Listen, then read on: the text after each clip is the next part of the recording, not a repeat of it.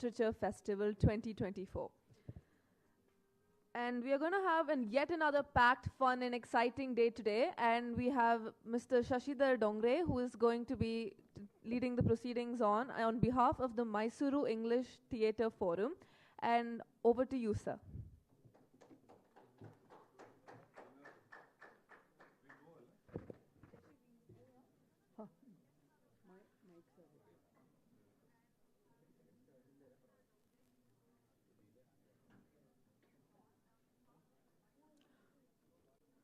Good morning. We are presenting excerpts from two plays today. The first one,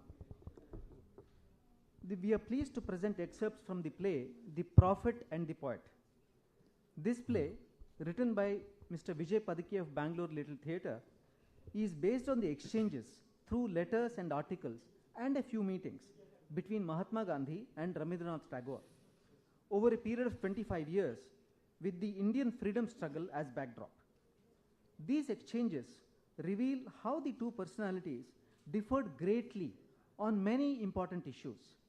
However, they maintained genuine respect for each other throughout their lives. Here we witness how to be an argumentative Indian with respect. Actors in this play are exploring Gandhi and Tagore, and they often refer to the letters exchanged between them. Now, the stage reading of the selected portions of the play, The Prophet and the Poet.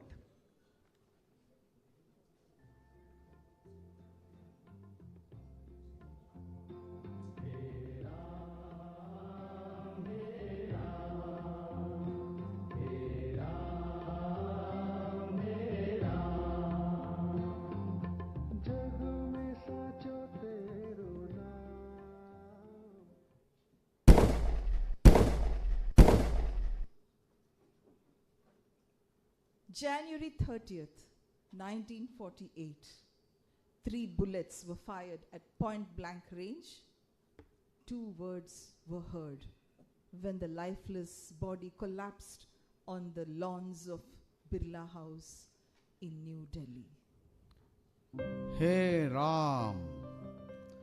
This was the tragic end for the illustrious son of India, the one who had done more than all else put together to free India from the shackles of British subjugation. Another illustrious son of India, the one who had done more than all else to gain recognition for India on the intellectual stage of the world, had ended his conscious moments by dictating these words. Oh, one, in simple life you have craftily scattered the snares of false faith. One who endures your deception without effort is rewarded by you with the right to eternal peace. In their last moments, one remembered the God with reverence. The other called his God deceitful and staked his claim on eternal peace as reward from his deceitful muse. To start with, we find one from a western corner of India, Gujarat, and the other from across the subcontinent in the east, Bengal. One called the other Mahatma, and the other addressed the first as Gurudev. They admired and revered each other as few friends do. They differed with each other as few adversaries do. As early as 1918, Gandhi wanted Hindi to be the national language. Dear Gurudev, is not Hindi the only possible national language for interprovincial intercourse and for all other national proceedings? Should not Hindi be the language principally used at the at the forthcoming Congress?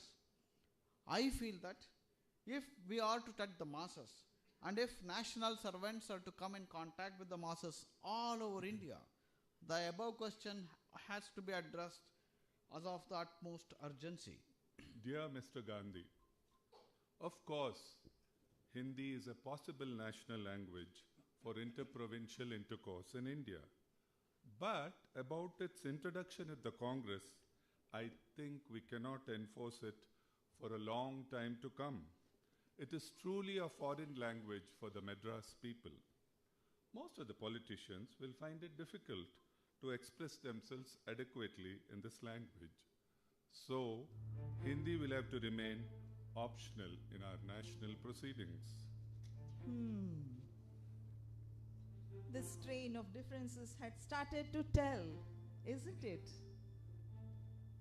Agreement on the malady, disagreement on the remedy, accord on the ends, discord on the means. Dear Mahatma Ji, passive resistance is a force which is not necessarily moral in itself. It can be used against truth as well.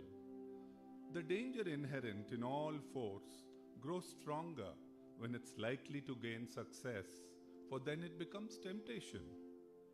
I know your teaching is to fight against evil by the help of the good, but such a fight is for heroes and not for men led by impulses of the moment. In my humble opinion, rejection is as much an ideal as the acceptance of a thing. It is as necessary to reject untruth as it is to accept truth.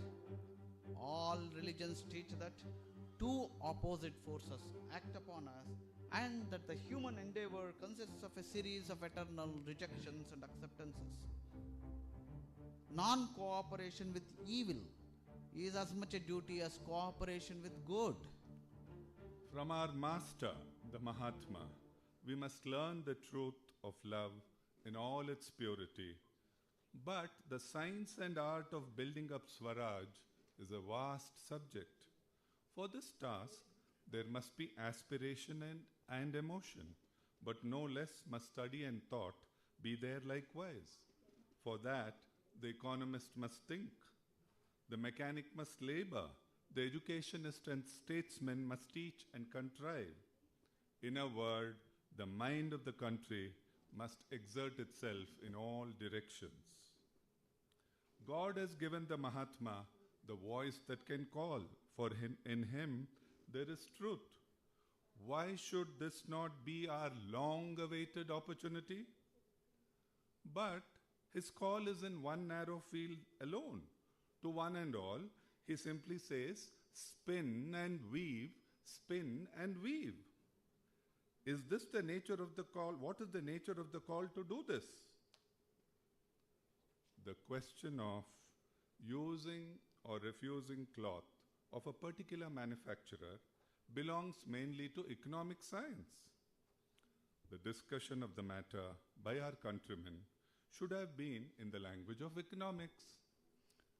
I must confess that I do not draw a sharp or any distinction between economics and ethics. Economics that hurt the moral well-being of an individual or a nation are immoral and therefore sinful. Thus, the economics that permit one country to prey upon another are immoral.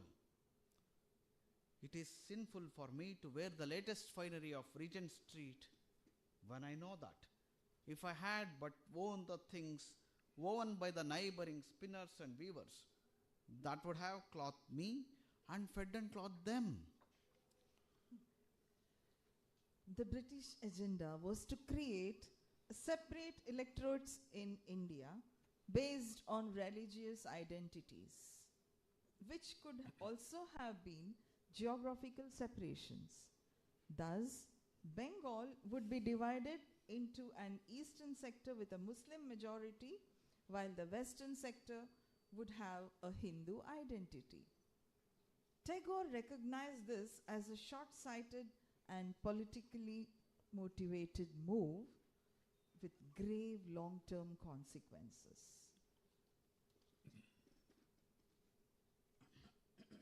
In September 1932, Gandhi was imprisoned without a trial in Pune. The British government was going ahead with the creation of a separate electorate for the Harijans. Gandhi decided to go on a fast unto death. a disturbed Tagore sent him a telegram. Within days, there was a deterioration in Gandhi's health. Greatly concerned, Tagore left Shantiniketan for Pune. At last, with the government's red-sealed envelope in hand, appeared the Inspector General of Prisons. After he had finished reading, Mahatma Ji called his friends to discuss the communication. One understood that it did not go against Mahatma Ji's wishes. The great penance of the fast was now over. Srimati Kasturibai handed to Mahatma Ji the glass of fruit juice, which he took and slowly sipped.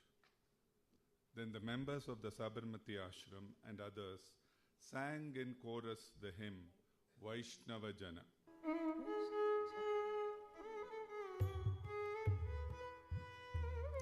Within jail barricades, this great festival took place. In the wake of the great earthquake of 1934, in Bihar, he was compelled to write to Gandhi again. The press reports that you, in a recent speech referring to the recent earthquake in Bihar, spoke as follows. I want you to be superstitious enough to believe with me that the earthquake is a divine chastisement for the great sin we have committed against those whom we describe as Harijans. I find it difficult to believe this. But if this be your real view on the matter, I do not think it should go unchallenged. Herewith you will find a rejoinder from me. It has caused me painful surprise to find Mahatma Gandhi accusing those who blindly follow their own social custom of untouchability of having brought down God's vengeance upon certain parts of Bihar. It is all the more unfortunate, for this kind of unscientific view of things is too readily accepted by a large section of our countrymen. I keenly feel the iniquity of it. I am compelled to utter a truism in asserting that physical catastrophes have their inevitable origin in certain combination of physical facts. The Bard of Shantiniketan is Gurudev for me as he is for the residents of that great institution. But Gurudev and I early discovered certain differences, and it cannot suffer by Gurudev's latest utterance on my linking the Bihar calamity with the sin of untouchability. I have long believed that the physical phenomena produces results, both physical and spiritual. The converse I hold to be equally true. To me, the earthquake was no caprice of God, nor a result of a meeting of mere blind forces. We do not know all the laws of God, nor their working. Visitations like droughts, floods, earthquakes, and the like, though they seem to have only physical origins, are for me somehow connected with man's morals. In 1941, Tagore turned 80. At a function organized to celebrate the landmark birthday, his essay on the crisis in civilization was read out on his behalf.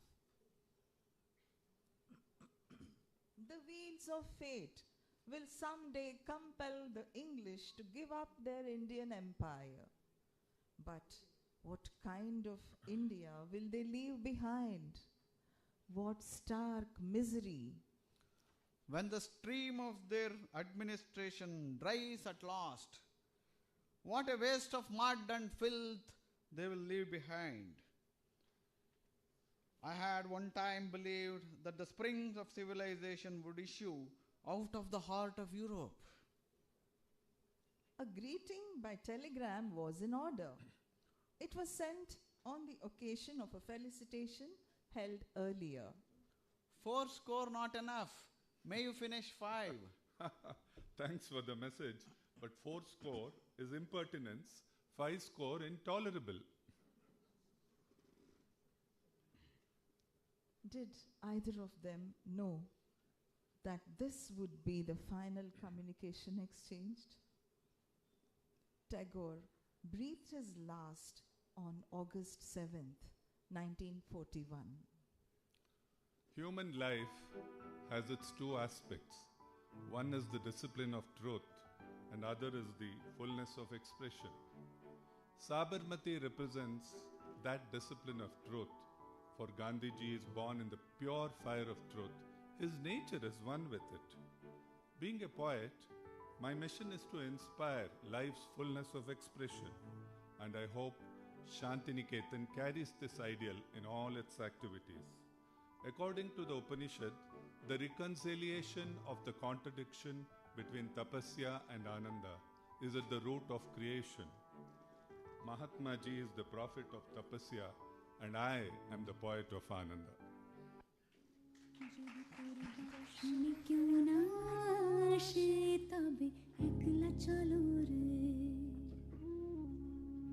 যদি তোর ডাক শুনে কেউ না আসে তবে একলা চলো রে একলা চলো একলা চলো একলা চলো একলা চলো রে যদি তোর ডাক শুনে কেউ না আসে তবে একলা চলো রে যদি তোর ডাক শুনে কেউ না আসে তবে একলা চলো রে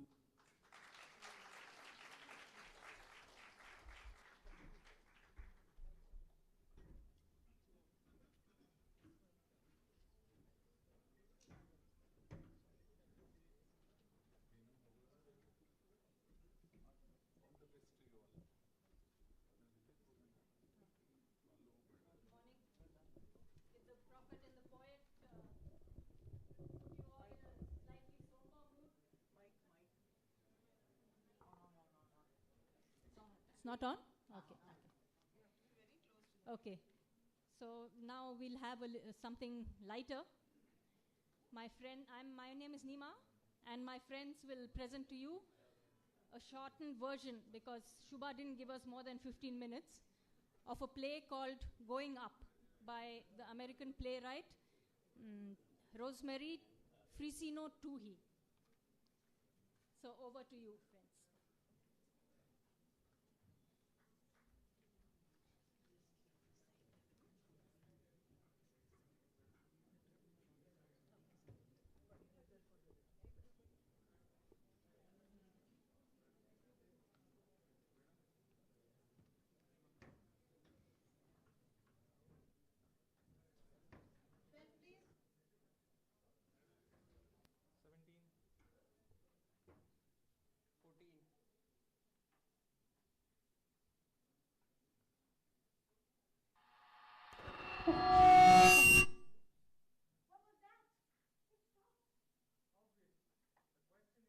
Happened to make it stop?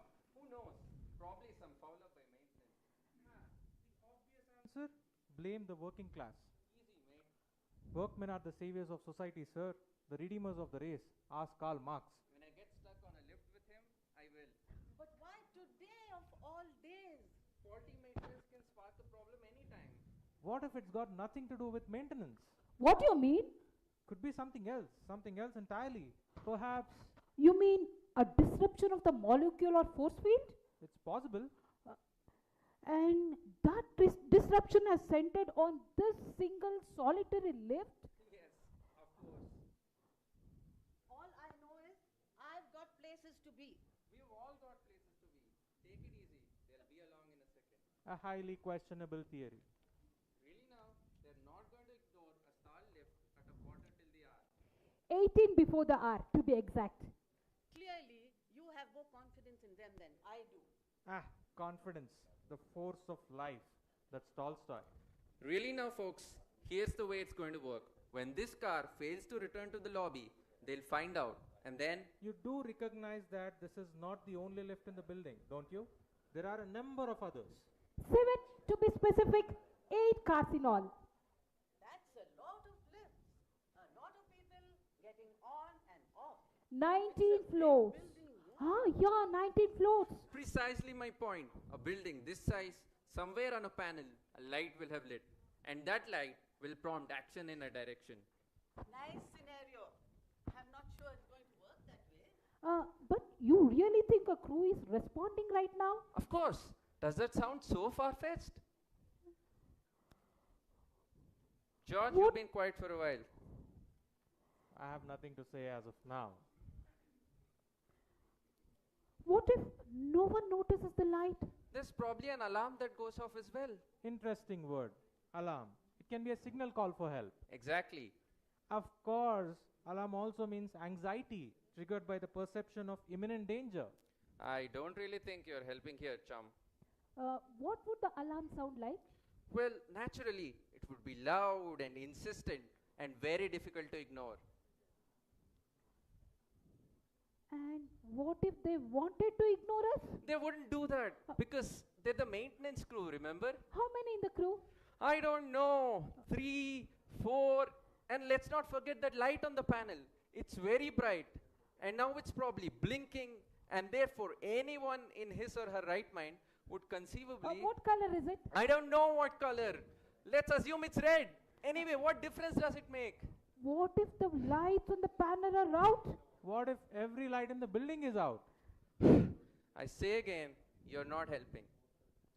Let's take it one step at a time. If the power is truly gone, why then is this light? It could be on a backup system, an emergency generator. And if that were true, Then, just as he said, the whole building could be out.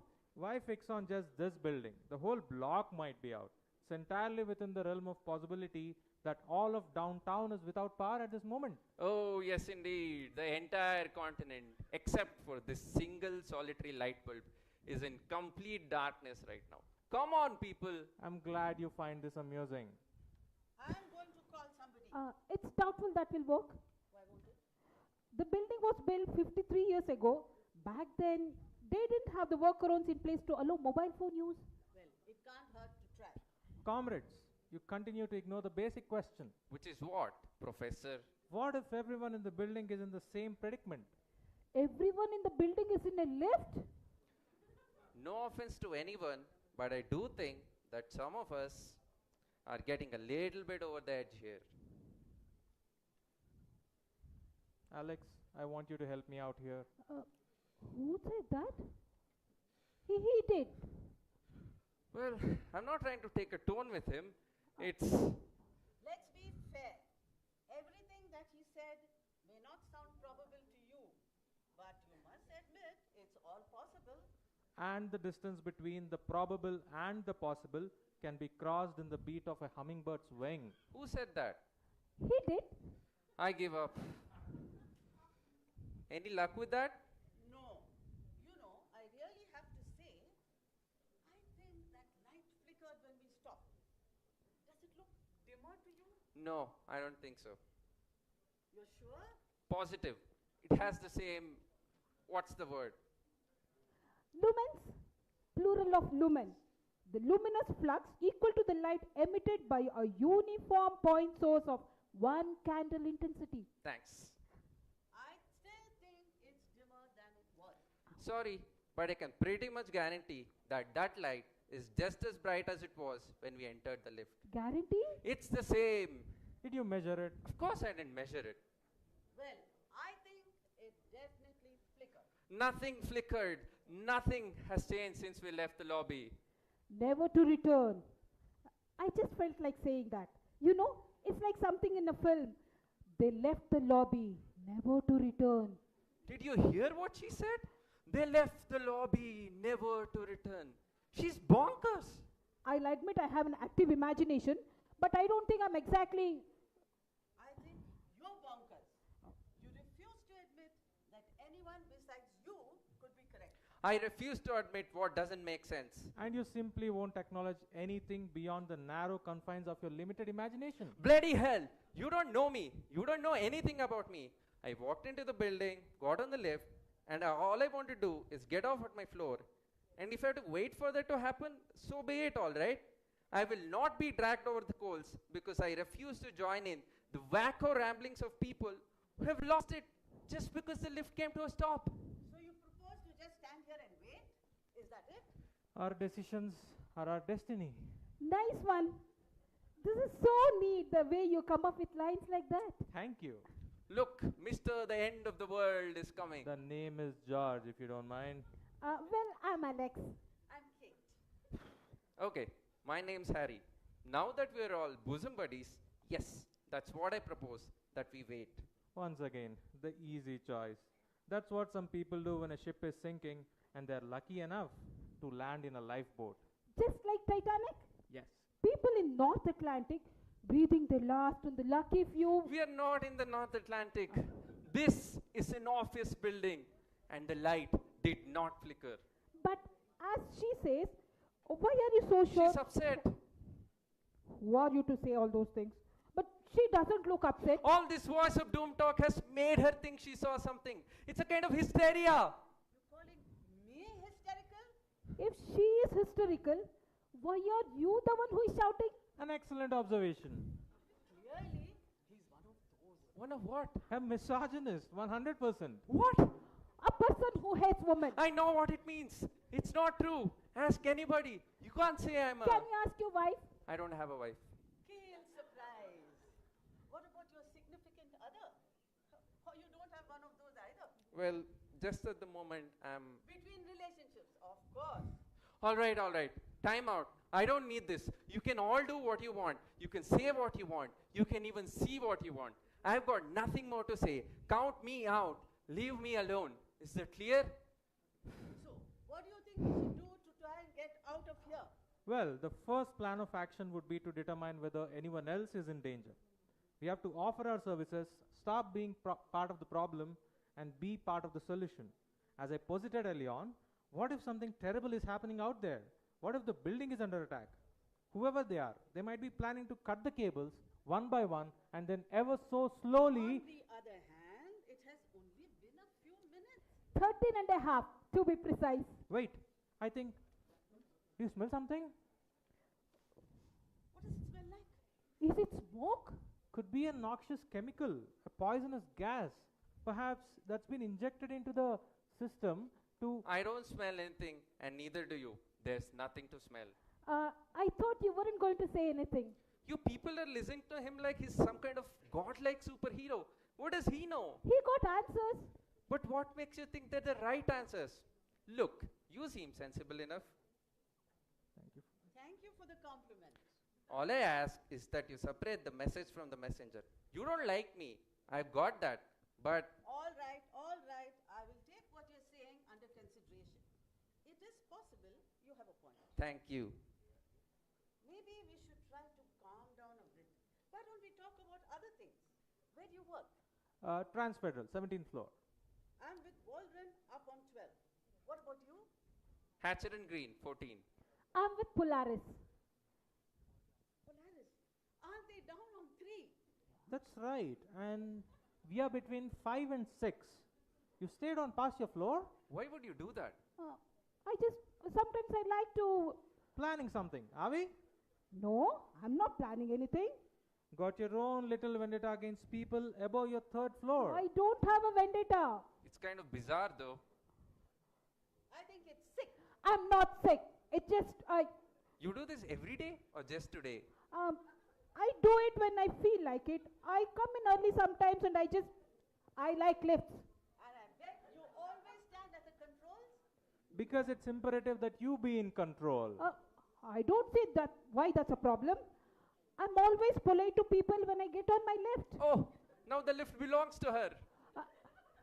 I'm not breaking the law here. Leave me alone, okay? Good God.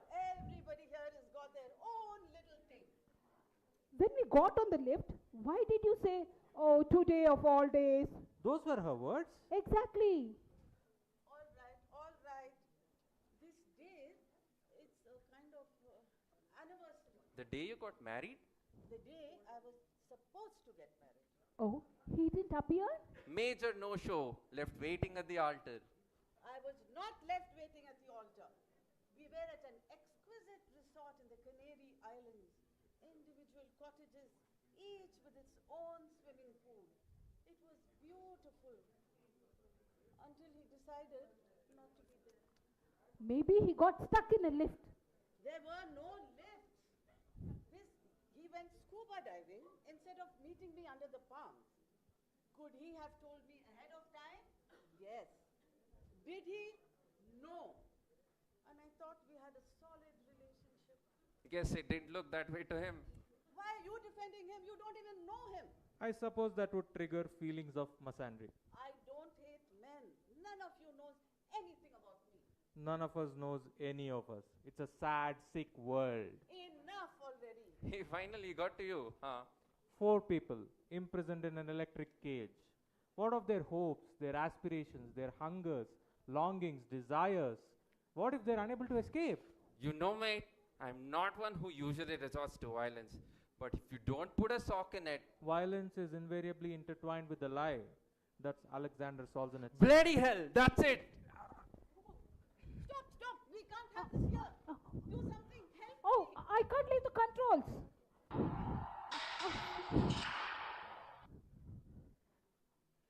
Oh. It's 6th floor. Everything looks normal. What do you think? I think I'm walking the rest of the way. Smart idea. Want to get together for a pint sometime? With all due respect to you, no thank you. Well, you win some and you lose some. And thus, all of humanity is lost. You really should put these things you say down in a book. Thank you. Cheers then. Thank you. Thank you so much. Those were 2 snippets of plays presented by Mysore English Theatre Forum. METF, Mysore English Theatre Forum, was formed a couple of years ago to nurture English theatre in Mysore. Mysore, as you know, has a vibrant Kannada theatre scene, but it was felt that English needs also a presence too. Since the formation, METF has engaged in multiple activities, staging full-length plays, reading scripts, and organizing college theatre festivals. Anyone here who is interested in English theatre is welcome to join us. Thank you so much.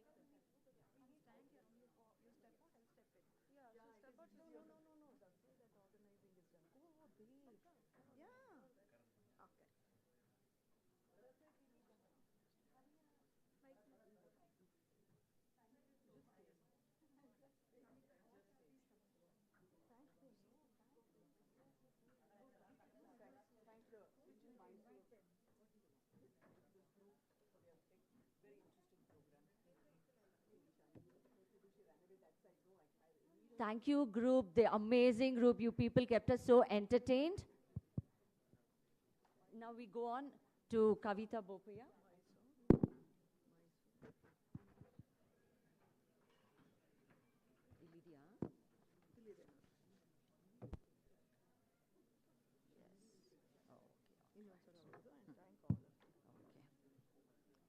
I'm sure all of you enjoyed this morning, the beginning. We would like to thank Neema Manjrekar, Trilochan Sharma, Meenu Lalwani, Seemantini B. Sharma, Abhishek Veera Raghavan, Anuradha Nandakumar, A.K.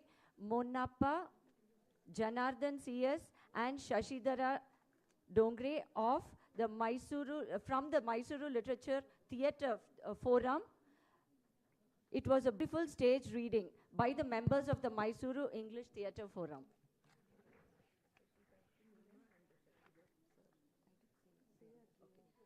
And a very special thanks to Neema and Sashidhar sir.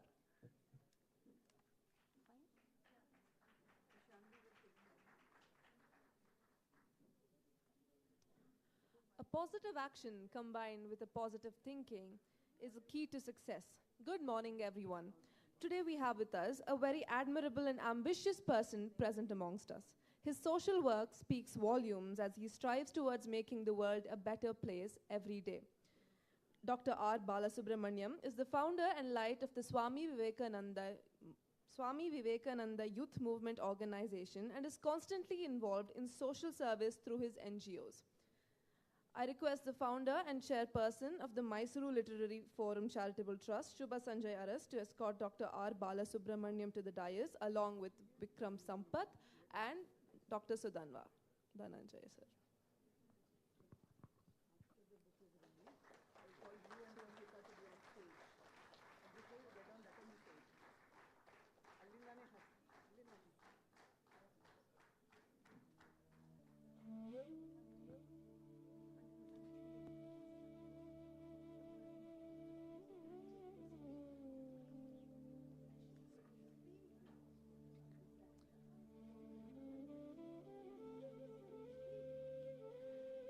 Historian Dr. Vikram Sampath is the author of 9 acclaimed books, including bestsellers like the 2-volume biography of Savarkar and Brave Hearts of Bharat. Elected as a Fellow of the Royal Historical Society in 2021, he has been honored with the Sahitya Academy Yuva Puraskar and the ARSC International Award.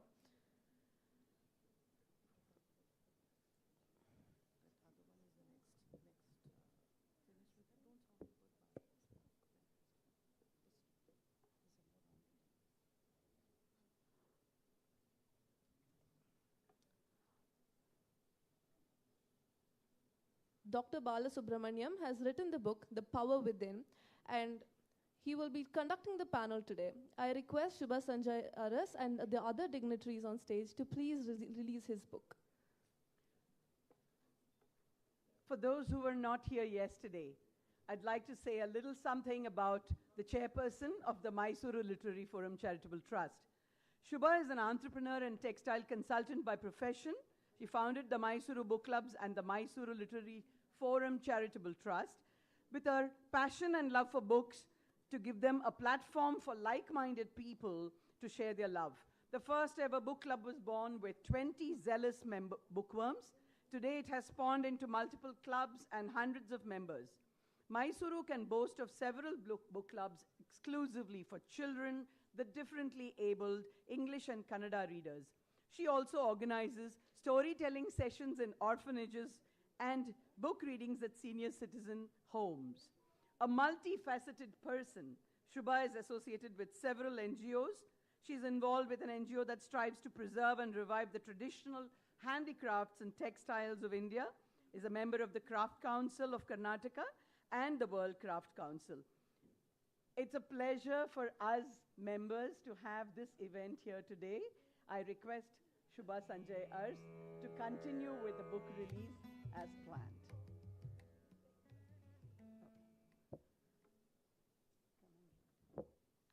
Good morning, everyone.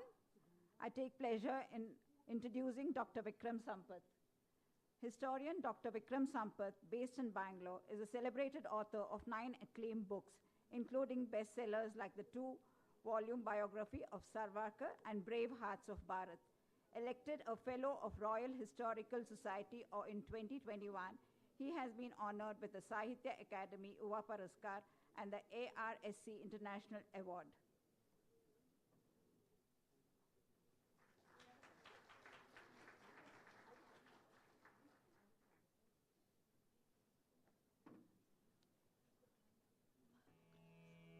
Okay, now I wish all the dignitaries please release the book.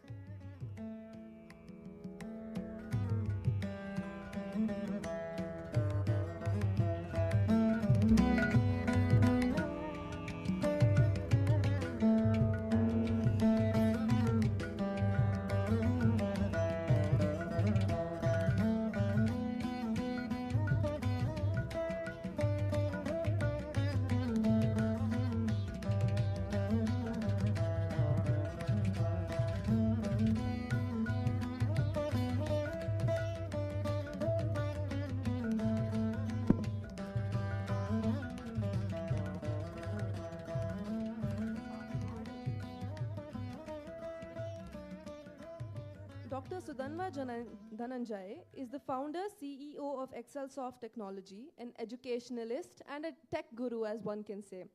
I request Mr. Sudhanva Dhananjay to share his valuable thoughts with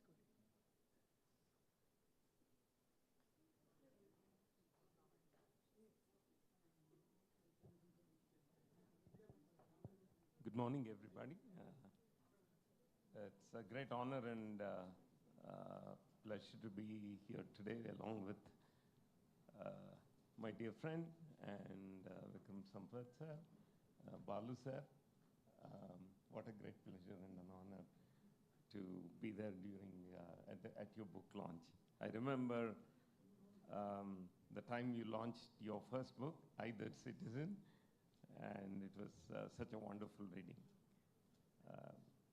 So I'm an ardent follower and ardent supporter of what happens at the Mysuru Lit Fest. I try my best not to lose an opportunity to interact with Shubha and to be at the events, and even hosted one in the school, the Students Literacy Fest. Continue to do that. It's a great gathering as well of people who are like-minded. So thank you all for being here. I'm sure the movement will become bigger and will be better and better going forward.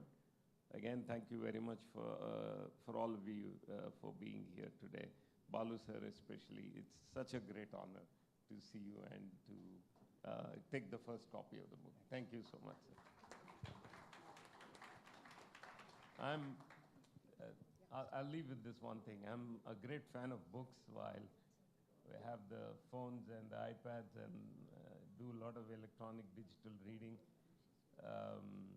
I, for one, have always had an emotional connect with the books. I'm sure most of you here are here because of that. So from a distance, I could see the back of a book cover in a library and most probably get the title and the author correct and go straight and pick it up, hold the book and open the pages and read it, come back and forth. That's an experience so enriching. And maybe I'm old gen, but I still very much cherish picking up a book in the hand and reading it properly. And if followed, maybe even annotating it and coming back and doing it. I know it's all possible in the digital world, but the old world charm of reading a book doesn't go away for me. I'm sure it is for most of you too. So thank you very much. Thank you, sir, for those enlightening words. Now I ask Dr. Vikram Sampath to share his thoughts.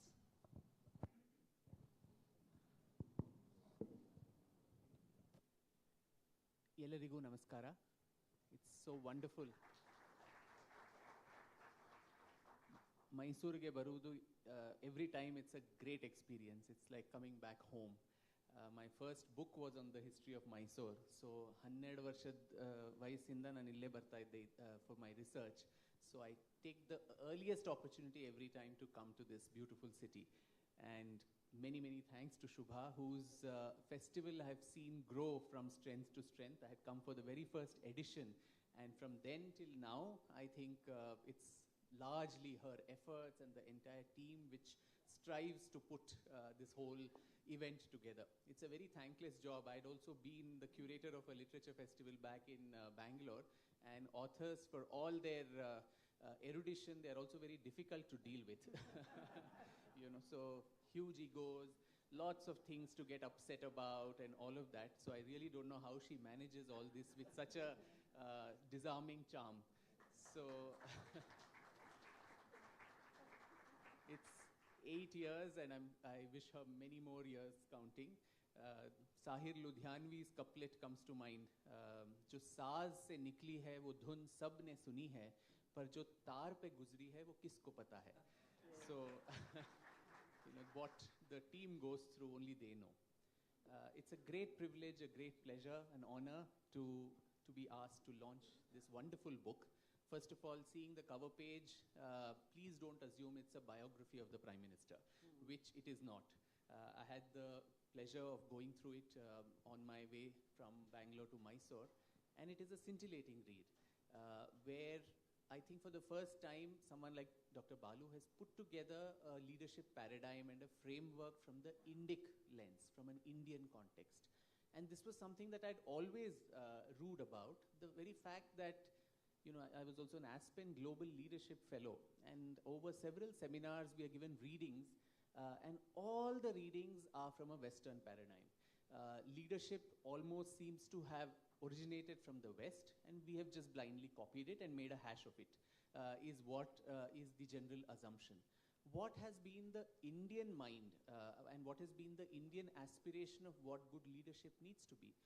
I think through the lens of Mr. Modi and his several decades in public life, he brings together a framework in this book as to what leadership actually is a ruler, a king in the Indic context, always an oppressor as it is seen in the West.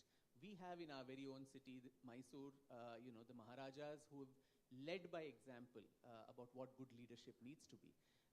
No doubt even someone like Gandhi had to say that when he come during the reign of Nalvadi Krishnaraja Wadiyar, that he wondered even if a province like Mysore even needed freedom. It was ruled by a god, is what most of the common people here said. There are so many examples from Indian history of good leadership, from the Wadiyars to, of course, people like Devi Ahilyabai Holkar. When we talk of a welfare state, someone who would set aside water even for stray animals during the summer months, where she said, as a ruler, I am the mother of all beings, not necessarily only humans, but also the other living creatures. So I think in the last 10 years, our country has seen a lot of paradigm transformation in various fields. The very fact that 75 years after independence, we needed to talk about things like building a toilet in every house, that water needs to come in every tap, that electricity has to go everywhere, that women need to use, not the smoky chulhas that they were used to, but a gas cylinder. These we would take as for granted in most countries or even in our own country. But the fact that a majority of Indians lived without these benefits, and it needed a prime minister to talk about this from the lofty parapets of the Red Fort, for which many people castigated him, saying, you're talking about such low-level things like toilets and so on. But for a woman in rural India to have that dignity to, not go out in the fields in the early hours of the morning, not to catch anyone's attention, I think this is somebody who understands the pulse of this nation. And to put that together into practice, into execution, right in the preface, Dr. Balu says that Mr. Modi had always desired to lead India towards change. And the very fact that, the Ramakrishna mission and the RSS upbringing in him, catapulted him to that, track.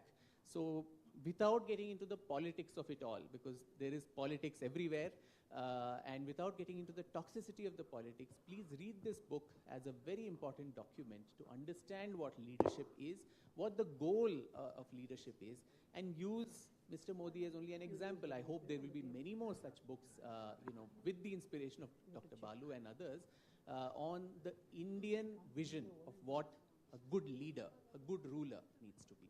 Thank you once again, Dr. Balu, for this honor. Great to be here.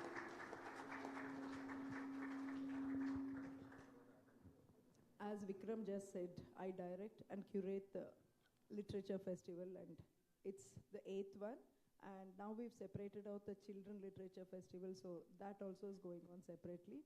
As a mark of respect to all the people who are behind me, can I invite Ryan Irani, Arun Raman, Hanuman Suchita, and Deepthi Navratna and KB Ganpati to the stage? We'll do the honors of the handing over the copies to them also.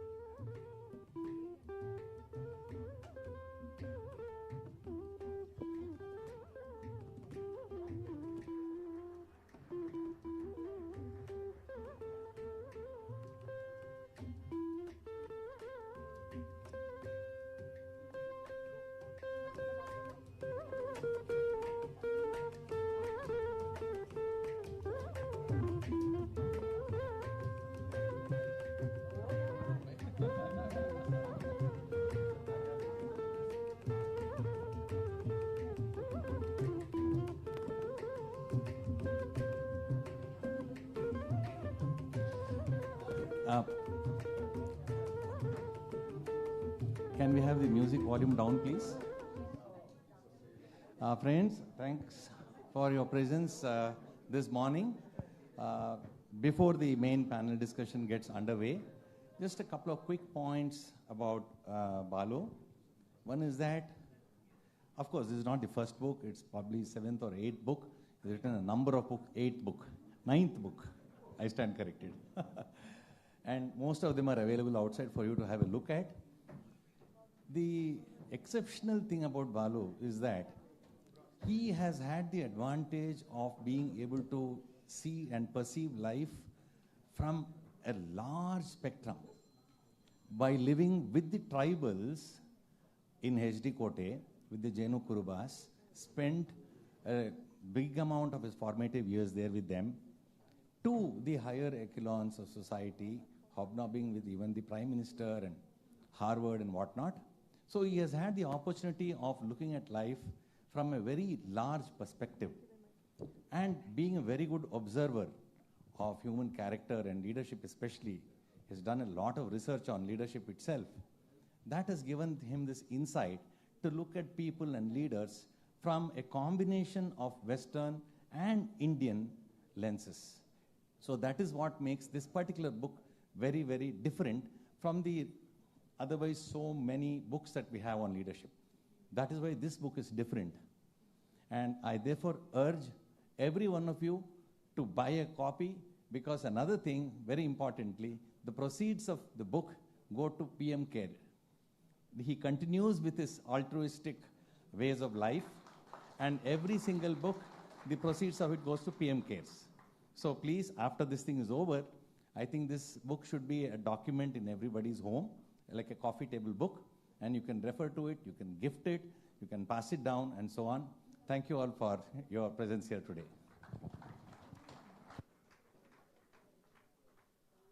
I thank Mr. Sudhanva and Dr. Vikram Sampath of being a part of the book release. Now we will move on to the first panel discussion of the day, where Dr. R. Balasubramaniam will be in conversation with Ms. Deepthi Navaratna, and it's called Braving to Write About Icons with Millions of Followers, Challenges and Trials. Namaste, namaskara. It's a matter of great privilege and honor to be in discussion with somebody as distinguished as Dr. Balasubramaniam, or Balu sir, as we call him. Sir, your book provides, it's a first of its kind book. It provides a conceptual framework. It provides a means to cognize Indian leadership from within. Ano bhadraha kratavo yantu vishwataha. It is a quote from the Rig Veda, which many of us know. Modi ji himself has actually quoted this on several occasions in various speeches. While most of us wax romantic about this being open to new ideas from all directions, from all quarters, there seems to be, the truth of the matter is that there seems to be great hesitation in even considering the Indic perspective. While we are very welcoming of other ideas from the West, as Dr. Vikram Sampath said, there seems to be a great deal of hesitation in actually looking within and in acknowledging the Indic perspective or the Indian perspectives. So, and this is exemplified, as you may know, it's exemplified by the fact that there are very few students who are studying management studies, who are studying leadership theories, who are part of leadership conclaves across the world, who study Indian perspectives from a global vantage point even. So, given this context, how do you locate your book? And what void, intellectual and otherwise, what void did you look to serve? I think it's a very long question. I'm going to answer a substantial part of it. The appreciation of leadership generally revolves around the very limited appreciation of a leader. And we sort of personify it and start looking at traits, behaviors, And the person becomes more important to the fact where the West says, without followers, there's no leader. So the identity of a leader comes from not from himself or within himself, but from around him. And my own understanding, living close to 26 years with the indigenous tribal community, seeing who's actually held on to one single purpose that came from that crucible moment, the purpose to serve humanity. The manifestations might be different. It might be a pracharak, it might be the organizing secretary of his party, it might be chief minister, prime minister. But that is not altered. And try holding on to a thought for 5 days, honestly speaking, any of us, and ask somebody to hold on to a thought, that single-minded pursuit, and being completely insulated by the noise outside. I thought, if this man can do it, I can do it for 2 years. So I tried to keep all the noise outside. It's difficult. I was not on social media. Only now my team believes that when you're surrounded by an average age of 23, 24 around you in your office, they believe you're fossilized if you don't have a Twitter account, if you don't have an Instagram account. And so they put me all there, and now they're doing a damn good job of it, is what I'm told. So they're repackaging me in an avatar which I didn't know I existed in. But it is keeping yourself insulated from that. What I admired from him was his equipoise, his sthita pragnite. No, when I could watch from close quarters the entire farm law's journey, I have seen, spoken to the, I mentioned it, the defense minister and the home minister when the Balalkot strikes happened, and what emotions goes through somebody when you actually send a plane to shoot and fire. It's easy for us in the newspaper to say our fighter jets went and bombed up the other place and came. But can you take responsibility for lives? It could be your own people, it could be their own people, it's people. And how do you relate to it? Right. It's very easy for us to read a Frederick Forsyth novel, but when you're actually the decision maker, it's not easy. Jirle odadangalla. It is a difference. So when I started seeing all that, I thought this is a story to be told. This is the version that the world to understand. One, the possibility of leadership. That even I can do it. I can awaken the inner leader in me. And my last point is my literature review of the Western world. There's a very popular book called The Myth of a Strong Leader. This narrative 56-inch chest and all that is going around. I said, okay, what does it mean to be a strong leader? So Archie Brown, a very well-researched book, but unfortunately, again, very Western-lensed. He's analyzed 5 leaders, including a Russian leader, and he says it's a myth. You can never have a strong leader. I was wondering, what is the language? And then I realized the West measures strength from an external demonstration of strength. If I can beat you up and have power over you, then I'm powerful. Whereas we don't even have that yardstick. India measured strength from the power within. It was never the power without.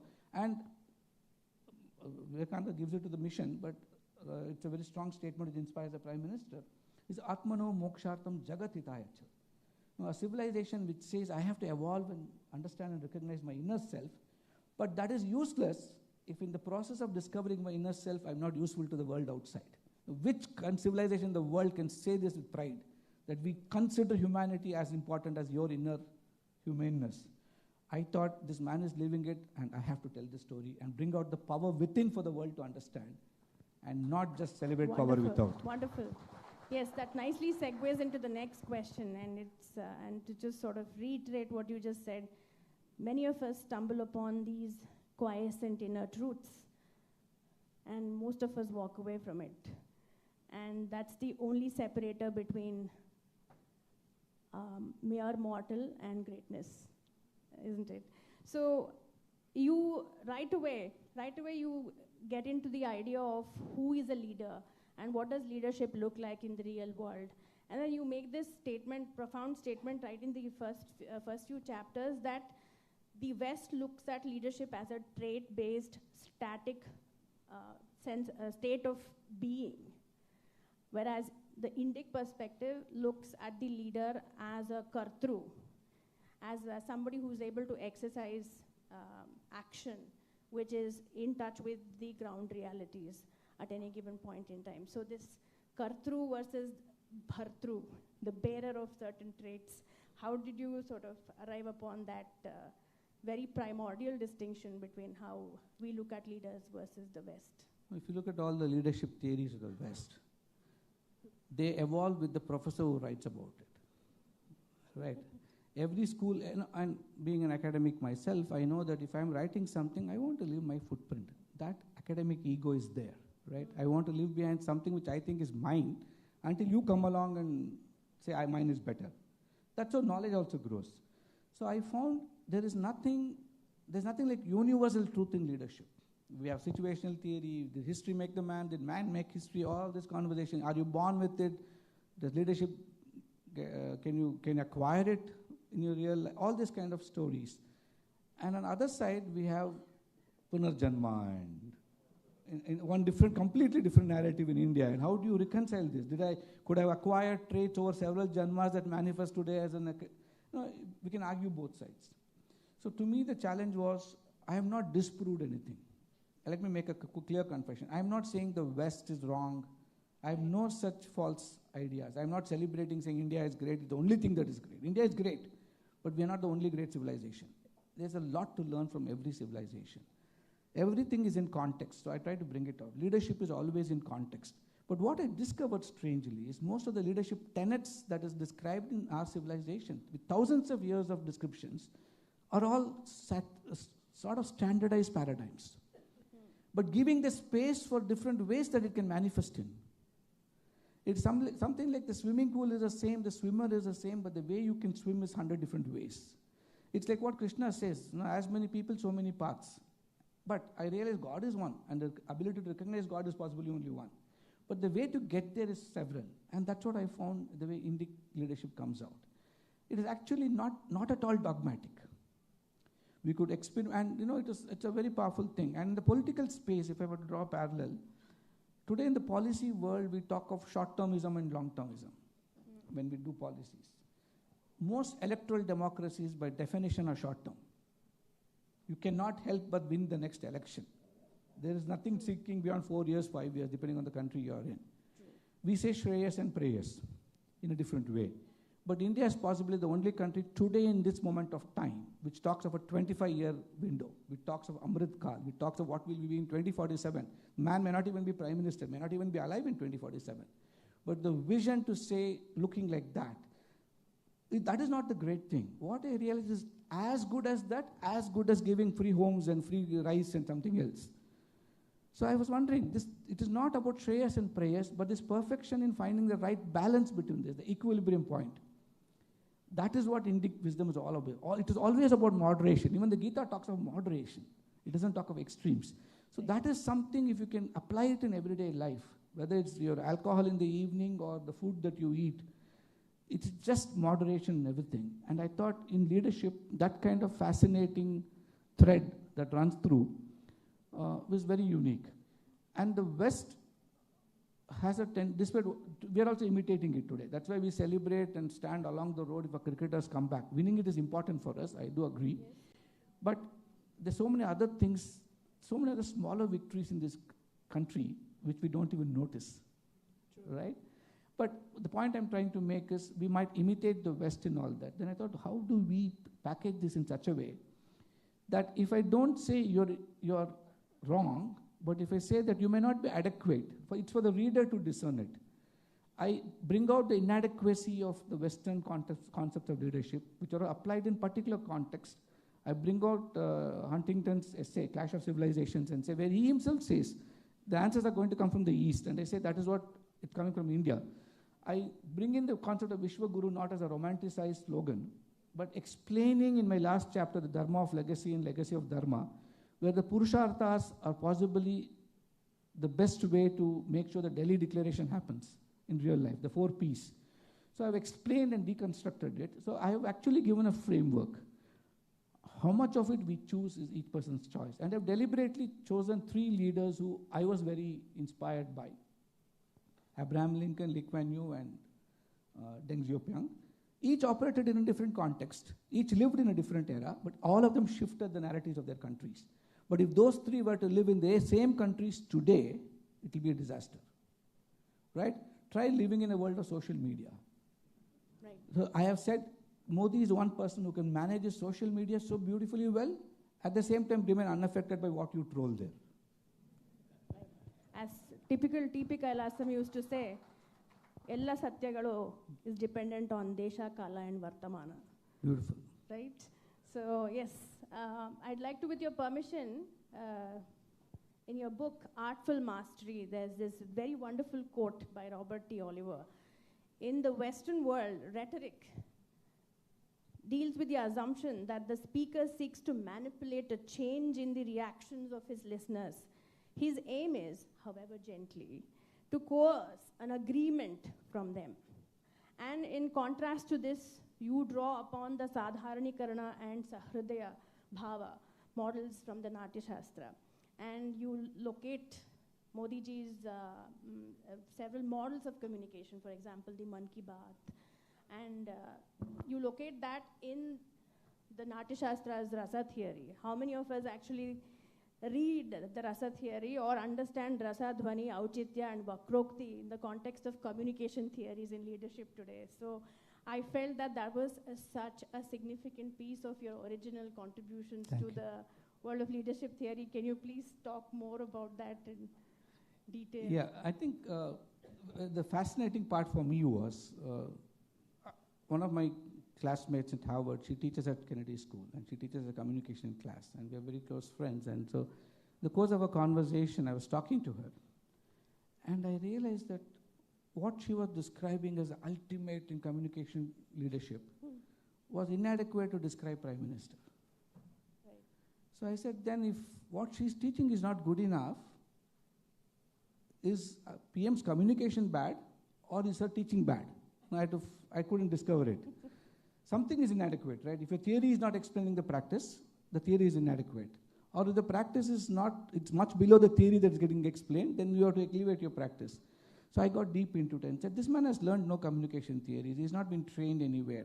One of the former American presidents, when he was governor of his state, I took a course on politics long ago, and we would analyze leaders. This man's communication was so dreadful that we were wondering how the hell did he get elected as the governor of his state. He spent $10,000 an hour, I'm talking of 30, 40 years ago, you can guess which the man I'm talking about, to learn how to communicate, and he becomes the president. Today his communication is world class. So it's a trainable commodity, but trained for what? Trained for just selling my message to you. Not to engage you in my message, but to get you to be enamored and fall in line with my message. That is manipulation. Yes. So that's when I started getting deep into it. And I asked, how does PM communicate? And what does he do? With us, with anybody? So I started observing, and the privy space to observe was there for me. I realized something which was very strong. And one of my, I think Ramesh is here, one of my colleagues at WeLead had written a small blog article, which kick-started the thinking actually on Sadharanikaran. And I said, wow, this seems a better explanation, so let me go deep into this. I went deep into it, and I realized, what does PM do?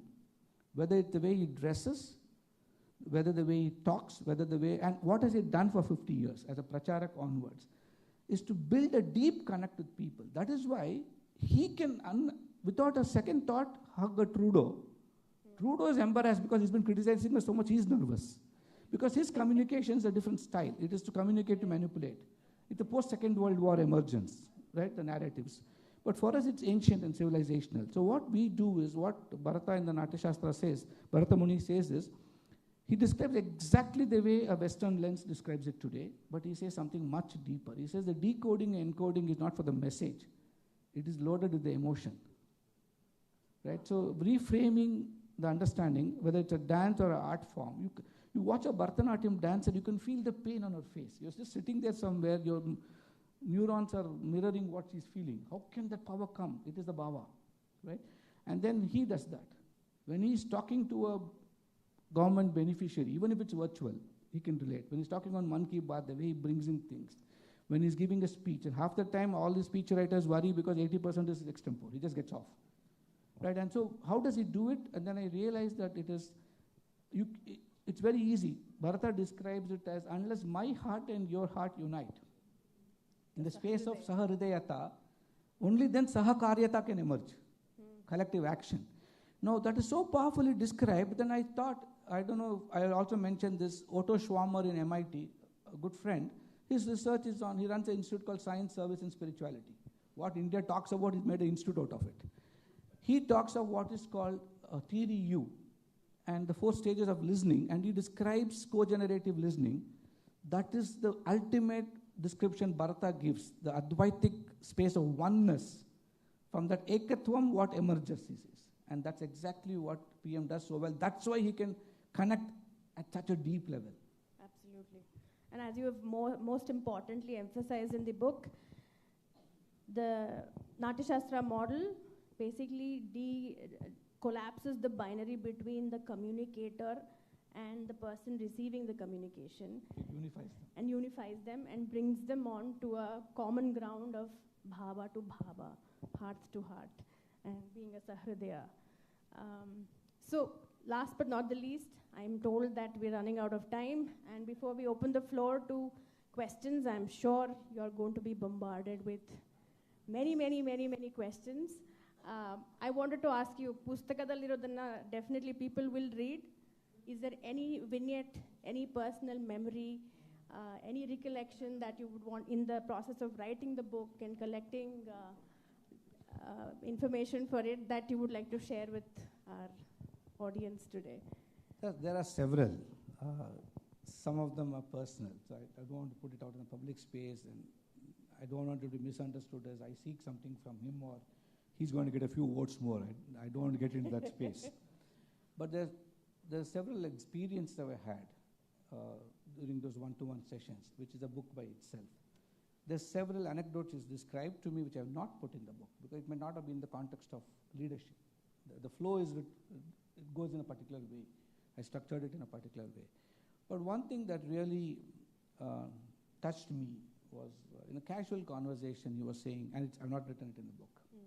I won't talk about the other incidents which are deeply personal. It's mine and his alone. So, but I'll talk about this, which he said as an anecdote. He had gone to Chennai for convocation, I think Anna University. It's one of the largest universities in India.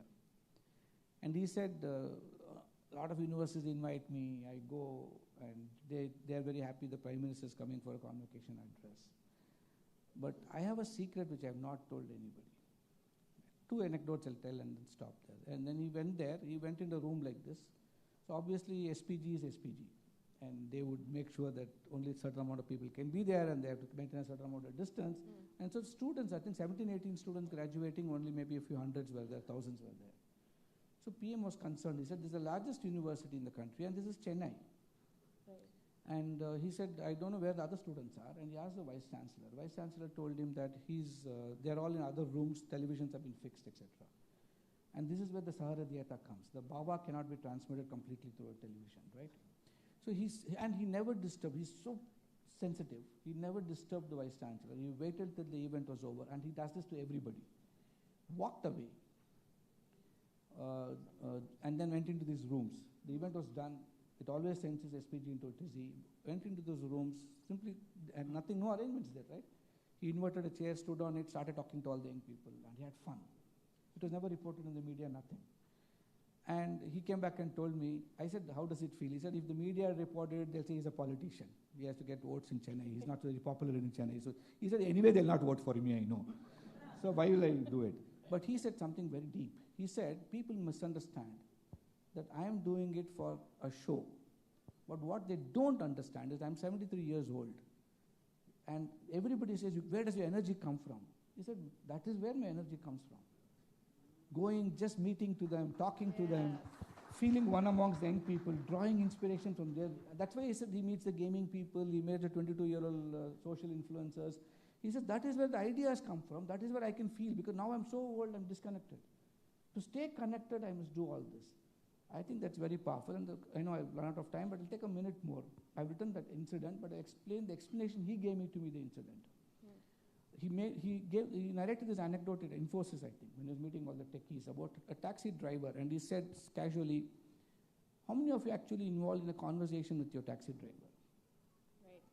Then I came back, I asked him, how is it so important? He said, importance is not talking to the taxi driver. That is just not, hota hai. Possible everybody talks. He said, the importance is after you get down, pay the fare, and as he's about to go off, stop, talk to him about his family and all that. He said, the real love you can give is show that you're investing your precious time on him after the journey. During the journey, it's no sharing of time. The time that you're giving him after the journey is recognition of him as an individual. That is the lesson I learned, he said. And I thought that is very powerful. That's right. Since we don't have so much of time, we'll just take up 2 questions right now, and the rest can be.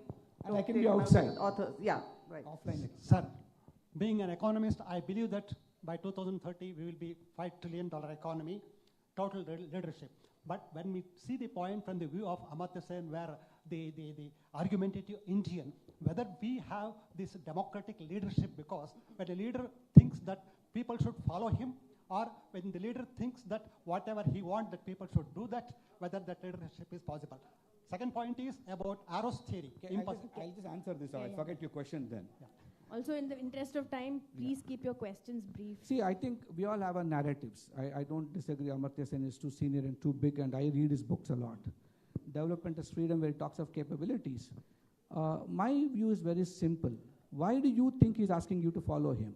He's asking you to keep this country clean. He's asking you to pick up the piece of paper, throw it into a dustbin. He's asking you to be Indian, right? And if you think it is asking you to imitate him, that's your problem, not his. And if your expectation is he'll wave a magic wand and solve all your problems, that's also wrong. He can't. Why don't you see what else he says? He says Jan Bhagidari. Show me one leader in this world. I've written a lot on citizenship, and a lot of the things I do in government is citizen-centric governance. Citizen-centric governance is a distant cousin of Jan Bhagidari. Right? My first book, Either Citizen, all about citizen centricity. That is one level. No country in the world has done it completely. He talks of, remember, the state is the largest inflictor of violence on all of us. And the only thing that I can define good governance is the opportunity to remediate that violence. Constant remediation is what is good governance. Why is it violent? Because it exercises such enormous asymmetry of information on us. Half of us don't even know how government operates. Today I think I know something because I'm on the inside of the government. That is why it's got asymmetry of power. Here is the head of government who's coming and telling you, I want you to share that information and power, and let's do it together. It might signal out as Padma Shri nominations, but I know how deep we have gone into citizen-centric governance. So instead of I would only urge you, don't take my word for it also. Please don't take my word for it. Get enough data. ನಮ್ಮ ದೇಶದಲ್ಲಿ ಹೆಂಗೆ ಅಂದರೆ ಗಾಡಿ ಅನ್ನ ಉಂತಾನ್ಸರವನು ಅಂತೀವಿ ಗಾಡಿ ಅನ್ನ ಉಣ್ಣಕ್ಕಾಗದ ತಿನ್ನಕ್ಕಾಗದ ಇಷ್ಟು ಬಟ್ ನಾವು ಮಾತಾಡೋದು ಹಾಗೆ so I would suggest hello evidence to dictate your decision making and your thinking. Don't allow emotions to cloud it. And today there's too much of emotional noise around, and we all get carried away. So my only request is we are the largest democracy. No nation in this world can say the number of elected representatives in different levels of government, we are the highest. Who made the 73rd, 74th amendment is not important. Whether it is 100% on the ground is not important. But the fact that we allowed it to survive for so long, there is no way any country could have done this at the level of scale that we operate. The kind of elections we ran, people can criticize and say 7 phases, Aur Ankula, E Ankula, Bislu, Gislu, Ella. But did we or did we not run the damn elections? Right? And it never went as per what the political parties thought. Both sides did not expect this result. Let's be frank. Right? It happened. So isn't that also a sign of democracy? So let's just talk with evidence. And countries that are talking of democracy, we don't even know when the debates are happening whether they're even aware that they're standing for president. Right? Exactly. That's the reality also. And we simply say they are the mother of democracy. So let's be absolutely open, honest, transparent, objective. Let's eliminate personalities from a discussion. Let's just look at paradigms. And I think we will definitely get there. I think just one more question. Brief question, please. Or else we'll be unloaded from the stage. Arun is an old friend, so he has to needle me a bit. Preference. That's very enlightening talk, and the book, I think, needs to be gone through in some depth. But in my personal life, one person I thought who changed the mindset towards the Indic, if you call it that, or civilizationally what is really ours, I truly feel was Gandhiji. Because at a time when, from Motilal Nehru on, everybody was westernized. He was one man who literally walked in a dhoti and not even a top. So I think he left a very deep impress on the way in which we could be. That we did not become was a different matter. But I want your take on, because you also were in that mode, or have been, I think even now in Continue that mode. to be. Continue to be. So how do you contrast that? Because I see it as a very powerful kind of message that he gave at a very important time. I completely agree with you. In fact, I hold two people who shifted the narrative in India. First is Vivekananda, who proudly went around the world telling what he did, and then he brought in two important Vedantic values for us, Tyaga and Seva. None of them are original. Let's be open. Vivekananda didn't imagine it, right? It came from our Vedantic values. Gandhi also didn't imagine anything. He also borrowed, and he is also, both are open about it. They are not plagiarists in a non-disclosure way. Ahimsa and Satya was also Vedantic values. If you truly understand Patanjali's Yoga Sutras, everything is there. You don't have to go anywhere else. In the book, in the last chapter, I said, what is the legacy of Modi? I have actually tried to say, I would like you to read it, where I have tried to say the earthen groundedness and the shift that he borrows. I had drawn it from 3 different people that he draws inspiration from, apart from his public administration, etc. I bring in Gandhi, Patel, and Vajpayee. And I say, what is that he draws from each? And that ability to aggregate, take it together, and use what has to be used in the context of time, that is his leadership. And that is in. May I request the organizers to please close the door and send the people out who are still chatting.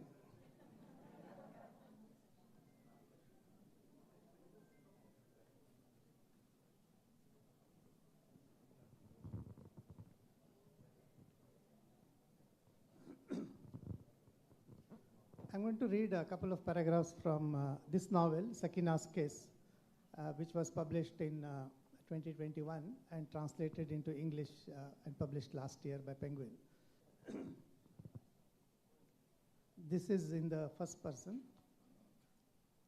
This is about, and Venkatamana is the protagonist. ಓದಿದ electrical ಎಂಜಿನಿಯರಿಂಗಿಗೂ ನನ್ನ ಕೆಲಸಕ್ಕೂ ಸಂಬಂಧವೇ ಇಲ್ಲದಿರುವುದನ್ನು ಇನ್ನೂ ಸರಿಯಾಗಿ ಅರಗಿಸಿಕೊಳ್ಳಲಾಗಲಿಲ್ಲ. ಇದ್ದಲ್ಲೇ ಸಂಬಳ ಹೆಚ್ಚಾಗುತ್ತಿದ್ದರೂ ಸಂಸ್ಥೆಯ ಚಲನೆಯಲ್ಲಿ ಅವಶ್ಯವಾದ ಮುಖ್ಯ ಚಕ್ರವಾಗಬೇಕೆಂಬ ಇರಾದೆಯಿಂದ ಕೆಲಸಗಳನ್ನು ಬದಲಾಯಿಸಿದ್ದೇನೆ. ದೂರದ ನುಣ್ಣೆಯ ಗುಡ್ಡವನ್ನು ಹತ್ತಿರದಿಂದ ನೋಡಿದೊಡನೆ ನನ್ನಂಥ ನೂರಾರು ಚಕ್ರಗಳಿರುವುದು ಗಮನಕ್ಕೆ ಬರುತ್ತಿತ್ತು. ಸಣ್ಣ ಕಂಪನಿಯ ಏಣಿಯ ಎಷ್ಟು ಮೆಟ್ಟಲಿಗೆ ದೊಡ್ಡ ಕಂಪನಿಯ ಒಂದು ಮೆಟ್ಟಲು ಸಮ ಎನ್ನುವುದು ಸರಿಯಾಗಿ ಗ್ರಹಿಸಲಾಗದೆ ಒದ್ದಾಡಿದ್ದೂ ಇದೆ. ಅತಿ ಹತಾಶೆಗೆ ಅವಕಾಶವಿರದಂತೆ ಆಗಾಗ ಬಡ್ತಿ ಸಿಕ್ಕರೂ ಹತ್ತತೊಡಗಿದ ಏಣಿ ಯಾವತ್ತೂ ಸಂಸ್ಥೆಯ ತುದಿ ತನಕ ಹೋಗುವ ಲಕ್ಷಣ ತೋರಿಸುತ್ತಿರಲಿಲ್ಲ.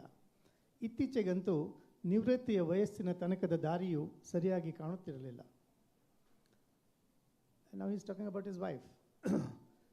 ವಿವರಗಳಲ್ಲಿ ವ್ಯತ್ಯಾಸವೆನ್ನುವುದು ಬಿಟ್ಟರೆ ಕೆಲಸದ ವಿಷಯದಲ್ಲಿ ವಿಜಯ ಕಥೆಯು ಒಟ್ಟಾರೆ ತೀರಾ ಭಿನ್ನವಾಗಿರಲಿಲ್ಲ. ಗಣಿತದಲ್ಲಿ MSc ಮುಗಿದೊಡನೆ ಭೇದ ಭಾವವಿಲ್ಲದೆ ಎಲ್ಲ ಬಗೆಯ ಪದವೀಧರರನ್ನು ಆಪೋಷಣ ತೆಗೆದುಕೊಳ್ಳುವ IT ಕ್ಷೇತ್ರದಲ್ಲಿ ಅವಳಿಗೆ ಕೆಲಸ ಸಿಕ್ಕಿತು. ಬದಲಾವಣೆಯ ಅಲೆಯ ಮೇಲ್ತುದಿಯಲ್ಲಿರಬೇಕೆಂಬ ಮುಂಜಾಗ್ರತೆಯಿಂದ ತನ್ನ ತಾಂತ್ರಿಕ ಜ್ಞಾನವನ್ನು ಅಪ್ಡೇಟ್ ಮಾಡಿಕೊಳ್ಳುವ ಕೋರ್ಸ್ಗಳನ್ನು ಆಗಾಗ ಮಾಡುತ್ತಿರುತ್ತಾಳೆ. IT ಎಂಬ ವಿಶಾಲವಾದ ಸಮುದ್ರದೊಳಗೆ ನೆಲೆಸಿರುವ ನೂರಾರು ಮೀನು, ಹಾವು, ಜಂತು, ಕ್ರಿಮಿಯಾದಿ ತರತರದ ಉಪಜೀವಿಗಳ ನಿಖರವಾದ ವಿಂಗಡಣೆ ಅಸಾಧ್ಯವಾದುದರಿಂದ ಅವಳ ಕೆಲಸವೇನೆಂಬುದನ್ನು ಸರಳವಾದ ಭಾಷೆಯಲ್ಲಿ ವಿವರಿಸುವುದು ನನಗೆ ಸುಲಭವಲ್ಲ. ಅವಳ ಕೆಲಸಕ್ಕೂ ಓದಿದ ಗಣಿತಕ್ಕೂ ಇಲ್ಲದಿರುವ ಸಂಬಂಧವನ್ನು ನಾನು ಕೆದಕಿ ಕೇಳುವುದೂ ಇಲ್ಲ. ಸಾರಾಂಶದಲ್ಲಿ ಹೇಳುವುದಾದರೆ ನಾವು ನಮ್ಮಂಥ ಲಕ್ಷಾಂತರ ಮಂದಿಯ ಜೀವನ ವಿಧಾನದ ಎಲ್ಲ ಬಗೆಯ ಸರಾಸರಿಯನ್ನು ಇನಿತೂ ಕಲಕದೆ ಸರಾಗವಾಗಿ ಅವರೊಳಗೆ ಬೆರೆತು ಹೋಗುತ್ತಿರುವ ಜನ. ಒಂದೇ ವ್ಯತ್ಯಾಸವೆಂದರೆ ನಮ್ಮದು 2 ಆದಾಯದ ಜೋಡೆತ್ತಿನ ಗಾಡಿ. ಹಾಗಾಗಿ ನಾವು ಕೆಲವು ವಿಷಯಗಳಲ್ಲಿ ಸರಾಸರಿಗಿಂತ 1-2 ಹೆಜ್ಜೆ ಮುಂದೆ ಇಡಬಲ್ಲೆವು. ಉದಾಹರಣೆಗೆ ಮನೆಗಾಗಿ ದೊಡ್ಡ ಸಾಲ ಮಾಡುವ ಧೈರ್ಯ, ಸಣ್ಣದಾದರೂ 2 ಕಾರುಗಳು, ಫೋನು ಬದಲಾಯಿಸುವುದರಲ್ಲಿರುವ ಸರಾಗತೆ, ದುಬಾರಿ ರೆಸ್ಟೋರೆಂಟ್ನಲ್ಲಿ ಬಿಲ್ಲಿನ ವಿವರ ನೋಡದೆ ಕಾರ್ಡು ಎತ್ತಿಕೊಡುವ ಧಿಮಾಕು ಮುಂತಾದವನ್ನು ನೋಡಬಹುದು. ಎದ್ದು ತೋರುವ ಮುಖಚಹರೆಗಳಿಲ್ಲದ, ಕುರೂಪಿಯೂ ಅಲ್ಲದ, ಮಾತನಾಡಿಸಬೇಕೆಂಬ ತೀವ್ರ ಆಸೆ ಹುಟ್ಟಿಸಿದ, ಆದರೆ ಮಾತನಾಡಿಸಲು ಅಳುಕಾಗದ ಲಕ್ಷಣಗಳಿರುವ ಜೋಡಿ ನಮ್ಮದು ಎಂದರೆ ತಪ್ಪೇನಿಲ್ಲ. ಇಬ್ಬರದು ಸಾಧಾರಣ ಗೋಧಿ ಬಣ್ಣ. ನಮ್ಮ ಚಹರೆಯ ವೈಶಿಷ್ಟ್ಯವನ್ನು ಪಟ್ಟಿ ಮಾಡುವ ಹಠ ತೊಟ್ಟರೆ ನನ್ನ ವಿಶಾಲ ಹಣೆಯನ್ನು, ಈಗಲೂ ಸೊಂಪಾಗಿರುವ ವಿಜಯ ಉದ್ದ ಕೂದಲನ್ನು ತೋರಿಸಬಹುದು. ಬಿರುದು ಬಾವಲಿಗಳಿಲ್ಲದ ಮನುಷ್ಯರಲ್ಲಿ ಇಂಥ ಸೂಕ್ಷ್ಮಗಳನ್ನು ಜನ ಗುರುತಿಸುವುದಿಲ್ಲ ಅನ್ನುವುದಕ್ಕೆ ನಮ್ಮ ಅಪಾರ್ಟ್ಮೆಂಟ್ ನಿವಾಸಿಗಳ ಉದಾಸೀನದ ಸಂಬೋಧನೆಯೇ ಸಾಕ್ಷಿ. ಅವರು ನಮ್ಮಿಬ್ಬರನ್ನು ಸೇರಿಸಿ C3 ಮನೆಯವರು ಎಂದು ಕರೆಯುತ್ತಾರೆ. ಇದೇ ಜನ ಮೊದಲ ಮಹಡಿಯ ಶ್ರೀಮಂತ ವ್ಯಾಪಾರಿ ಗುಪ್ತಾನನ್ನು ಅವರೇ ಆ ಗುಪ್ತಾ ಮೊದಲ ಮಹಡಿಯ ಎತ್ತರದ ಮನುಷ್ಯ ಅನ್ನುತ್ತಾರೆ. ಎರಡನೇ ಮಹಡಿಯ ರಿಟೈರ್ಡ್ ಕರ್ನಲ್ನನ್ನು ಹಳೆಗಾಲದ ಸಿನಿಮಾ ತಾರೆ ಸುರದ್ರೂಪಿ ಶಶಿ ಕಪೂರ್ನಿಗೆ ಹೋಲಿಸುತ್ತಾರೆ. Thank you.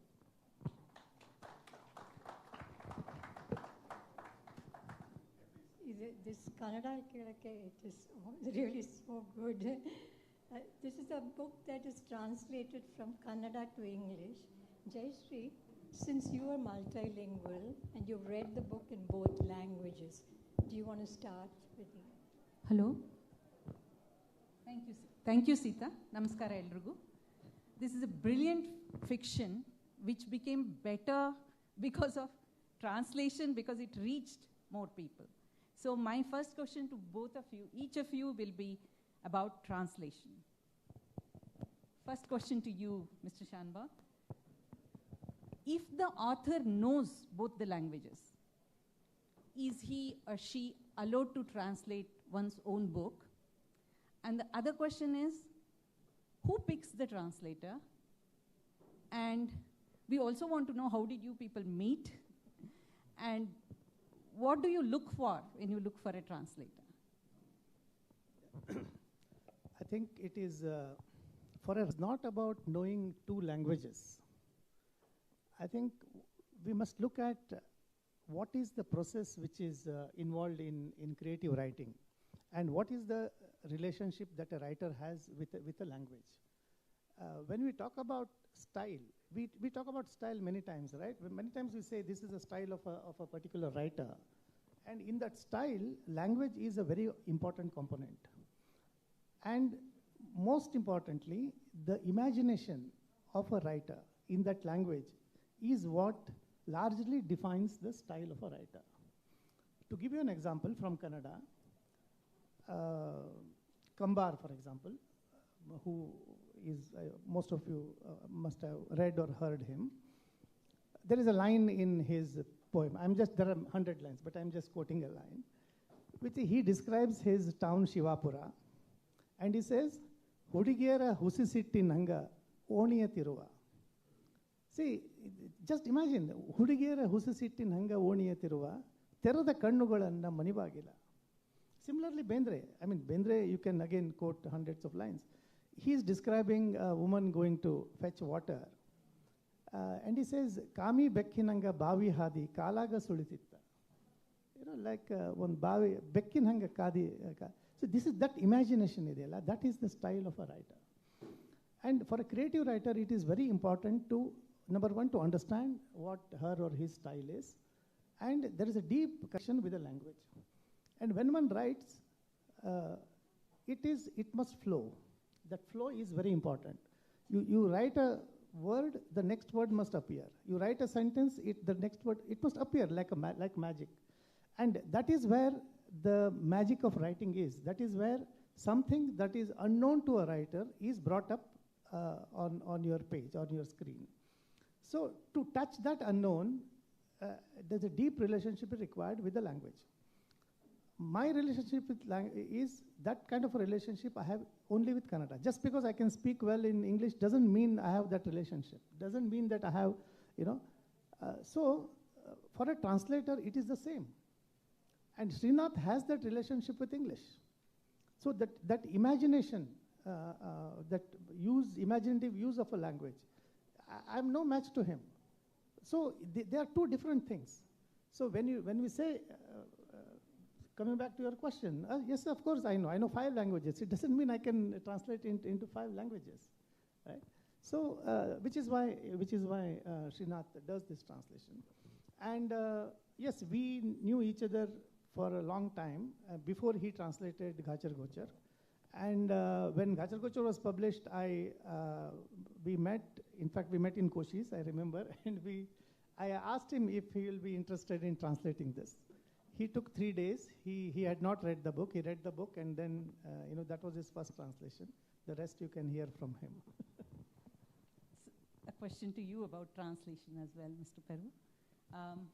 Let me congratulate you for a brilliant translation of both the books. Thank you. Is the translated book considered as a book by itself? Like, does it merit to be called as a book by itself? Also, how closely you work with the original author when you translate? And the third point is very interesting for me because you have sort of brought out some of the Kannada expressions and adages and proverbs into the English translation, and it's always a dilemma for a translator. So somewhat like bisi tuppa nungakku agala ugalakku agala, should we say, you have written like hot ghee in the mouth, and avana antyakriye naane madbirtini when somebody gets angry, or something like badavar makkalna bhavik talli aala nododu, and all these expressions you have brought out into your translation. The dilemma is always, do we the translators go to the reader and make it easier for them, or bring the reader closer to the cultural essence of our language? Sometimes bhashantara andre samskrutika hastantara, they say. So what's your comment on that? Thanks, Jayashree. About your first question about if it is an independent book or the same book, I think it is both. There's this interesting provocation, it's a one line by Borges, where he says the original is not faithful to the translation. And I think what was being got at there is that books necessarily transform during the process of translation. Because there's a lot of, say in this very book, there's a lot there which Vivek is not saying explicitly. It is implied. It is, based on our knowledge of life, of having lived and so on. There are things we join the dots in very specific ways. And if it goes through a translator's consciousness, there is bound to be a trace of it. So a translated book is a product of, conjoined consciousnesses. So yes, it always transforms to some extent. And in Vivek's case, I think it happens doubly so, because he's one of those authors who is willing and interested in participating in the translation and publishing process. So to give you an idea, the second draft of my translation was sent to him and our agent, Shruti, 6 months after I got the Kannada. And it was published 2 years after that point. So in the intervening period, Shruti and I had comments about the Kannada, he had comments about the translation, and we went back and forth many times. So in fact, he likes to say that the English translations of his books are based on the second edition of the Kannada. And the second edition, to some extent, I think is, it takes shape during the translation process as well. So that's how it works with us. And you asked about how closely we work together, and yeah, it's a very, very, very close relationship that way in terms of translation. And about idiom and those things, I treat it as a bit of a buffet. If there is, bisi tuppa nungakku agalla ugalakku agalla, if it is something that has interesting cultural resonances, I might choose to keep it and not say something like stuck between a rock and a hard place or something, which may not even make sense in the cultural context. So it is on a case-by-case basis, really. I don't have one specific rule for all of it. And it is also an aesthetic consideration. You cannot, you don't have the full spectrum of English to use when you, so I cannot say, Ramu the farmer had an ace up his sleeve.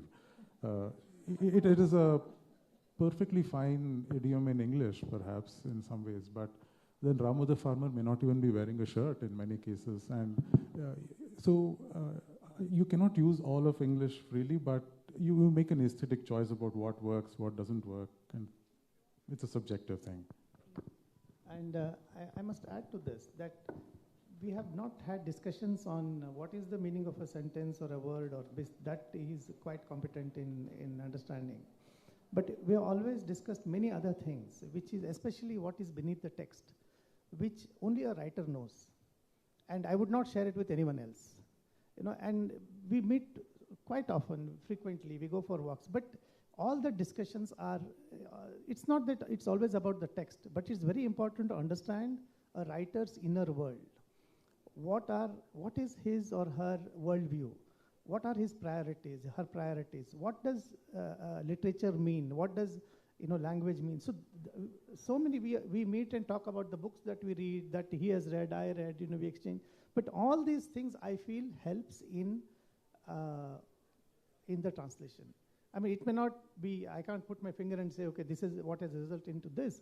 But I feel that understanding each other's world is very important in translation.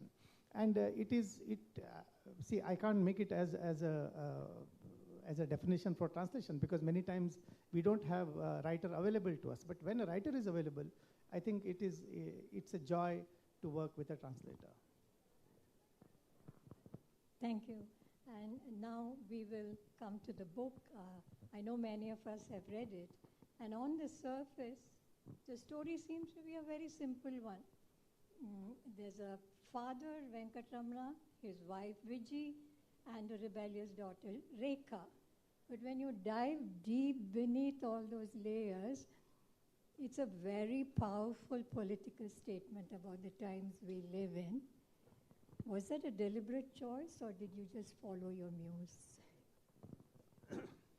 See, when I write, it is not a top-down approach. In the sense, I don't write to make a statement. I don't write to say something political or social or anything. But it is inevitable for a writer when you see so many things which are so powerful and disparate, but still, it has happened to you, or you are a part of it in some way or the other. And like me, there are all of us. There is something that is happening. There is an experience, and there is a perception. Actually, art plays in that space between this. What is our experience and what is our perception?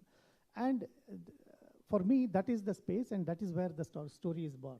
So it is not that I write to convey a message or say something, but obviously when you write a story, it is impossible to escape from what is happening around you. And hence this, it has to be political. And if you ask me, every writing is political. I think we mistake it when we say political. It is not the party politics or the common understanding of what happens in politics. But then the politics is much more deeper. The politics is in our lives. We can't escape politics.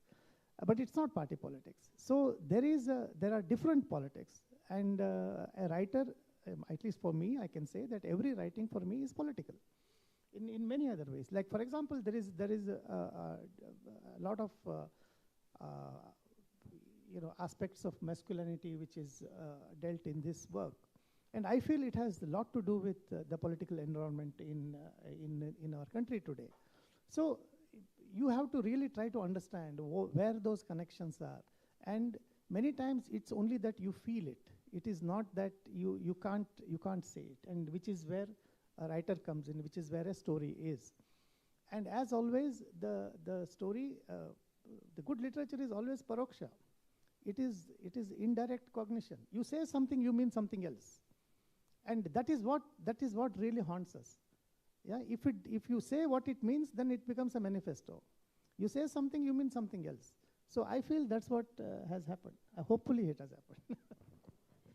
I think that makes me jump ahead to a question about the title. So you say something and you mean something else. So the story begins with a knock at the door.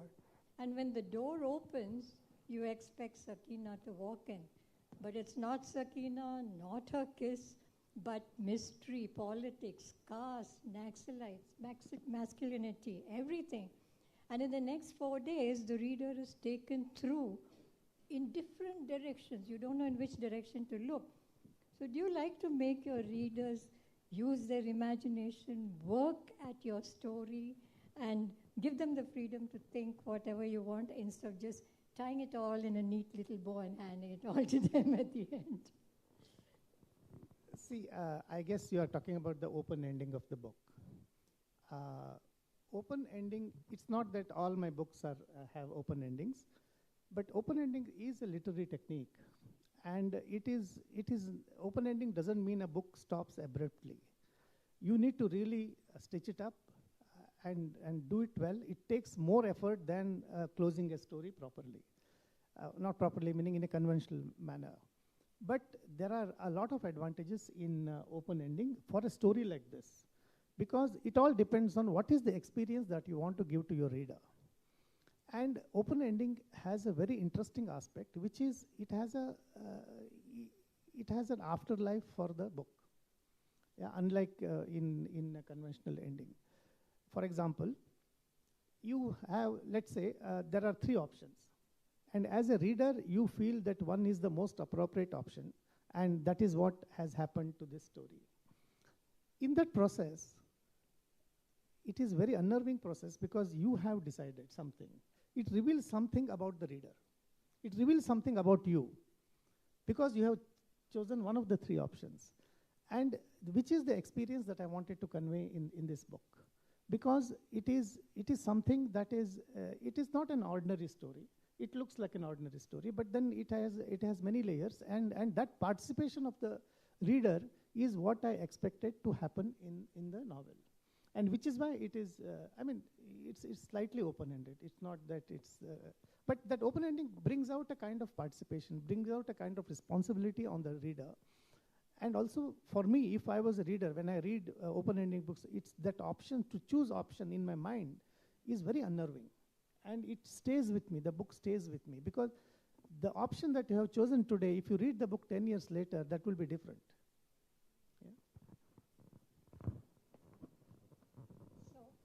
You know, since there are several paths down which the reader can go and keep guessing, I'm going to put out a couple of guesses. So there's an English teacher, Surendran, who introduces the daughter Rekha to lofty revolutionary talk. Or there's Suresh, a reporter in the village, who instigates students and fills their heads with ideas. You know, way back there used to be an assistant professor in English in Central College, Bangalore. His name was Lankesh, and he happens to be Gauri Lankesh's father. Did you think of him when you were fashioning these 2 characters? Not really, because I knew Lankesh, but not in this avatar. I was not his student also. But I want to respond to this question slightly differently, because why do we want to see whether this character is real? I mean, what is that anxiety that we have that we cannot associate ourselves with an experience in a book? And why are we so anxious to see it in the real world? Yeah? I find it, I don't know, because it again depends on certain aesthetic choices. I grew up with Yakshagana. Yakshagana is a very powerful form in coastal Karnataka. And if you see Yakshagana, there is a stage, 10 by 10 stage, and then there are people with costumes. There are, they are all dressed like Arjuna, Indra, and all this. And there are 4 or 5 people sitting behind them with mradangam and chande and all that, with the drums. And in normal dress, they may be sipping tea. But then we don't question whether that is real.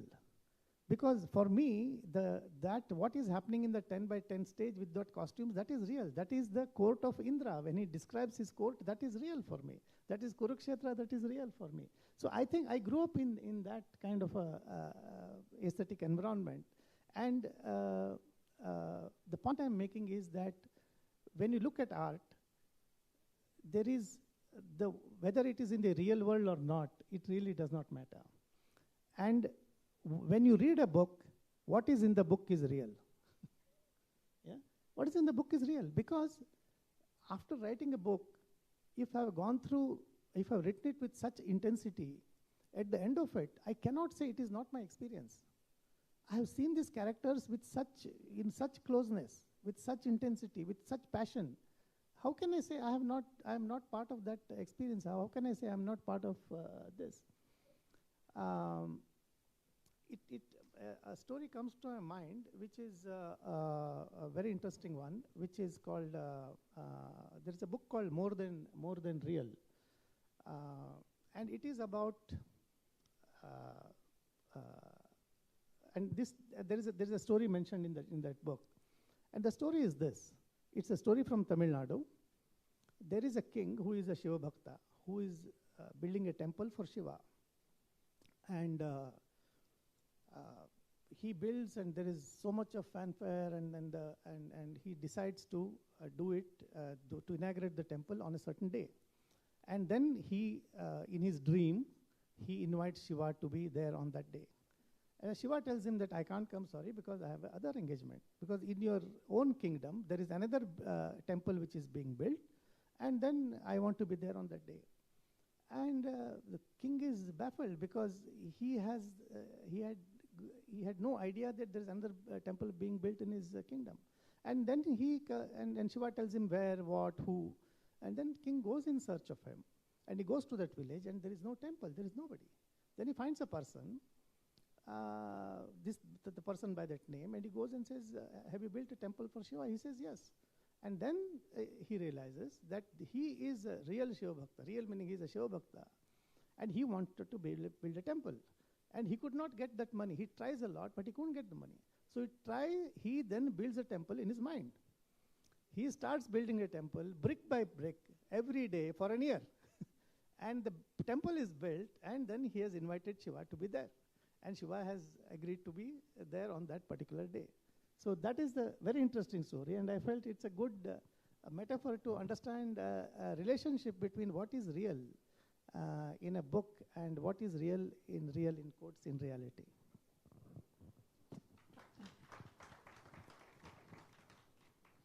I wonder what's happening in my mind because yeah, so let me come to this, that there are in your book mentioned, and you also said that readers, what goes on in their mind, how they perceive things. So there is a lot of mention about television channels and how they spew stuff in there. And I was wondering if you meant any particular television channel or something that says, the people want to know, so we want to know. No, as I said, it is what is really important is what is behind this. When I say or given an example, if it has reminded you of something, what I intended is to ask the reader or push the reader to think what is beneath that, what is behind this, and what is that channel doing, because there is a context to it in the novel, and how the powers within a family work in a certain circumstance. So that is really the point that I was trying to bring. And also when we talk about politics, there are we say, I'm not interested in politics because we think voting is the only politics and going and voting. But that's not what it is. And there are so many ways in which the outside world comes into our homes. And the context in which this TV thing was there is really to indicate one of the ways in which the outer world enters our homes. All right, thank you. So then you mentioned voting, and so this is a question about the most profound statement in the book. The mother and daughter, Vijay and Rekha, they're very easy to relate to. But I feel very sorry for Venkatramana because he seems kind of clueless and he's trying very hard to stay relevant. But the most profound thing he says in the book is when they go to vote as a family, he says, votes are kept secret so that families stay together. That is a very relevant statement to make in the current political climate. So I was kind of making Venkatramana synonymous with the current climate. Any comments on that?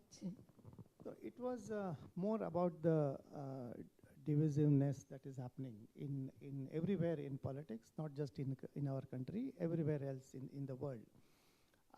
Because the politics likes to have black and white. Because the result has to be concrete. The result has to be a vote. While literature always works against it. Yeah? Literature works in a space which is ambiguous. It thrives in ambiguous space. So it is actually as a writer, it is my responsibility to really understand this. Because when we say, I really don't want to see anything black and white.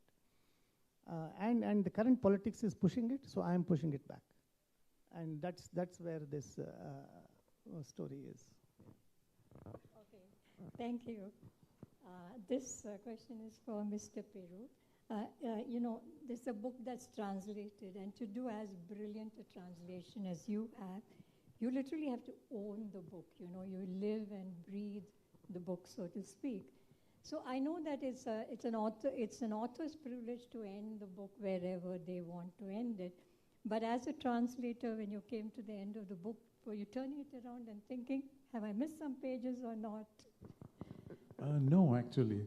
I sort of understand Vivek's sensibility, and I think I saw what he was trying to do. And also all this talk about an open ending.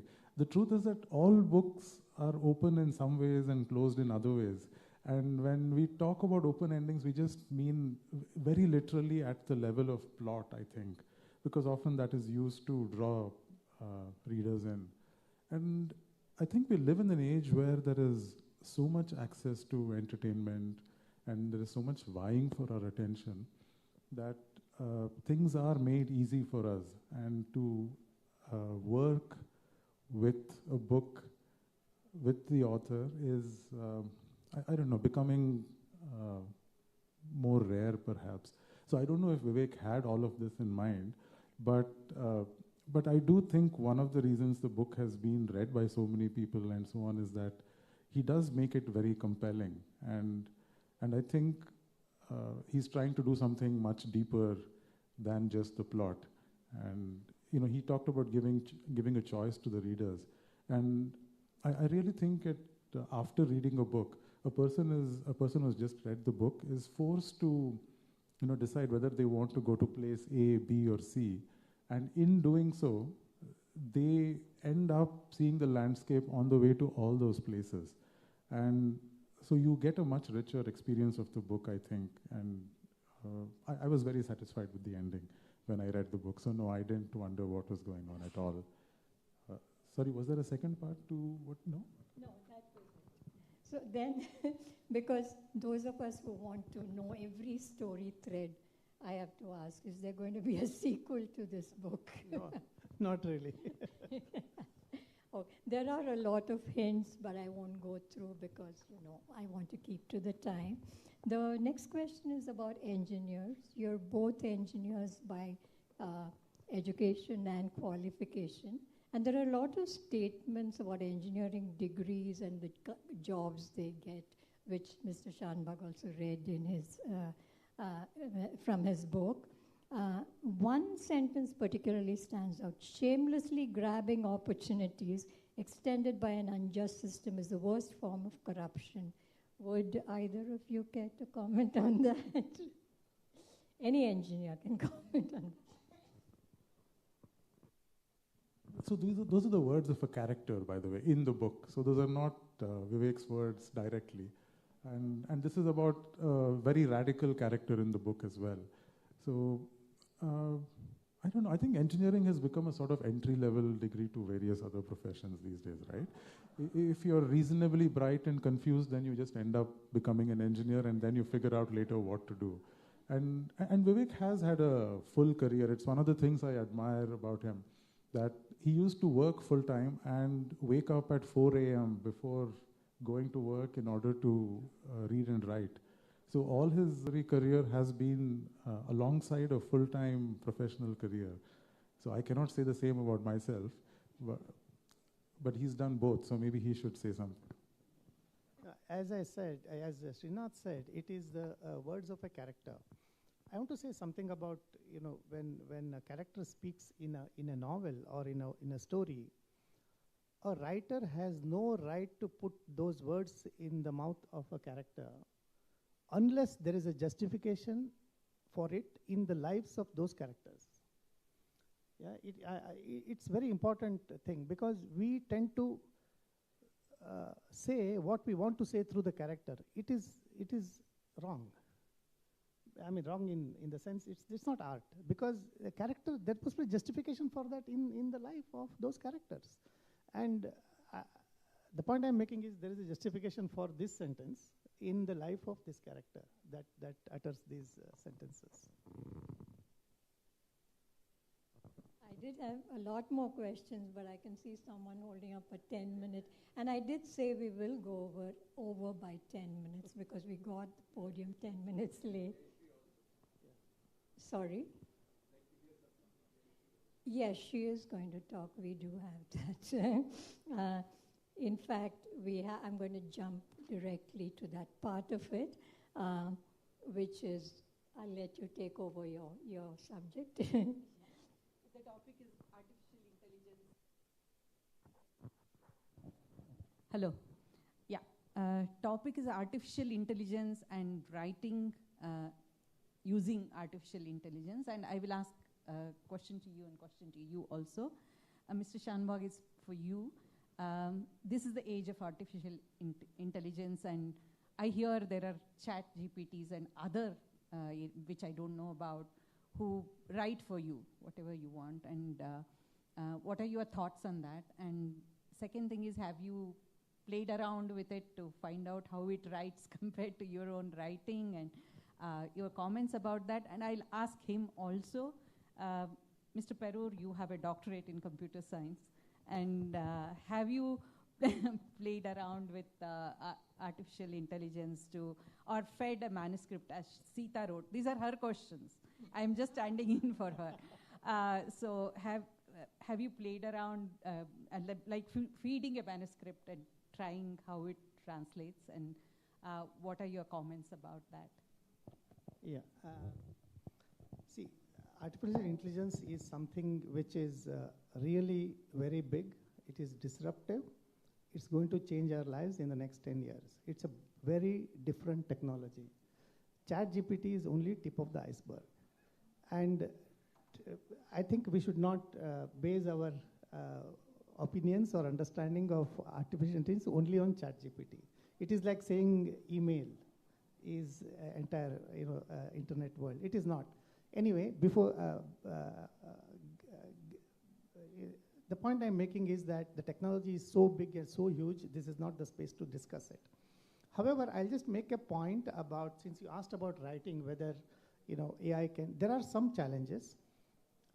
Two, I feel, as a writer, I see as a fiction writer, there are two things which is a big challenge for AI. Number one is the surprise element that you have in your fiction. There is something that even a writer is surprised, when you write. And that surprise element is difficult, at least as of now, in AI. AI is trying to surprise itself. But the surprise here is, like, for example, if you say the sky is blue, a writer may say the sky is dry, or he may say that sky is heavy. So AI will have all the three options, but when to use and how to surprise with that option is yet to be worked out. But they are trying to do the surprise thing. They are going, not saying blue all the time, but saying something else. Second, for fiction is, I talked about paroksha some time back. You say something, you mean something else. And that is important in literature. It is because there is a context you create. It is not that always you say something, you say something else. Even for example, even we talked about translation. The same sentence in Kannada, if you translate, it may mean something else in English. It may evoke something else in the English, right? The same sentence. So that paroksha that you, in the meaning of a sentence in a context is yet to be tackled by AI. So these are two things that come to my mind as challenges to AI. And I don't know, it may resolve at some point in time. It may, because I think we should not dismiss it as something which is not so important. Or we should not dismiss it saying human mind is so much far superior. But there are so many things. I can tell you about 90% of the books that are getting published today can be written by AI. But literary books, which I talked about, paroksha, and literary books, it is difficult to do because it has to create a context. Like for example, I keep giving this example, but in King Lear, in the end, he says never, never, never, never, never, 5 times. That meaning of that never is completely different if you have seen or watched or read King Lear. And for AI, it is just the same word repeated 5 times. But creating that context to arrive at that thing. And for example, Girish Karnad's play, Agni Mattu Male. The last sentence is Nittile, Male, Nittile. Just 2 words. You know, the whole play is focused and brought to that point where you say Male, Nittile. You know, that is what the whole thing is, because it is a Uttunga. It is that, you know, point that he takes. These are the things that are yet, you know, I feel are challenging, and they are dealing with, but I really don't know what's going to happen. There was this insightful line I heard from the big picture historian Yuval Noah Harari, where he said, you know, today computers can beat all human beings at chess. You know, they'll take down the world champion quite easily. So a computer can beat a human being at chess, but it cannot feel happy that it has won a game of chess. So that is a critical difference, I think, between the two. And so it comes down to why we do art, why we produce and consume art. And in many realms, computers and machine intelligence is quite convincing. For example, music is probably where it's most compelling now. You can have artificially generated songs and pieces of music that are really convincing. But I consume art in order to feel connected to another human being. And that is what I will want to do. Even if 90% of those books that are written by they're automatically generated in some way. But I will know that my intention in reading is to be in touch with another human being. And so I will try and read those books that are not, and of course, everything that Vivek said is true. And we don't know where it will go. Even people who work on these areas are surprised by the things that algorithms can throw up sometimes. And all that is true of these other forms of art is true of translation as well. There is an art component to translating.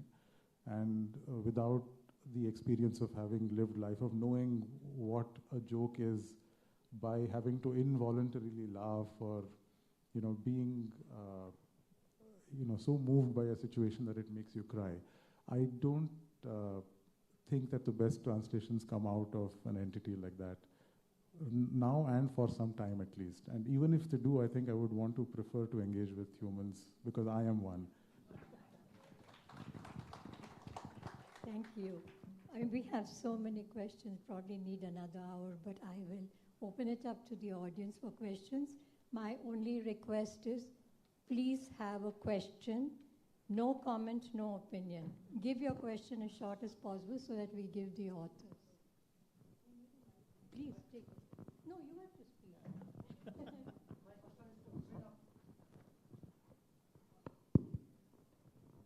In Indian languages, Mysuru, there is a translation mission where I have worked for a translation of M.N. Srinivas' book, A Forgotten Village. Anyhow, we paid 1,000 rupees per page, that's different. And there, when we translated, it was only Bhavartha. I also translated some work in Hampi University where it was Shabdhartha. I found it very, very difficult to translate the Shabdhartha. And it's very easy to have Bhavartha. How did you reconcile both?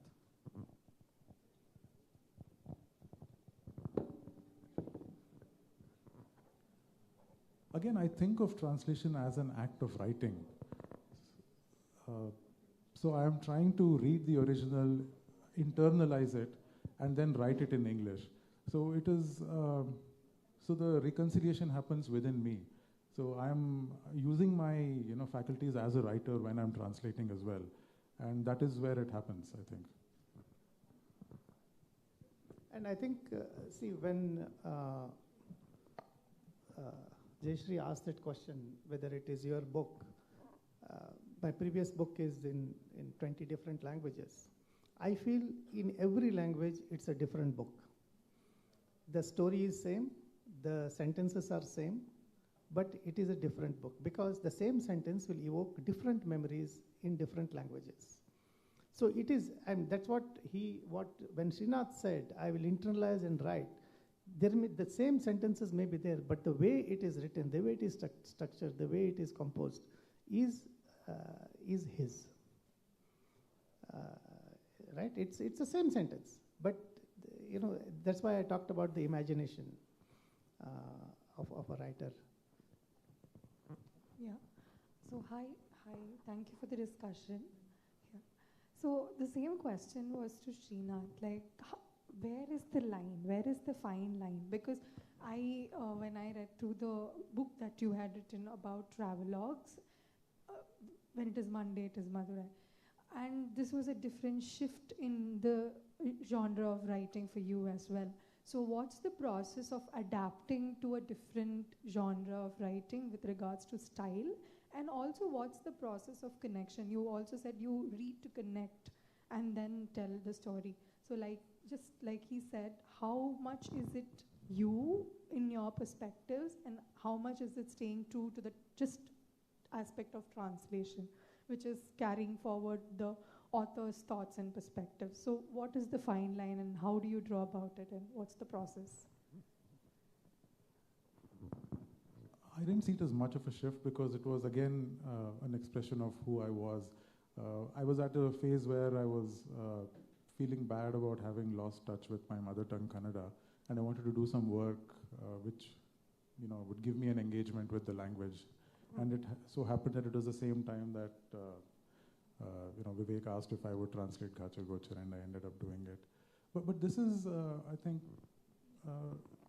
there's this book by Kate Briggs called This Little Art, in which she goes into this question at book length.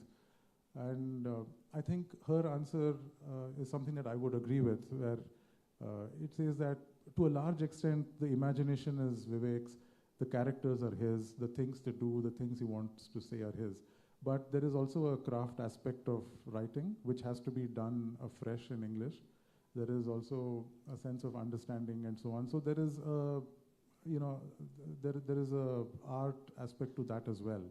And it is definitely to my mind at least, it is a littler art than the original novelist's art, but it is definitely there. And so I don't know if that answers your question. Maybe you may want to talk about your experience of translating Girish Karnad's, because the kind of preparation that is required was different than this. Yeah, so that was a non-fiction book. I translated Girish Karnad's autobiography, Adartha Ayushya. And so there, also there was no Girish at that time to clarify my questions and so on. And also he used to know, he used to talk in English, and he's written a lot in English. So translating his book into English, it had to be in his English. So I ended up having to, if there is a Kannada word, it can be mapped to several English words. So I would have to try and use the word that he might have used. So maybe I became a language model program in that case. So I actually studied talks that he had given and interviews he had done and so on. And I had a file called GK Vocab where I was trying to speak, as he did in some sense. So it was a very different experience. And also because it was non-fiction, if there was a description of a room, and that room exists in the world, what happens is that in a novel, it is enough if it is consistent within the universe of the book. But if it is actually out there in the world, then someone can look at it and say that it doesn't match what's in the book. So I had to do a lot of supplementary research, watch films and plays. To translate. So it was a very different experience doing fiction and non-fiction.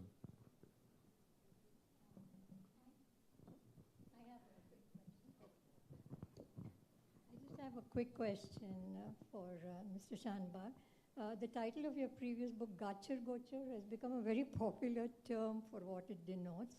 So would you say that this book is a bit of a Ghachar Gochar because Ramana's handwriting actually leads to the title Sakina's Kiss, and we are looking all over for Sakina's Kiss, and besides all the other chaos, would you say that? See, Ghachar Gochar is a nonsense phrase, and it has no meaning. It doesn't exist in any language.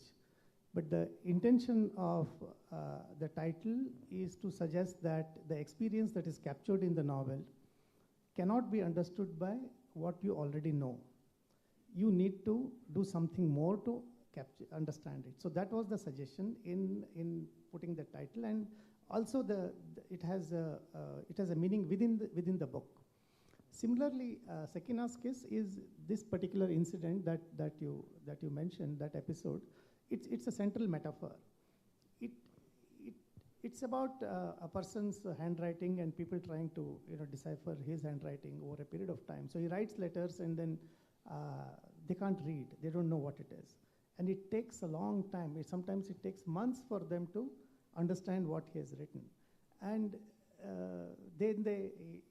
so the point I was trying to make or suggest is that kind of experience that is captured in the book also requires you to stay with it for long, allow it to sink in, and let it reveal over a period of time. And that was the.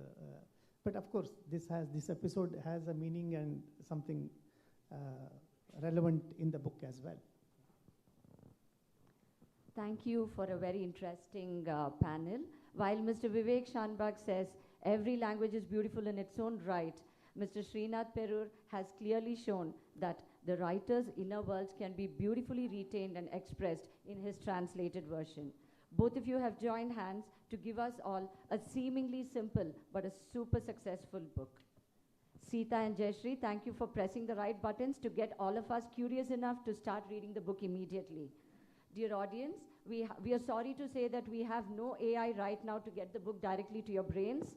So the books are available outside. Please get them personally autographed. Thank you.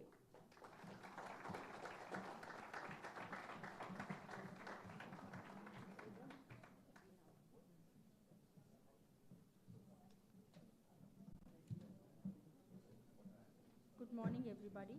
We now request all of you to join Dr. Vikram Sampath and Professor G.L. Shekhar at the Mysuru Literature Festival for a discussion on Vikram Sampath's book, Waiting for Shiva, Unearthing the Truth of Kashi's Gyanvapi, tracing the long history of hidden secrets of Gyanvapi.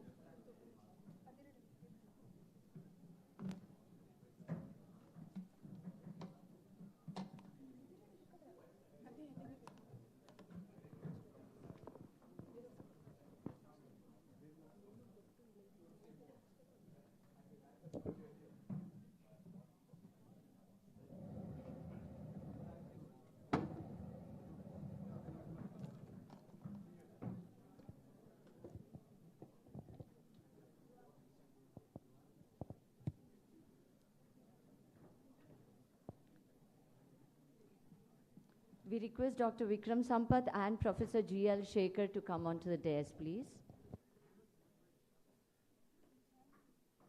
Thank you.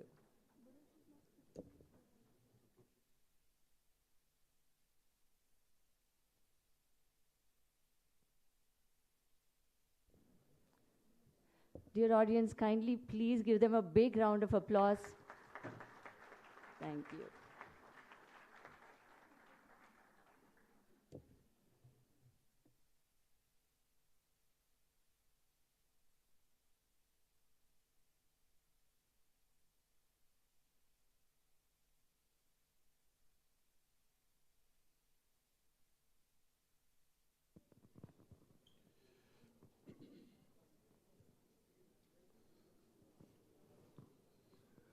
Good afternoon. Eldrigu Namaskara. Ladies and gentlemen, and Dr. Vikram Sampath. Vikram Sampath is a historian. I am professor in mechanical engineering. He is also an engineer. He is an electronics engineer. So engineers are sharing the dais, but both have interest in history. He is going into the details. My job is very simple. I just go through whatever he has written. And incidentally, I'm also into translation of all his books. So already 3 books have come out. I'll give details. So welcome you all. Let me make one point at the beginning of this session. If you see the brochure, what they have already circulated, The topic says ancient history and contemporary consequences. So our next 50 to 60 minutes discussion would focus more on Vikram's recent book, Waiting for Shiva, Unearthing the Truth of Kashi's Gyanvapi. I should say this book not only aptly covers the said topic, but also gives tremendous insight into the forgotten history of especially Gyanvapi. So my format is as follows. We take about 30-40 minutes to discuss, and another 20 to 25 minutes question and answer.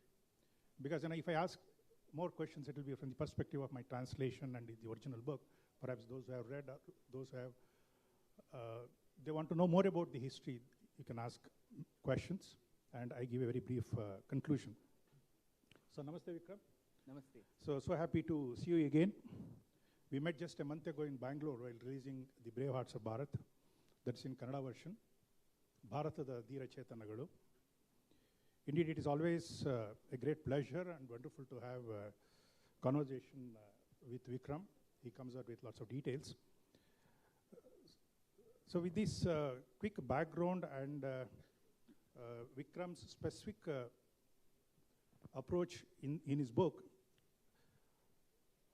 he is among the not so many Indian historians who stick to hard facts. His research is very authentic, and he sticks to the original sources, and his work there's a reason it is always commendable.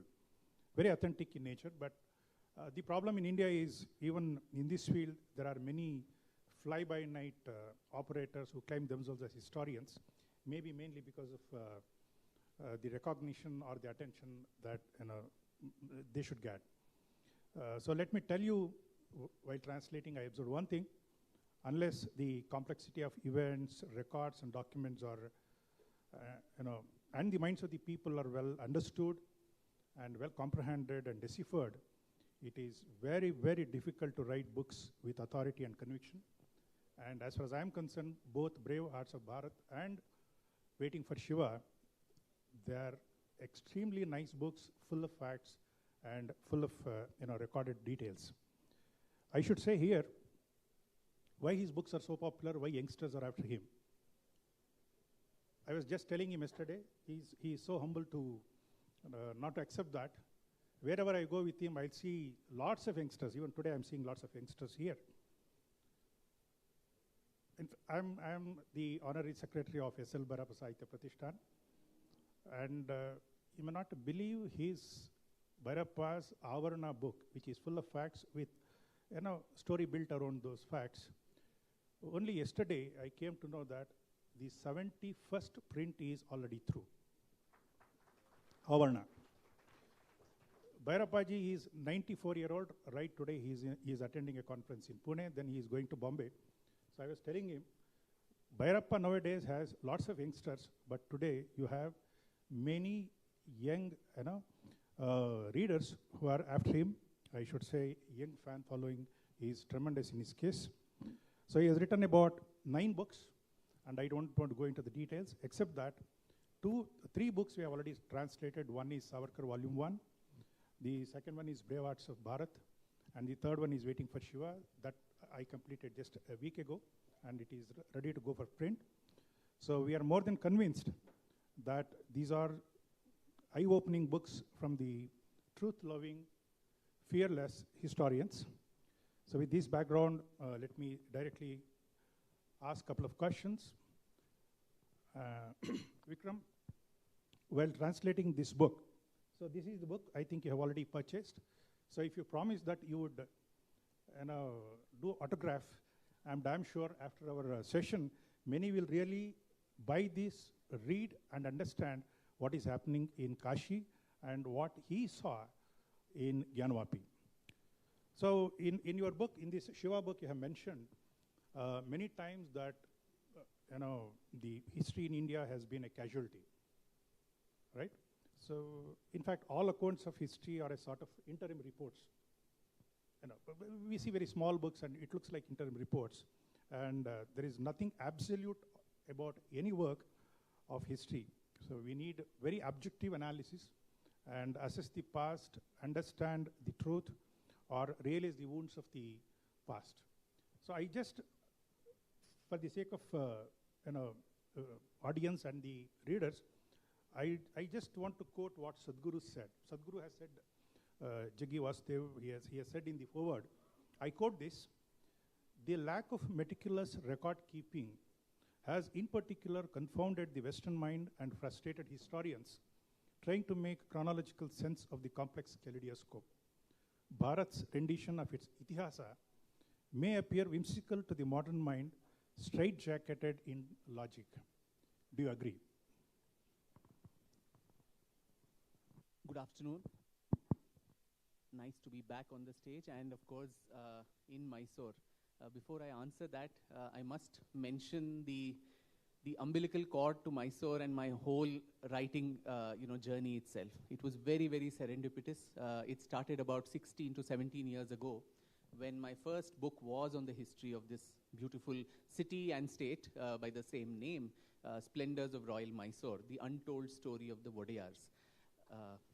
And it was completely driven by accident. I'm sure all of you would have seen that very famous television serial those days called The Sword of Tipu Sultan by Sanjay Khan. And in that, if you remember, the royal family of Mysore was shown in a very poor light. Immadi Krishnaraja Vodeyar was shown like this, obese, retard, who's dancing along with the court dancer. The Maharani Lakshmi Ammanni, the celebrated queen of Mysore, was shown as this typical scheming, vamp from one of those Ekta Kapoor serials who's all the time conniving to overthrow Tipu Sultan. And to glorify him, obviously, the Mysore royal family had to be put down.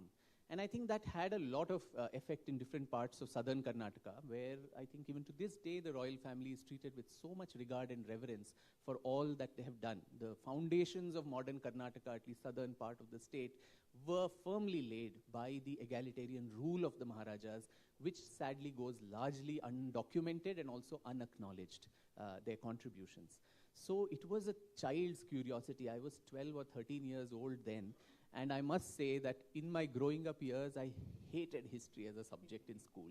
Most often, the maximum punishments I got in school was for history. And most often in history class, I would be found kneeling down outside because I just couldn't remember who succeeded whom, which year, which battle was fought, which were extraneous details, which all of us feel there is no relevance to our lives at all. And so for such a person to see what was happening, and if you remember, there was also the studio had caught fire, and Sanjay Khan's face had got burnt, and some of the Kannada newspapers were talking about this is the Maharaja's curse for what he had done to them and so on. So it was that kind of curiosity which led me into the dark alleys, never with the intention to write a book or so. It was for knowledge. And none of my family did not have any connection with Mysore. There was some Purva Janma connection, I guess. We came every vacation to Mysore, met members of the royal family, people in the palace archives, historians. Dr. Suryanath Kamath, I must say, helped me immensely at that time. And the idea was to just put it all together in the form of a personal diary of sorts, where I was also good at sketching, so would sit at the palace and make these portraits of all the Maharajas and keep it in my cupboard. Now, after 10 long years of this madness for the place, I realized that there was not even a single book written in the modern times which covers the entire history of this 600-year period. You spoke about documentation. While maybe Haivadan Rao and Wilkes and Rice and Bowring and all their accounts, that's all even Shama Rao, modern Mysore, these are all pre-independence. In the modern times, nobody had revisited this history. As you rightly said, sir, every report of history is an interim report. Every generation looks back and tries to revisit it and reinterpret it. Now, I wondered why a dynasty which had contributed so much and which also ruled for one of the longest reigning royal houses of India, 600 long years, from 1399 to 1947, barring that 40-year interregnum under Hyder and Tipu, it did not have a book to their credit which covered the entire gamut from political history, social, economic, and cultural evolution of Mysore and Karnataka as a state. Yes, on Tipu Sultan, a lot of fictional. I mean, even the Bhagwan Gidwani novel on which that serial was based was largely fictional. It couldn't stand the yardstick of historical research. It's a historical novel. So, and I think that's another major, drawback when it comes to our history. Our history is so Delhi-centric. All of us in our growing up years, we would have learnt about every Mughal, emperor and the Khiljis and Tughlaqs and Lodhis, whose probable contribution to this country, I mean the Delhi Sultanate, I don't know, it's probably very minimal. But large swathes of India, particularly the south of India, remain just footnotes even in our history textbooks. I don't think the Vodiyars ever make it to the CBSE books and so on. Maybe the Karnataka State Board reads it. The northeast of India, we just don't know anything about that. The Ahoms, who like the Vodiyars ruled for 600 years, if we just go around and say, can we name 2 Ahom Rajas, I think we'll start going for Google. So that is a bane of Indian historiography itself, where a lot of interesting stories, inspiring people and their stories have been kept hidden. And so that is how this journey of mine started quite serendipitously. I thought I would be a one-book wonder.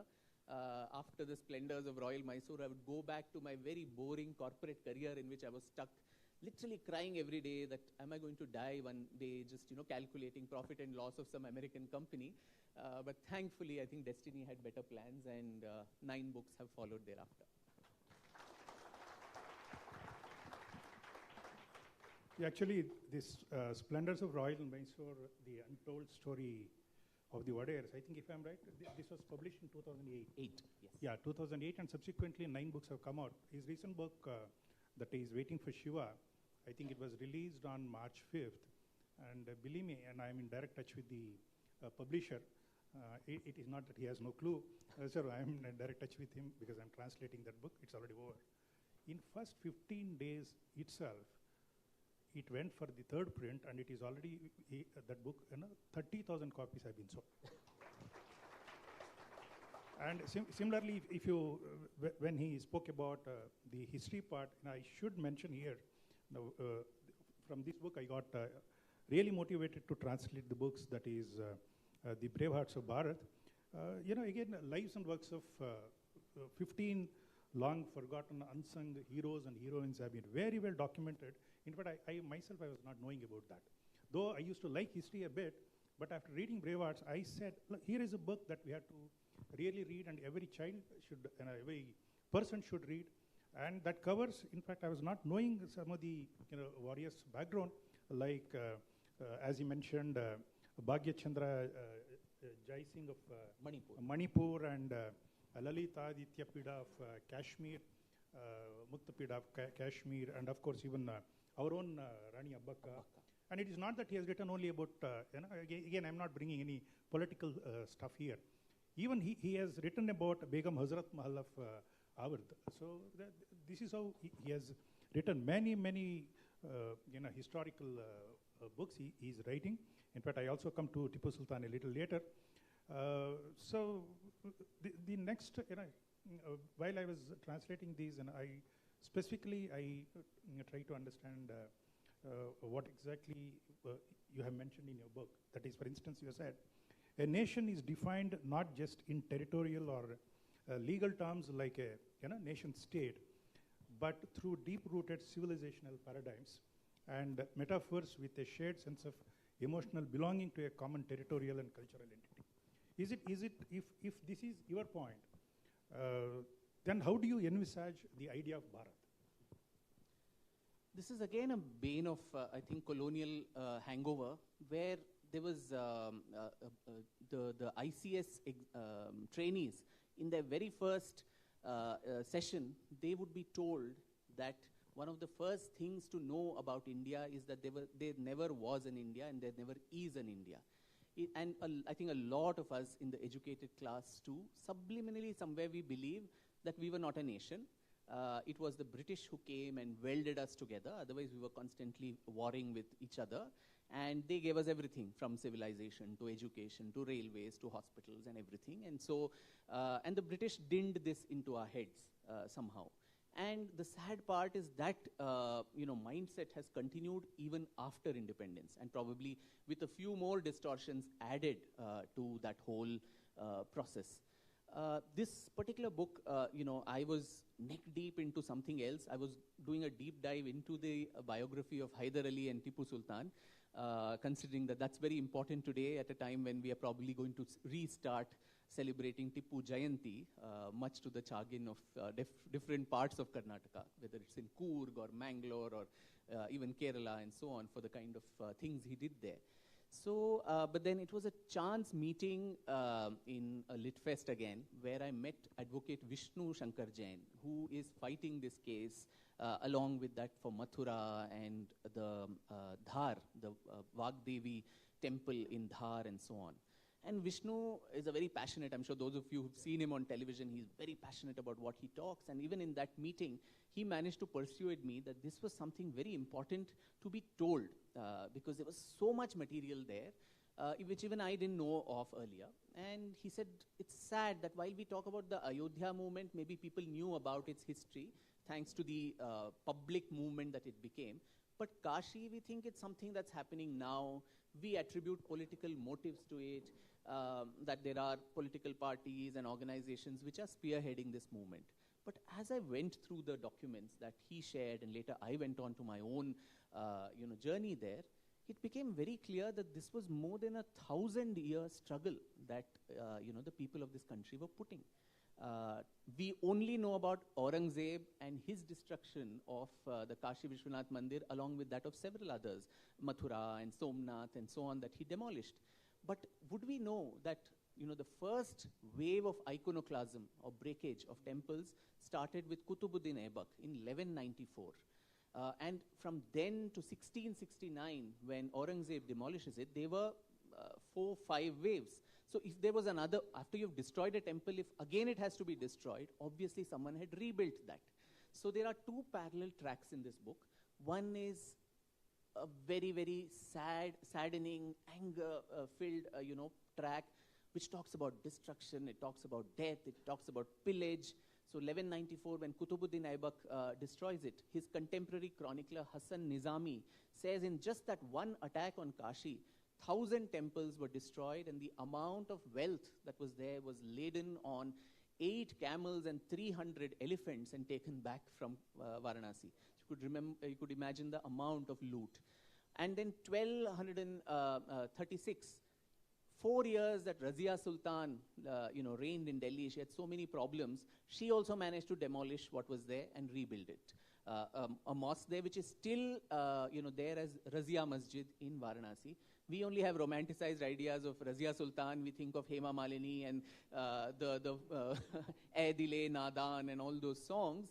But this is what was her contribution in the 4 years that she ruled. But the optimism part of it. So 1194, this Aibak destroys it. In 1212, you had a ruler from distant Bengal, this man called Vishwarupa of the Sena dynasty, who comes to Kashi, and right in the center of the city, he erects a minar, a sthamb, which says this city belongs to Vishweshwar. The Delhi Sultanate was at its heights then, so he could not build a full temple back, at its place, but it was like stamping your copyright there, saying this is ours. And a few decades later, 1236, or just as Razia was doing this, there was a Gujarati businessman called Seth Vastupal, who in those days and time, he gave a grant of 1 lakh rupees to rebuild a grand temple at that stage. And from our own state of Karnataka, you had Veera Narasimha III of the Hoysala dynasty, who managed to, he donated an entire village called Hebbale with an inscription which says all the revenue that is coming from this village will go to the pilgrims who will have to pay jizya tax to go and visit. So Hindus, if you had to go and perform pujas at your own temples, you had to pay tax to the government, to the Sultanate. So he says all this money is an offering to the lotus feet of Vishwanath. So what does this actually tell us? That this was a place which was in North India, in Awadh. Today we're talking of North and South being different. We think differently. There's United States of South India and all that just after one state election or whatever. But in those centuries, you had the East, the Bengal ruler, the Southern ruler, the Eastern, the Eastern Bengal ruler, the Western Gujarati businessmen, all of their heart, beat for Kashi and the temple there. They didn't say it is Uttar Pradesh, it is Hindi, this Hindi imposition, none of that. So this sense of nation and what it is a nation, what makes a nation, what else is it? Political borders can keep changing. 15, 20 years ago, Andhra Pradesh was one. Today we have Andhra and Telangana. India, the subcontinent, was different before 1947. That keeps changing. But that common sense of emotional connect, that this is something important and primordial to our civilization, I think that is what defines a nation. A nation state may be defined by codified laws and political borders, but a nation is much more than that, and that's where the civilizational identity of Bharat comes into being.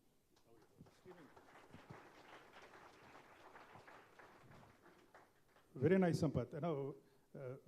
I extend this idea of Bharat based on the discussion that you made just now. Again, we have holy shrines like Ayodhya, Kashi, Mathura, Somnath, and so on. And there is plenty of history and I should say intergenerational memory which has come over a period of time. And Hindus today in independent India are forced to forget and pardon all those past things which have happened. And it is unfortunate that even today, I think the Gyanvapi case is also still pending the last bit. Even today, we have to fight, and this fight is going on for decades to get back what is legitimately ours. It is ours, and we are fighting day in and day out, and reclaiming them. I mean the temples. We are not asking anything else. We are trying to reclaim the temples, and providing justice to the historical wrongs. I think this must be the hallmark of any nation, more so with modern democracy. But sadly, it is not so in India. Now, why it is so? I must add, it skipped my mind that, while these Islamic conquests were going on in Kashi, Kashi was also a seat of a lot of scholarship, Vedic learning, Sanskrit knowledge, and so on.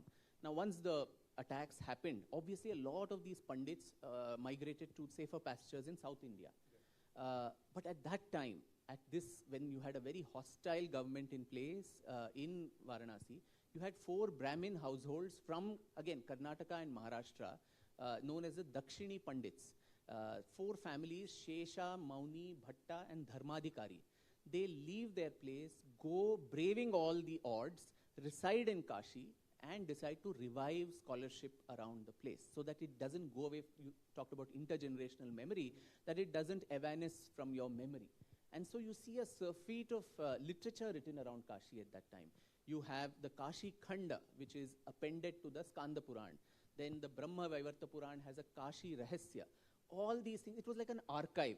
We don't know when the next iconoclastic wave will come, when the temples will disappear. So almost like a spatial geography, our ancestors, Sadhguru had mentioned, we don't have documentation. We have documentation, but in a different manner. If you see these Kashi Khand and Kashi Rahasya and several others, everything is marked. You have the Vishwanath temple at the center, go right, so many courses, this linga appears, then you take a left turn, that linga appears, because Kashi has been conceptualized as a yantra, where at the nucleus is Vishwanath, but if you break even one part of that yantra, then the magnetic field, the cosmic energy dissipates. So they at least preserved it like a map without drawing it on a map, but in poetry form and verse, which is how we recorded our history. So these families went there and started writing this. And then, of course, and the best part, we're talking of translation now, these books were then translated into all Indian languages. In Telugu, the Vijayanagar Empire was strong from the 14th century. So a lot of the Kashi Khand and so on got translated into Telugu by this poet called Srinatha and several other of these books. And then in Marathi, you had a Guru Charitra of the Dattatreya Sampradaya. There also there is a complete detail of this Panchakroshi Yatra, Panch Kos ki Yatra. That much, what all you need to do, everything mentioned to in detail even to the common people. So in Marathi, which happens to be my mother tongue, there is a proverb which I've even heard at home, which says, Kashi's jave nitya vadave. I believe the women folk of the house used to keep saying that. Let us keep saying every day that let us go to Kashi. And one day our manifestation may happen if your thoughts are on that particular thing. And why was that so important? Because in Kashi, you were assured of mukti. Shiva himself in the Skanda Purana is supposed to have said that any person who renounces his body there, once the soul comes out of the mortal coil, Shiva himself will whisper Tarak Ram mantra in his ears, and the soul is assured of liberation, mukti, moksha. And all our Sanatan faiths, whether it is Hinduism, Buddhism, Jainism, we've all spoken of nirvana, moksha. So here is a thing which is giving you a guarantee that irrespective of what you do in life, you're going to get moksha. So that's why every part of India wanted a pie in this. So even the Mysore Maharaja, you have a Mysore Ghat, you have so many constructions there. And finally, when this iconoclastic wave happens of Aurangzeb in 1669, Chhatrapati Shivaji Maharaj was alive then, and his mother Jijabai is supposed to have got very angry about this, and she gave him a challenge that if you are man enough, the goal of your life should be to free this temple. And in Marathi poetry, there's a lot of evocative verses which say when Shivaji was on his deathbed, a lot of people said, make a safe passage to the next world. And he's supposed to have said, how can I die in peace when my Kashi Vishwanath is still not liberated? And these are very evocative poetry in Marathi that is written. So today when people say, oh, this is some BJP agenda, RSS agenda, I mean, that may be what it is. But Shivaji and, that Bengal ruler or Veera Narasimha had nothing to do with the RSS. So these things which we reduce it to such, basal levels of today's politics and tutu meme, without understanding or totally forgetting the larger civilizational vision. And that's why the Maratha Empire constantly, all through the 18th century, bargained with the Mughals, with the Awadh Nawabs, and later the East India Company, whether it was with Hastings or Cornwallis. In fact, even when the Third Anglo-Mysore War was being fought, and the Marathas and the British fought jointly against Tipu Sultan, one of the clauses that Nana Fadnavis puts is, give us Kashi Vishwanath back. Of course, Cornwallis rejected that. But so this was constantly there in the minds of the rulers, of the commoners, everybody. And finally, it was Ahilyabai Holkar who finally built that structure that you see today, the temple. And there too, the temple domes were gold-plated by Maharaja Ranjit Singh, a Sikh ruler of Punjab. And today we talk about Khalistan, we talk about Hindus and Sikhs being different. So history, I think, has a very different message compared to what our contemporary politics and contemporary discourse talks about. Yeah, in fact, I was about to ask this question. Good that you have summed up, which is leading to this question. We see lots of communal unrest. Politicians, they call them, this is a very minor incident or skirmishes. This we have discussed even among ourselves. Yeah, we have discussed among ourselves. I always wonder this. What is happening to the intelligentsia? Right? So that is, there are many religious leaders, be it a Hindu, Muslim, Sikh, and as you mentioned just now. So why aren't they coming forward to educate the highly fanatic people about well-being of the society? We saw, there was so many jokes also regarding that Kothambari Sappu and so many things. Small incident, but you magnify in such a way that there is nobody who can take the sides, and everybody has his own view. So I agree with you that social cohesion, harmony, and secularism are all two-sided relationships, and all communities must meet basically to come forward and halfway then expect only one side to carry the mantle. I think there Dr. Bhairappa's remarks are very pertinent. He says the edifice of national unity and social cohesion cannot rest on the faulty foundations of whitewashed history. And I think that is the biggest bane. This is the elephant in the room. which we need to full and square address. I think in the aftermath of a very bloody partition, which was on communal lines, I can understand the psyche of the founding fathers, mothers of this country, saying, let's not talk about, difficult issues of our past. We've had a stormy past. Will Durant calls the Islamic invasion of India as one of the bloodiest tales of human history, not just of India's history. But let's not talk about it. People will get upset, which is a very wrong, approach in my view. We openly talk about the atrocities of the East India Company or what Churchill did in Bengal. We talk about all of that. Never for once do we think that that is going to offend the Christians of India because they are of the same religion as our colonial masters. So why then should Muhammad Ghazni, Ghori, Aurangzeb, Tipu Sultan, all these people be hyphenated with today's communities? And why should also, on the converse, today's communities valorize people whose atrocities were equally on their ancestors as much as maybe the Hindus and the other communities of India? So to say that, to talk about this is going to make someone upset, and for that we will fabricate history. Now their own accounts, the chroniclers' accounts can say certain things, but we will not talk about it. We will create another issue. So this is not historiography, and that is what has happened in India after independence. I'll give you a couple of instances. The popular narrative is Muhammad Ghazni destroyed Somnath not for religious or theological issues. It was for the wealth that was found there. Is the normal this thing, even by eminent historians like Professor Romila Thapar. But what do the primary sources say?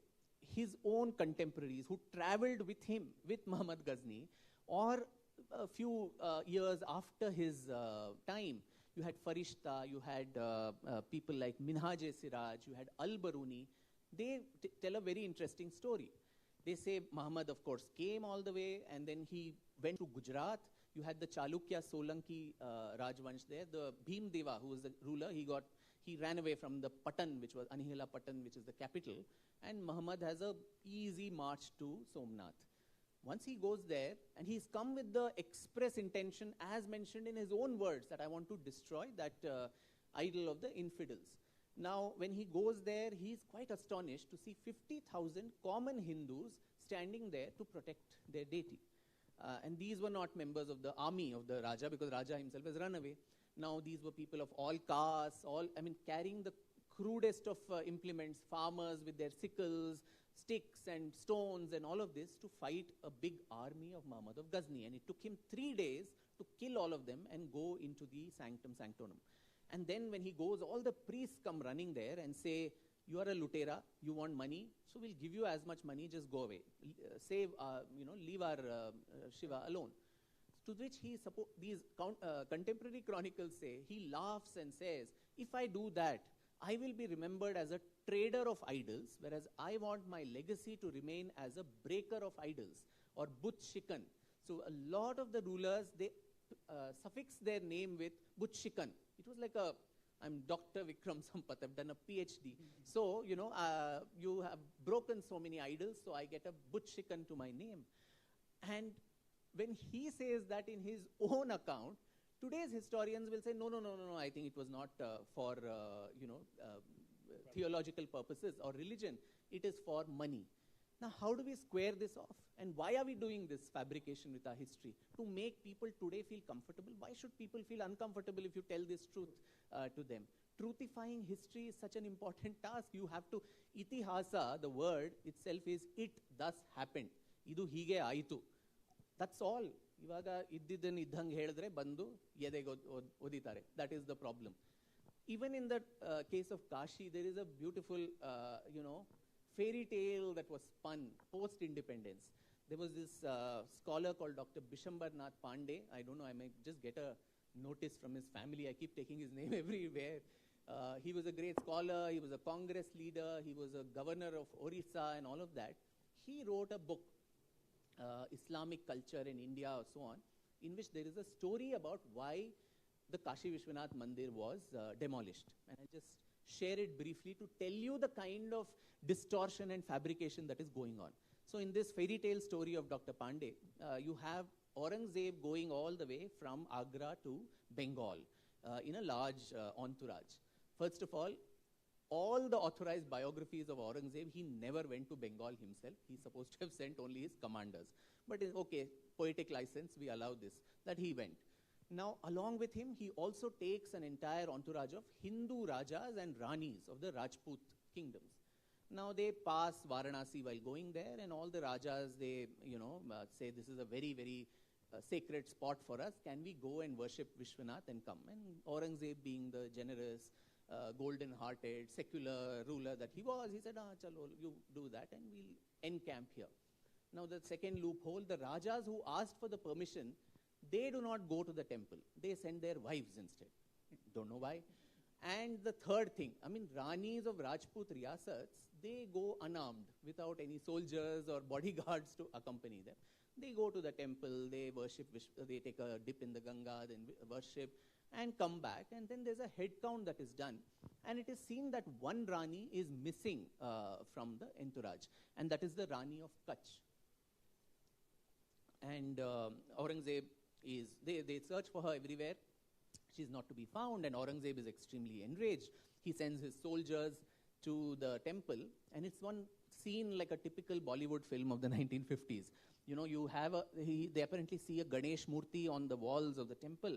When they move it a bit, the wall just slides. The wall of the Kashi Vishwanath Mandir slides, and there is a flight of stairs which goes to an underground sort of a tunnel or something that's there. And there they find this Rani of Kutch sitting without her clothes and without her ornaments, wailing loudly, and they ask her what happened. And they said, these are the wicked Brahmin priests of this temple who molested me, and this is apparently the exercise of all the, that's how the Brahmins are. The Brahmin has to be demonized most often. So this is how they always are, and whoever wealthy pilgrims come, they loot them and go away. This enraged the Hindu Rajas so much that the Rajas and the Ranis, they prevailed upon Aurangzeb to demolish the mosque, saying this is a temple of Satan. Aurangzeb did not want to do it, but there was so much of public pressure, no Jahanpana, please do it for us. And so with a very heavy heart, Aurangzeb broke Kashi Vishwanath temple down. Now I don't know which Rani was found in which tunnel in Mathura and Somnath and what all other stories are spun for that. So in history, if you make any assertion, people will ask, source batao, where did you get this story from? So Pandeyji's story, if you trace it back, it goes to another pre-independence book of Pattabi Sitaramaya, who was the Congress president and also a chronicler of Congress history. He, in one book called Feathers and Stone or something, he narrates this story and says this incident is mentioned in a very rare manuscript that he found in Lucknow with a mullah. And there was a common friend between Sitaramaya and the mullah who promised to give him that manuscript. But that friend died or mullah died or whatever. But Sitaramaya did not get to see the manuscript himself. But he says this is a very credible and a popular story all over Varanasi. Just imagine, unknown mullah, unnamed manuscript, unknown friend. And on the basis of this story, you don't know which year Aurangzeb went. You have spun an entire story around it. And believe you me, there have been 2-3 PhDs which quote this story. And sometimes I don't know whether you need to get angry or we need to laugh at them, because even today when Vishnu Jain is on television debates, showing facts, showing details, documents and all that, there will be some loony on the other side who will say, no, Pandeyji, Sitaramaya have said this. And that is the whole modus operandi. One person will plant a lie, and then you will quote that. Then someone there will quote both of us. Then someone else will quote all four of us. And this, in this peer-reviewed cabal of ours, we will just make a circulation, mafia and attest each other. I'll pat your back, you will pat mine, I'll pat her. And then we'll just, keep propagating a lie like this on something so important. So I think today, we were talking earlier, you said the youngsters are so keen on knowing history. I think today is the age of social media, which has its pros and cons. Information is available at the tip of your finger.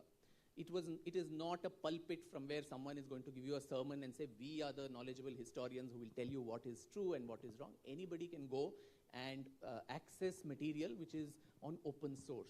So people are questioning the status quo and the existed facts which have been there for long, and that is where the rupture is happening, where people are saying, hey, doesn't seem to be true.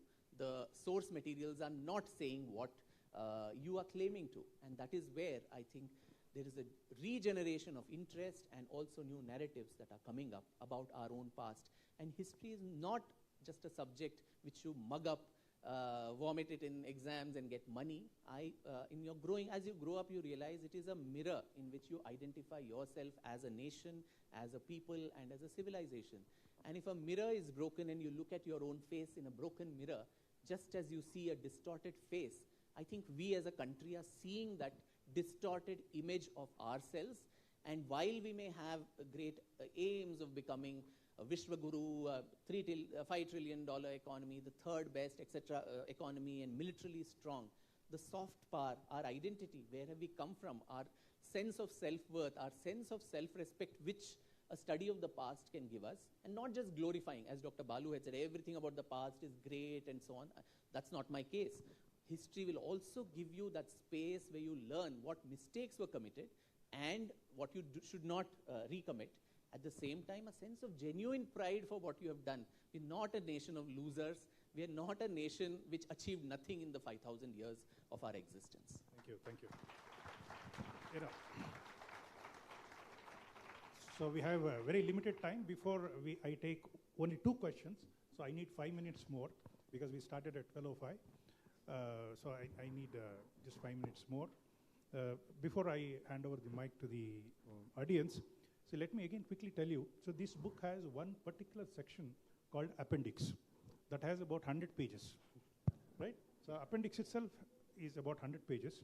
And he has very well documented that. And why I'm so particular about this is he has very convincingly elaborated the archaeological survey of the Gyanvapi Mosque, and which was, I think, in my opinion, the best way forward suggested by the Honorable Court. And we should note that ASI has used some of the latest technology in really understanding some of the manuscripts or the design and so on. It's an 800-page report. Yeah. 800 pages of an ASI survey that has been done, which shows inscriptions in not Telugu? just Devanagari, but in Kannada, in Tamil, in Telugu, on the walls of that old temple. Now, see that also, you don't need an ASI survey to prove that it was a temple. I'm sure, I don't know how many of you have gone to Varanasi and the Kashi Vishwanath Mandir. You enter from gate 4. The first thing you see is, first of all, the Gyanvapi Mosque. That itself is a oxymoron, a Sanskrit word, Gyan, knowledge, Vapi, well, the well of knowledge. Uska mosque. So, and Aurangzeb, if he wanted, he could have demolished the whole structure and built a magnificent mosque in its place. But he left the western walls of the old temple as it is and imposed 3 domes on it. So that every day, the Hindus of India or the Hindus of Kashi, when they see this structure, there is insult that is felt, that our most sacred Jyotirlinga has been reduced to this state. So you can think of the perversion, but thank God for that. I mean, Aurangzeb left that, so it helped the ASI, today. Because in Ayodhya, the entire structure was demolished, and there people were saying, where is the evidence? Where is the evidence that this was Ram?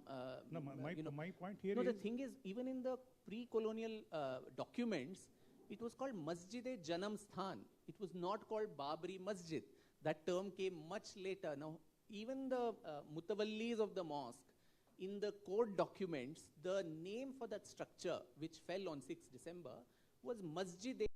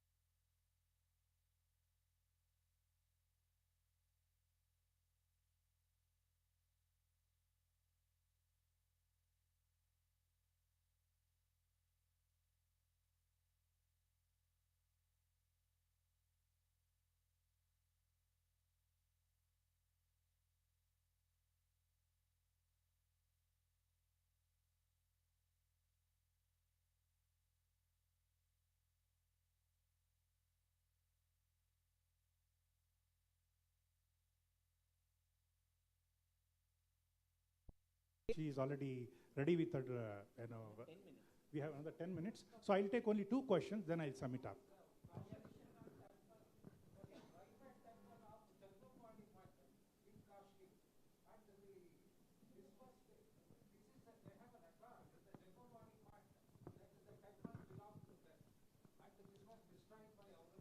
Yes, sir. So there are many such stories.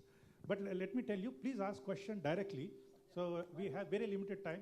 A question, please. My question is to Dr. Sampath, sir. Your PhD in history and music for a student of Science School of Management switched over to history. What happened to switch over? Number one. Number two, when we see Encyclopedia Britannica, BC, it says that the actual AD and BC, Anno Domini and before Christ, is calculation. There is nothing relationship between this birth and death of Christ, but it is only the starting point of the foundation laying ceremony of Roman Empire. If you say 2 BC means it is 2 years before the foundation laying ceremony. If it is 2 AD means after the 2 years of foundation laying ceremony. If 20 years of Sir, Christ. Question, your question, please. My question is that it is misleading to the students in all the history books that if you say AD and BC, which has nothing to do with we don't use now. We now use called CE, CE. Common Yeah. Era. Common So Era. in case if something before that, we use BCE. That has been changed. Okay, now that's the change over from management to... Yeah, one question. I think there is another question. Can you please come directly to the question? Yes.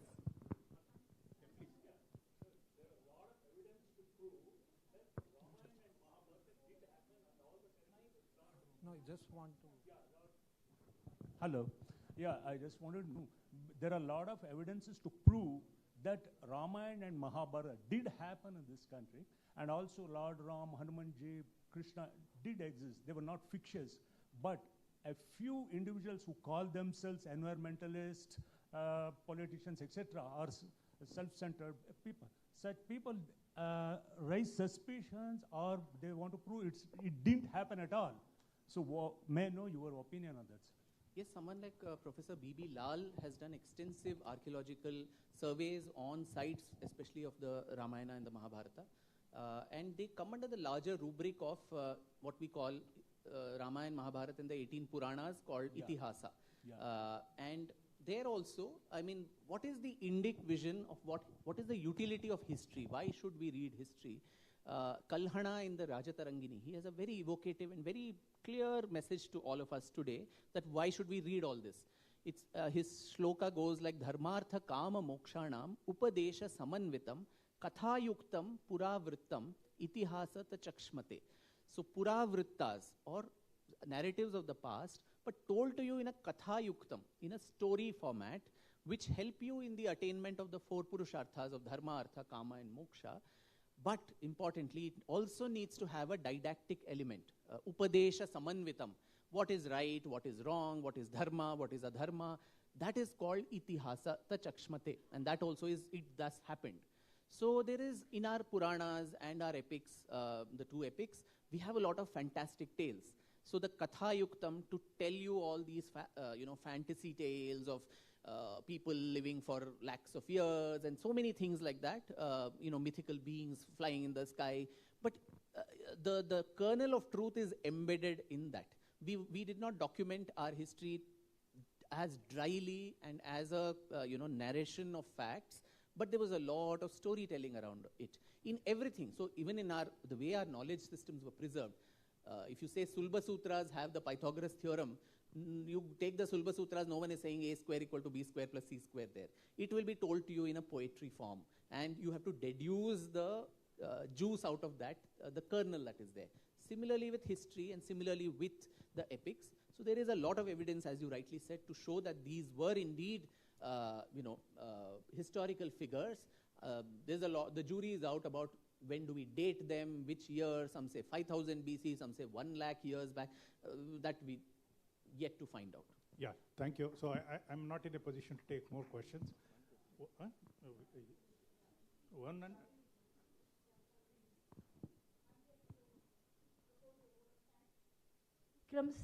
I need to conclude. We ideally have 5 more minutes as per the watch, but yes. I'm sure the organizers know.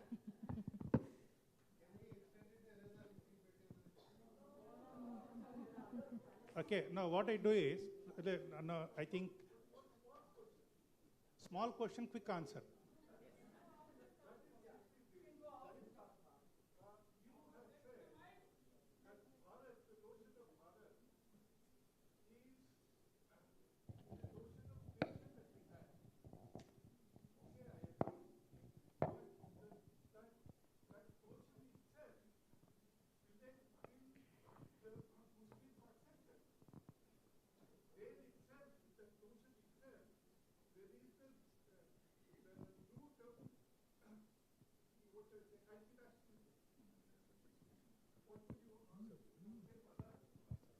No, I don't think so. We'll have to make the effort. I mean, Indonesia is a predominantly Muslim country, but they revere Lord Ram. Ram Leela is performed there as one of the major national dances. So you can have a faith of anything, but these are cultural and nationalistic icons. And that message has to go more strongly and deeply. And that cannot go if you keep fabricating the past. Okay, so with these things, let me quickly conclude. Again, in this book, there is an interesting message that Mark Twain, he has quoted one thing. Since we spoke so much about Kashi, so he says, Banaras is older than history, older than tradition, older than even legend, and looks twice as old as all of them put together. This is what Mark Twain says. Thank you, Vikram, for spending a great deal of time with us. We are really honored with your inspirational discussion. And in fact, I'm sure if I'm sure this is one of the most interesting and very lively, memorable sessions. I thank the organizers, especially Shubha Sanjayaras. She took a bit of risk in asking engineering college ex-principal to come onto the stage. You know, for us, 15 minutes is too short a time. Thank you very much to her. And lastly, my dear friends, I should say Bharat stands as a very unique and country, and it's vibrant thread woven and the rich fabric of history, culture, and tradition. And again, the last sentence I say, this is not to make you get agitated. Karl Popper, again, he said in this book, I quote, this is a very good statement. He says, please listen to this. In order to maintain a tolerant society, the society must retain the right to be intolerant of intolerance. Thanking you. Har Har Mahadev. Vikram's insightful and engaging talk has given us a glimpse into the fascinating life and times of one of India's most revered historical figures. His book is a testament to his scholarship and his ability to make history accessible to all. I thank you, Vikram, for sharing your knowledge and inspiration with us today. We are grateful for your time and expertise. I would like to thank Professor G.L. Shekhar for skillfully guiding a discussion with Vikram Sampath today. Your expertise and insightful questions brought out the best in Vikram's presentation and ensured an engaging and informative session for all of us. Thank you. Today, we have the pleasure of hosting three talented writers, Harish, who will blur the lines between fiction and reality. Harish Vasudevan, author of Redemption, Dev Prasad and Kiran Abraham, co-authors of The Conspiracy, who will take us on a journey that will leave us wondering, are we reading a crime novel, a thriller, or the headlines of our daily newspaper? Their gripping stories will keep us on the edge of our seats as they explore the darker aspects of human nature and the world we live in. Please join me in welcoming these three masters of suspense and intrigue.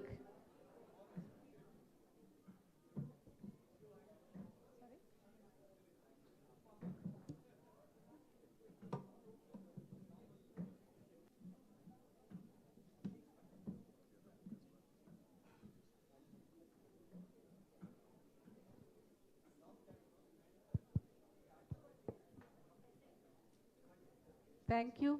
So we will begin the session now.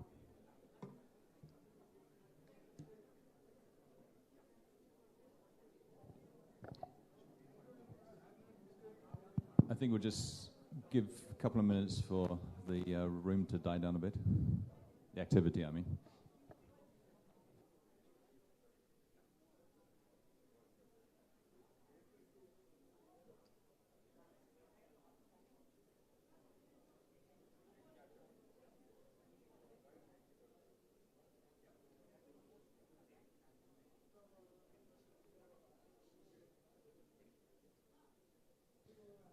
Good afternoon, ladies and gentlemen. Thank you all for coming here today and listening to a group of thriller authors talk about their craft. I just wanted to make a point about the topic on the screen behind us. It's a little bit misleading. None of the books we're talking about today are spy thrillers. We did have another author on the panel with us originally, but he had a session yesterday. And his book is a spy thriller. But the principles remain the same, whatever the genre of thrillers. The clue is in the name of the genre. It's a thriller, it needs to be thrilling. So whatever we write, it needs to keep the reader on edge. Now, today, the authors I have with me, they've written two thrillers, but very different type of thrillers. We have Harish's book, Redemption, which is a story that spans decades, is based in Bangalore, and is a very entertaining story of revenge and redemption. And we have Kiran and Dave's book, Conspiracy, which most of the action, it's a historical thriller, but most of the action takes place over 5 days. And it spans locations across India. So they're both very different, but the common thread is they are exciting, and as a reader, I've read them both this week, and they do keep you on edge. What I think I'd like to do is just perhaps start with Harish, and if you can just give a couple of words about what your book is about and how you got the idea to write it. Sure, thanks Mark, and hello everybody for spending 1 o'clock on a Sunday afternoon listening to 4 of us talk about spy adventures, or rather crime adventures. So the origin of this book actually is a real life incident that happened about 2 years ago in Hyderabad, where a young girl got raped by a bunch of young kids. And one of those boys who raped the girl was the son of an MLA. And when I read the story, my head went, there you go. Somebody important has committed a crime and is likely to get away with it yet again. So that's when I started thinking about, if I had to write a story where the person who committed the crime did not get away with it, how would I write the story? And the second was, I think crime is coming, the days of crime happens to somebody out there are gone, crime comes close, is very close to home. So I was thinking, if something like that happened to somebody close to me, how would what I'm calling a normal Indian family who doesn't have access to power and criminals, how would somebody like that deal with an episode like this? So that was the origin of the story. Started from a real life incident, then in my head I said, okay, if I wanted this person who had this horrible crime happen to them, take revenge in the Indian setting without giving away too much, without giving superhuman powers to this person, how would this person deal with it? So that's how I started writing the story, and then I it's a relatively simple revenge story of where the person who has the crime goes out and takes revenge, but in an interesting tech sort of way. That's how the inspiration came, and that's how I wrote the story. Yes, you're saying it's a relatively simple story, but there are quite a lot of twists and turns in it which really keep you on edge, but we'll go into that in more depth a bit later. Kiran and Dave, your story is very different. It's more, perhaps I can say, a bit Dan Brown-esque in terms of the what happens within the story and the locations as well, which, as I said, span all across India. Can you go into a bit of detail about your story without giving too much away? Okay, so good afternoon. The story revolves around a religious relic. So he has already given you a hint about Dan Brownish. So if you are going to expect something which is a religious thriller, there is a lot of data about Christianity, and there are a lot of evidences about Christianity in India. There are a lot of iconic places in India about Christianity, so this has been gelled well with a mix of thriller. I think anything more, I think I would be spilling the beans.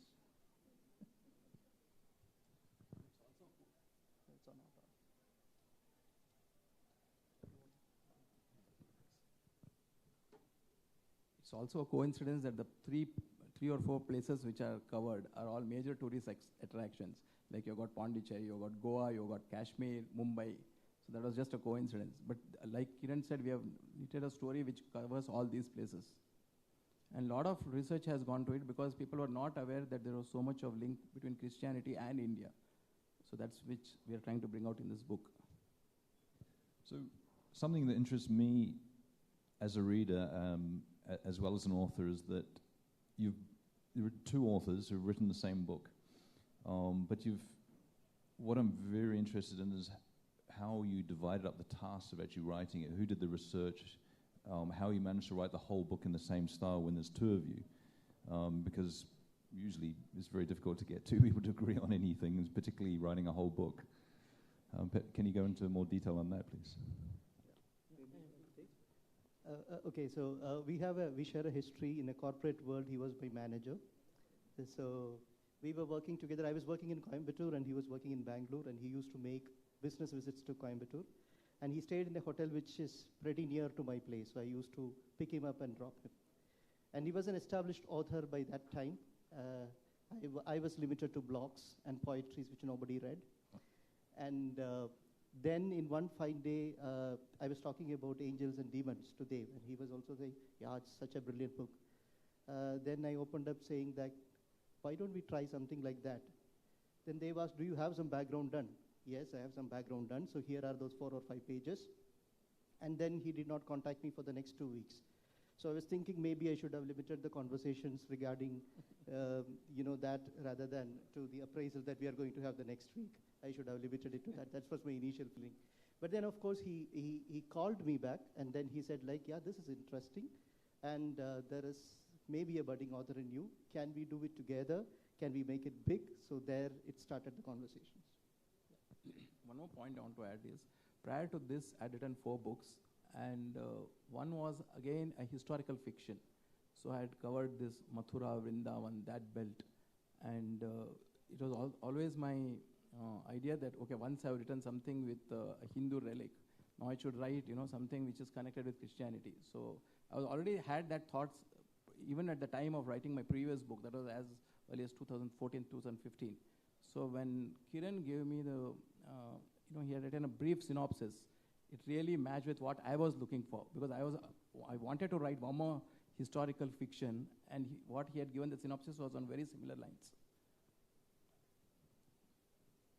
So, Harish, your book is very different in that there's need a lot of research in terms of the historical aspects and locations, whereas yours is more,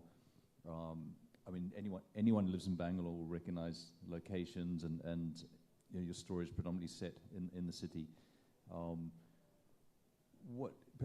Can you just give a bit of detail about your thought process in when you were, before you actually started writing? Because you mentioned to me yesterday that you had already written it in your head.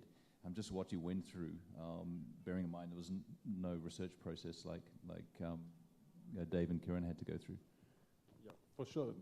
Writing historical fiction, you need to kind of stay true to some aspect of history while you take liberties, whereas mine was largely fiction, or it is entirely fiction except the inciting incident which actually happened in real life. So for me, it was, since I decided that I needed the people who committed the crime to pay the price for it, it was decision of all the characters in the book, who is the one who is likely to take revenge. And as you mentioned yesterday, you were surprised by that twist in the book. That was a conscious decision that I had to make. And without giving too much away, it is the mother who goes out to take revenge. Then the research was, in building her character in such a fashion that when she goes out and takes revenge, it is believable enough. It is not she goes out and she doesn't take a gun and go and shoot these people. She needs to be first persuaded to take revenge. So what is the process that she has, what is the change that she has to go through from saying it's all God's will to saying I'm the one who's going to take revenge?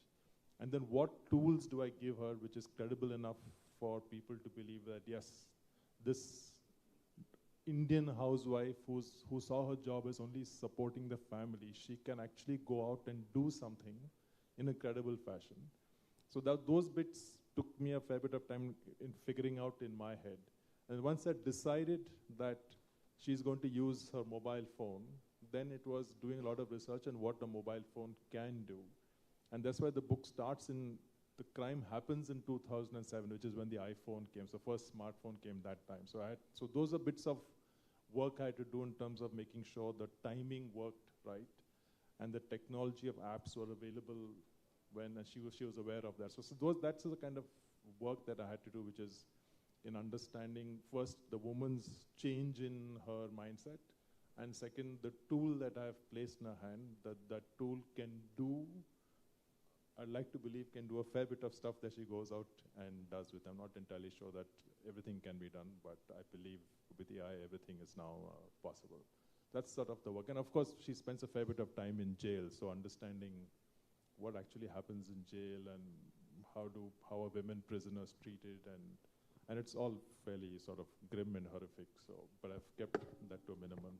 You mentioned at the end of the book the acknowledgements that you received a lot of help with respect to researching women's prisons. So yeah, so I spoke to a couple of people who are actually helping women under trial prisoners in India, and then to understand how are they treated, what happens to them, and everything that you read about is true and probably worse.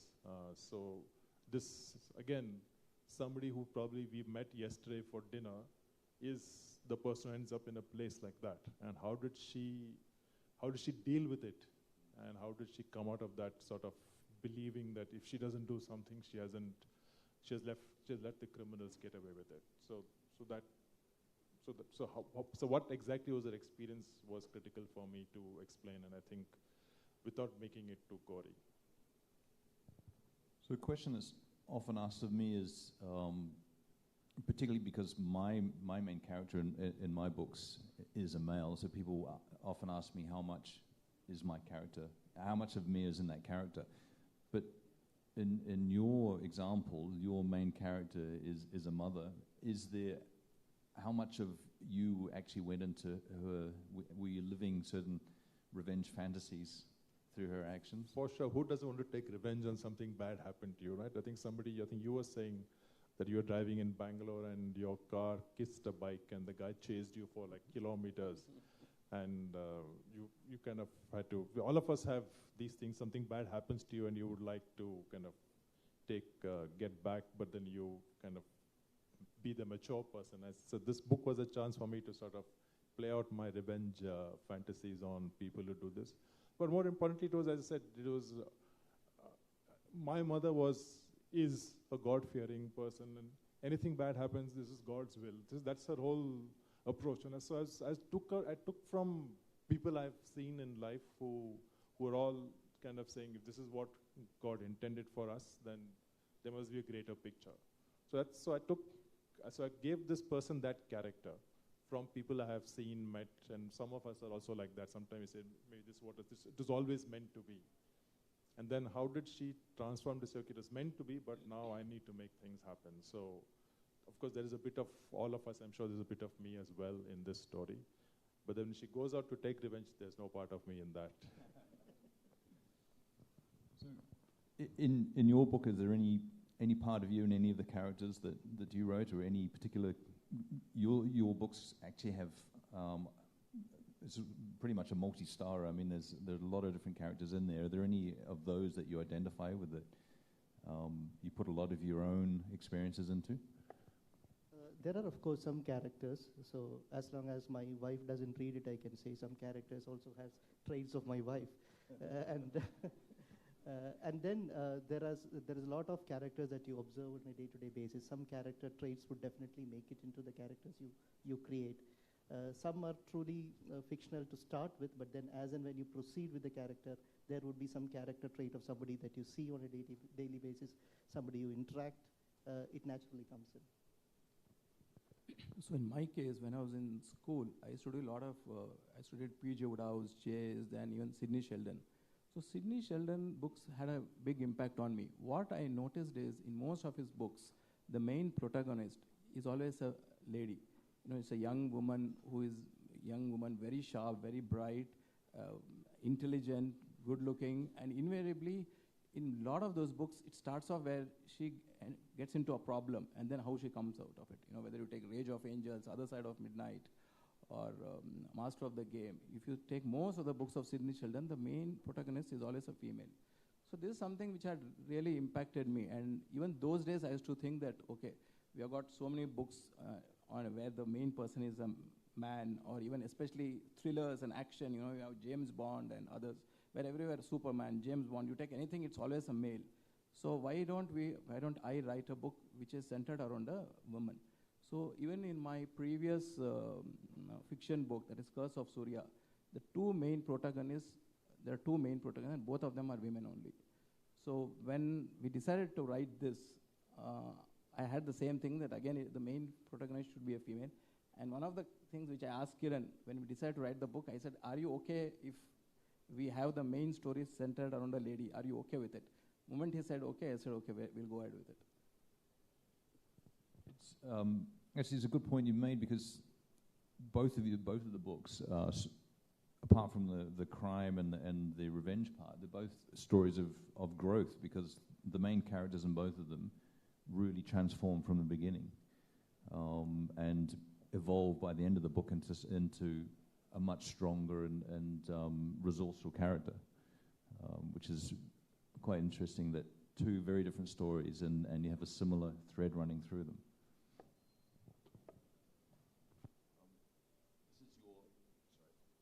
This is your first book, and it's as a thriller reader, I found it very gripping and hard to put down. Did you consciously make a decision to pace it in a certain way, or did the story just flow naturally in terms of keeping the reader on edge? So this is where I think I had the greatest amount of discussion, let me call it, with the publisher, who wanted lots more description, background, all of that. And for me, it was, let me write a story which I would read. And so for me, it was focusing on the action and getting the story done. So the pacing, there's some minor changes done, but the pacing was based on, okay, if this story had to flow where all the action happens and keeps the person's interest, what is sort of the smartest way to do it? And so I kept focus on the 3 or 4 characters that are central to the book, and made sure that there was action that flew through the entire thing. So for me, the greatest challenge actually was writing. I did physics, maths, and stats because those were subjects that required the least amount of writing when I was graduating. So for me, writing long chapters was the greatest challenge. So I've extended it as much as I could without making it look like the story was dragging. So the focus was, for me, the action of what the mother goes through, and as you said, how does she grow in those 15 years that she spends in jail, and what does she do when she comes out? So I wanted to make sure that I do not lose focus on the 3 characters, and the audience doesn't feel like it has, that the story has meandered. So maybe subplots could have emerged, but for me the focus was the redemption that the mother and daughter get at the end of the story. So I just made sure I wrote a book that I would like to read, and it turned out that people like you have said it's nice, pacey, doesn't drop. And somebody said somebody who read the book said from page 24 you get thrown over a cliff and then you never recover till the end of it. So I think in which case, job done. You did a very good job, and particularly for a first-time author, it's admirable. For your book, the pacing, you could say, is a little easy because it's all the action's happening over 5 days, so it's boom, boom, boom, boom. But there's a lot happening every day. So I put the same question to you. How did you manage the act of pacing it so that the reader is always kept enthralled? Okay, so there are two things. One is this, whatever you're seeing right now is the shortened version of the book. The book was actually way more than 110,000 or so words, where the publisher had a cut around 70,000, and then we still talked to the publisher, and then we went up to what, 84,000? 84,000. And you're absolutely right, because it's a much complex plot involving a lot of characters. So we had to adopt two strategies. One strategy was from James Patterson. All the chapters were very, very small and crisp.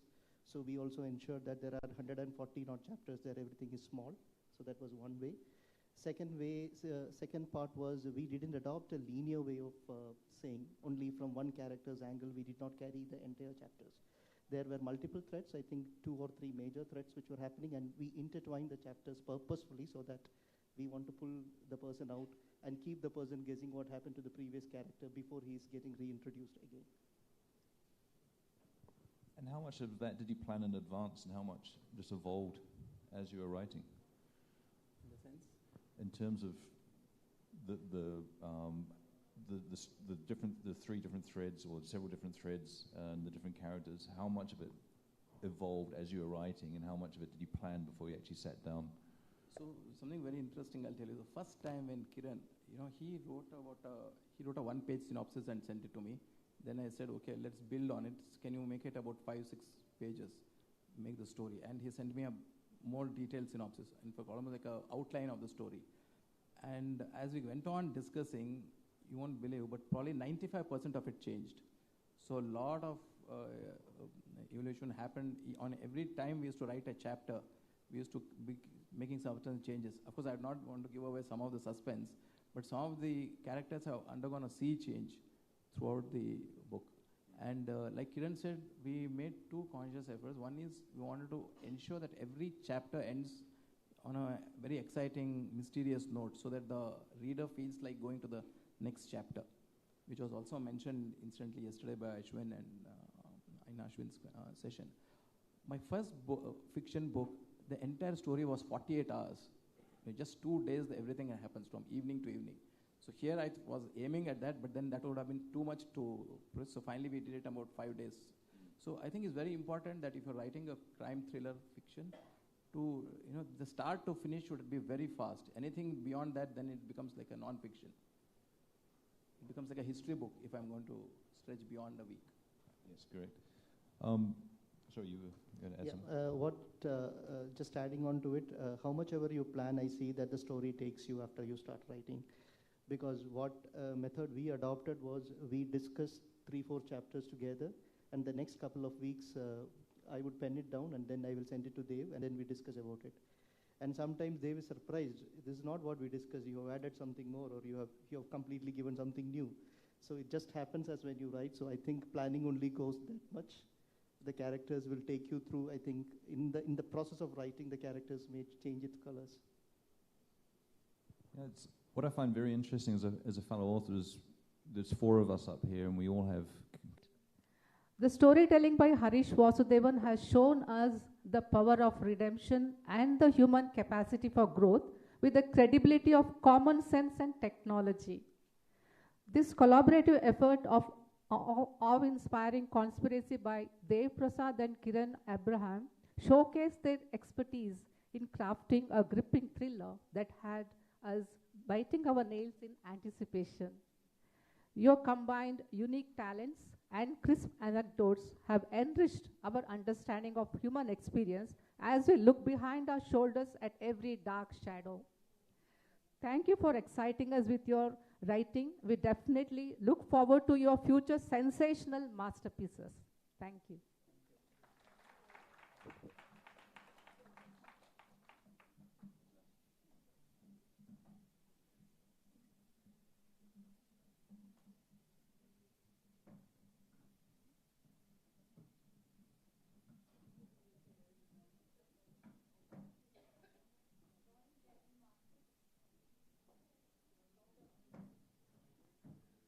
join Jerry Martin at the Mysuru Literature Festival for a discussion about his unwavering love for wildlife and his commitment to nurturing harmonious coexistence.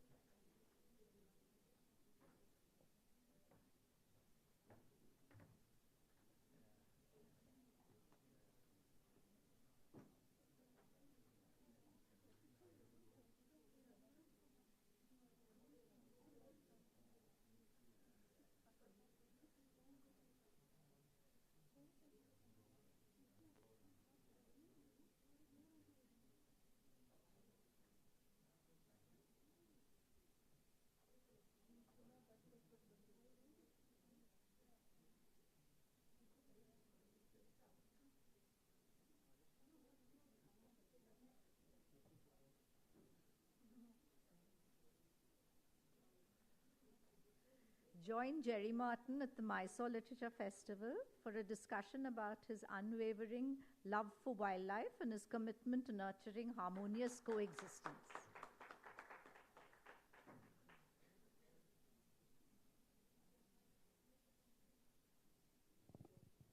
Hi, good afternoon, everyone. This feels like I'm facing a firing squad. But, yeah, I was hoping to actually meet many of you last night at dinner, but virus has had other plans for me. But I didn't want to miss this opportunity to talk about, well, my favorite kind of animal, which is a snake. And I think if I always hear some murmurs in the crowd whenever the word snake is mentioned. So what do you guys feel when you hear about snakes? Or if you, heaven forbid, were to see a snake in your backyard, what would you feel? Okay. I heard happy. Yes.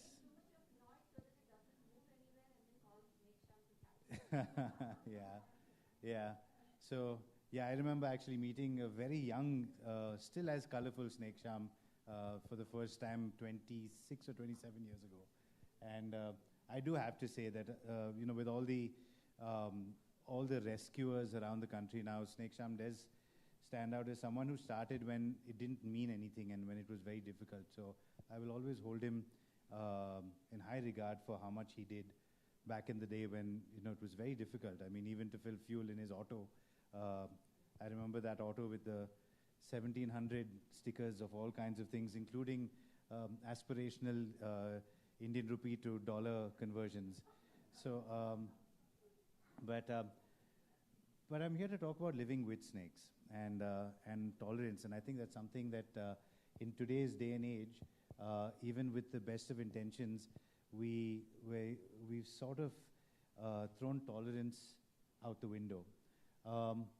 Now, if you look at a snake, and I think most of it was like, you know, oh, there's a snake here, and the best of intentions that we feel in the country are, let's find another place for it. Unfortunately, you can't do that without almost certainly killing the snake. So when you move a snake from one place to another, you almost certainly kill it. Something just gets short-circuited. And when I found out that for the first time, it made me feel, well, quite awful and very small, because until then I thought I was this, you know, really noble person doing so much good stuff. Whenever anyone called me, I was going this, you know, to rescue the people and rescue the snake, and I was doing such a great job. The problem is that I actually had inadvertently sentenced thousands of snakes to death. And I think that's where a lot of our, especially true in India, where we look at intent more than we look at result. And I think when it's just for us and our own aspirations or our own targets, that's fine. But when it means something else or someone or something else's life or well-being, I think we bear more responsibility there, and we at least should bear more responsibility. Everyone talks about coexistence, and I think coexistence comes from not saying, okay, I'll allow this thing to live, but saying that I will live with this thing. And that, I think, is a big difference in how we can make things better from every standpoint. I mean, we tolerate very little. I've received calls from new layouts where they say, there's a lot of frogs, and in the monsoons they're very loud. Yeah, that's what that's where that's where they've been all this time. None of these animals ever signed the sale deed. So, and if we look at ownership, well, we are probably the only species on the planet that thinks ownership of something else. So it's kind of unfair on that front as well to constantly enforce our enforce our capitalism pretty much on other wildlife and other species. So what I would really like to do today is have a bit more of a back and forth about how we can probably bring this about and stop taxing Snekesham so much, because just the other day, before he was actually going to do his book launch, he called and asked me if I was coming, and I was like, I can't, I've got this terrible viral, and I was hoping to be better by now, but I'm not. But he told me that day he had done 18 calls already. So if you look at the carbon footprint that our fear of snakes is inadvertently, stomping on our ecosystem, it's very, very high. I'd like to tell you a little story about my beginning with watching snakes. And I think this is very relevant to understanding how the difference between snakes and humans versus everything else. Bird watchers don't want to catch birds. Tiger spotters definitely don't want to catch the tigers. But for some reason, when it comes to snakes, it's about grabbing them. But when I couldn't have been more than 6 years old, I'd already developed a really deep fondness for snakes, but I was still very scared of them because of everything that everyone was saying around me. Everyone except my grandfather, that was. And my grandfather and I were walking to the pump shed at our farm in Bangalore back then, and we saw a cobra crossing the road, and it stopped, and I sort of pulled back, and my granddad, in his true fashion, just put his arm on my shoulder and said, "Don't worry, it'll go away." And the snake sort of half lifted its head, looked at us, and it went away. And I learned in that moment that I could very safely watch snakes. And I think that did me a lot of good and gave me a much deeper insight than, responding to the knee-jerk and, testosterone-fueled response of running after the snake and capturing it. So I saw all kinds of really cool things. I saw snakes, hunting, mating, escaping predation, all kinds of really wonderful behaviors that you don't get to see. And through this time, I think what happened in between, especially in my teen years, is that I was getting so much adulation because I could catch snakes that sort of overran everything else, and it smothered any other interest or any other possible channel. But it was only about being able to catch snakes. And I've seen, then it went on to being in television for a while. And again, it was only that, catching snakes and then having some excuse to catch the snake. Oh, he's catching snakes because he needs to do some research. And it's usually a really loose, anything that sort of can pass as research. Or he's saving the snake and he's going to relocate it to a better place.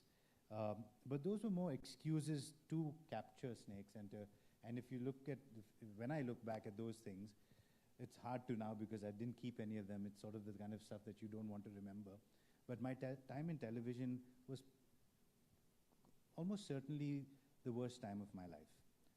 I achieved very little. I contributed even less.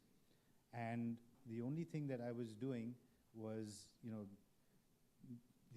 just sort of promoting myself, which is what is still the case with many interactions with snakes. And for some reason, it's seen as a very cool thing. But it's only cool because many people here are scared of snakes, right? But would you climb on a bamboo scaffolding 7 stories high, lashed together with coir rope?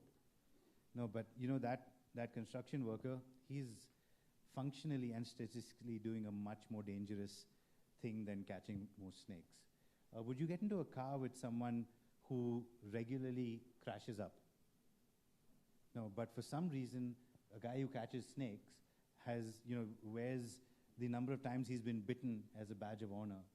But if that's your job, then don't mess up so often. It's as simple as that.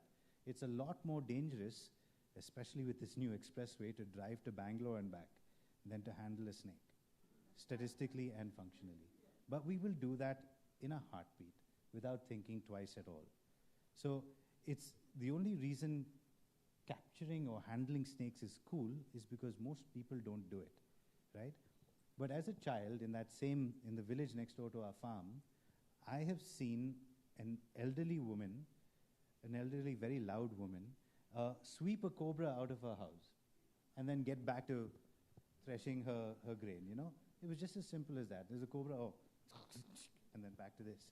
And her grandson goes into orbit at the sight of the smallest snake.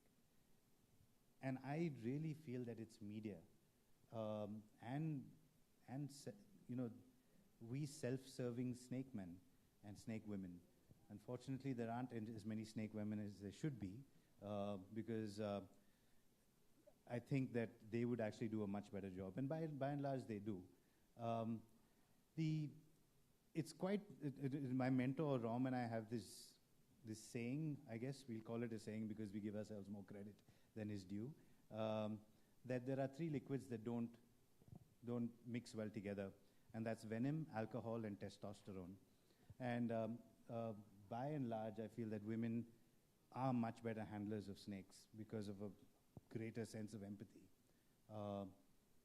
And if we started thinking like that more, I feel that there might be fewer guys working with snakes because it won't be as cool as anything else. And they'll go back to riding motorbikes without helmets and wearing the helmets on their elbows.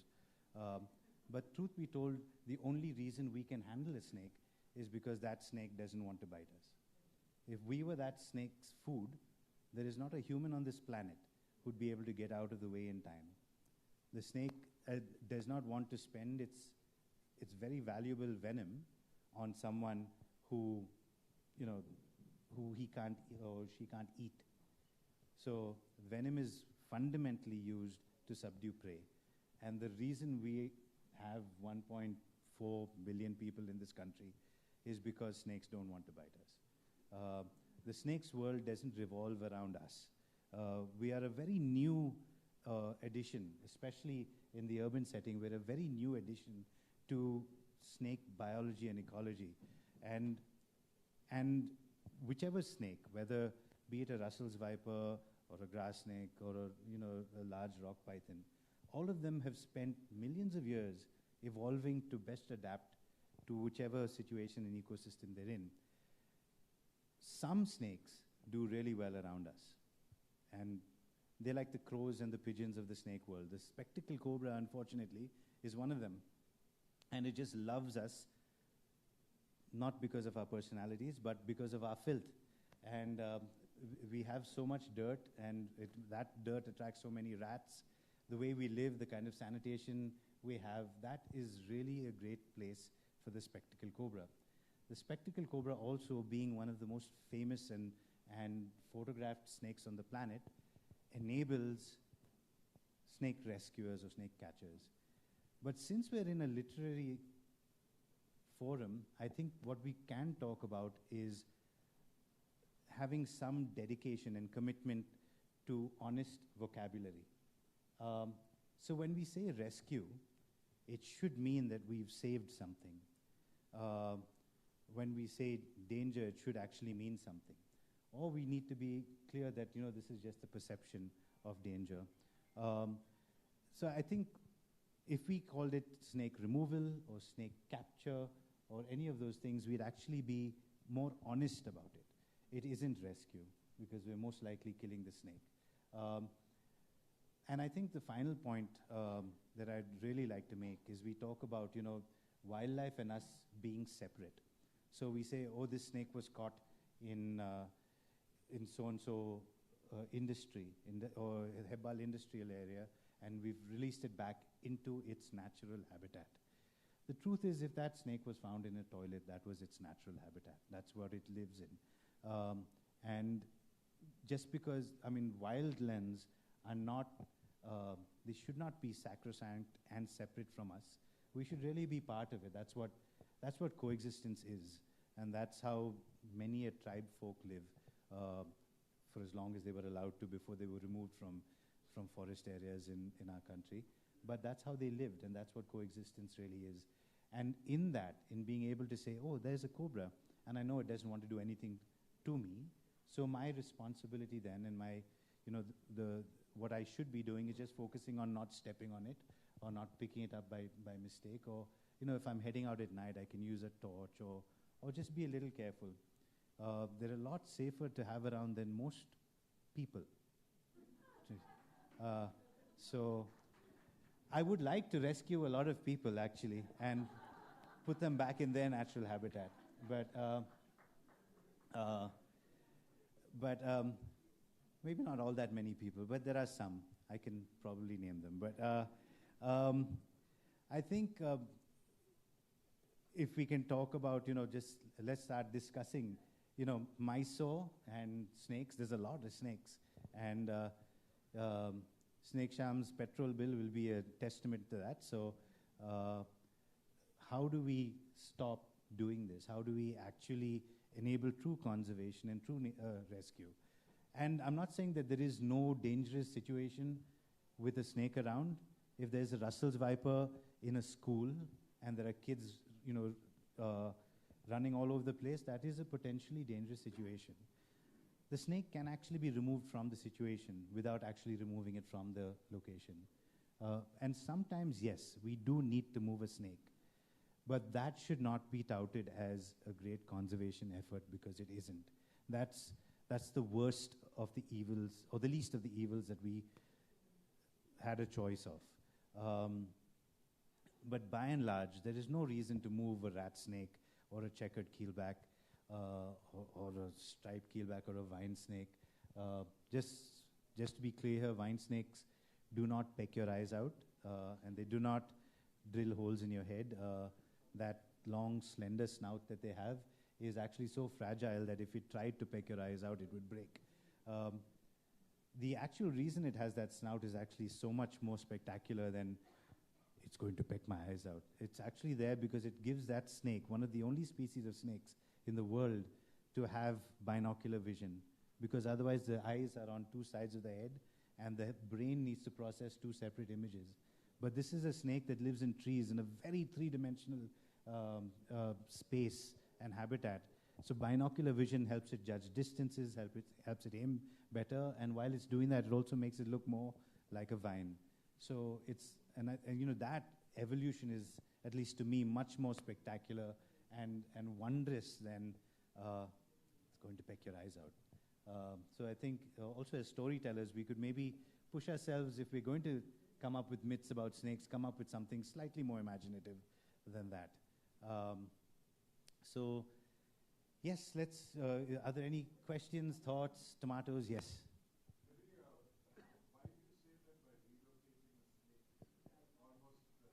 So one of the big difficulties with studying snakes is to be able to follow the same snake. But with the advent of radio telemetry, we're able to do that.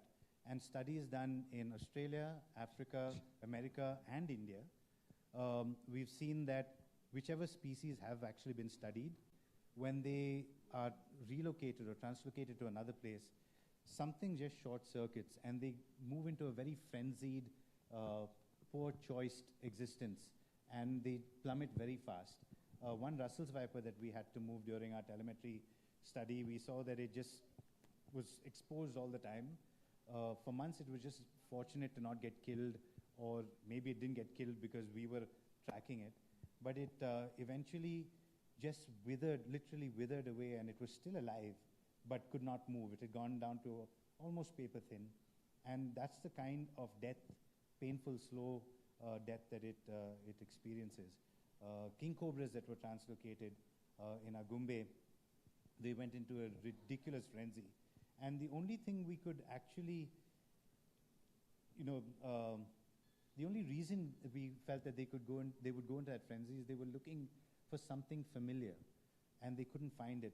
One large male crossed this one small road about 14 times within an hour, just going one way, looking, coming back this way, as opposed to a resident king cobra who, would be slowly moving along a stream, sniffing at something, and then just stopping mid-sentence, just waiting for stuff, then waking up again, going around. And that calm of knowing where that snake was. As we've seen resident snakes wake up, go about 400 meters, drink water, come back, and then go on with their day. So they know their space. It's not just the habitat. They do know their particular range. And I think moving them out of their range sort of just makes them snap. So, and it's really heart-wrenching to watch. I have a practical question. Okay, yes. What would you do if you found a cobra in your toilet? It happens to me. Yeah, move it outside the toilet, because although the cobras have been proven to be very good laxatives. So, yeah. But I think, so that's a clear example of where it's in a dangerous situation. But a cobra doesn't visit your toilet every day, right? It's an occasional thing. So a good thing to do would be to allow that cobra to learn that the toilet isn't a safe space for it as well, and chase it out of the toilet. It probably won't come back, at least not for the next few weeks. So, oh, that sounds like a very good laxative, actually. Yeah. The concept of a cobra in your toilet is probably a lot scarier than actually being able to see a cobra. But then, so I would actually call Snake Sham or someone like that to move it outside the house. So a snake, the thing is, it's not just one snake that's around. If you see a cobra, this is good and bad news, but if you see one cobra, it's not that there's one cobra around there. There's dozens. There's lots of them. It's just that cobra that you've seen that day. So the bad news is that there are dozens. The good news is also that there are dozens and you don't get to see them. That's how much snakes are trying and working at staying out of your way. And there are, cobras don't do as well as they do in cities out in the wild. If you go to a pristine habitat, you won't see this many cobras. Here in the city, there's hardly any competition, there's hardly any predation. They just do really well, and there's pretty much Swiggy delivering their food right up to their doorsteps, or your doorsteps. So it's a great place for cobras and rat snakes and checkered keelbacks. Not so great for other snakes. In fact, even if you speak with Snake Sham now, he will possibly lament about how many wonderful snake species he used to find earlier: banded racers, more vine snakes, bronzeback tree snakes, various species of wolf snakes and kukris. Nowadays, it's primarily just cobras, rat snakes, and that's because we've removed the heterogeneity of our space. It's all, it does so, which is why it's also very difficult to answer a question about snakes in general, because it's like saying, what do birds do?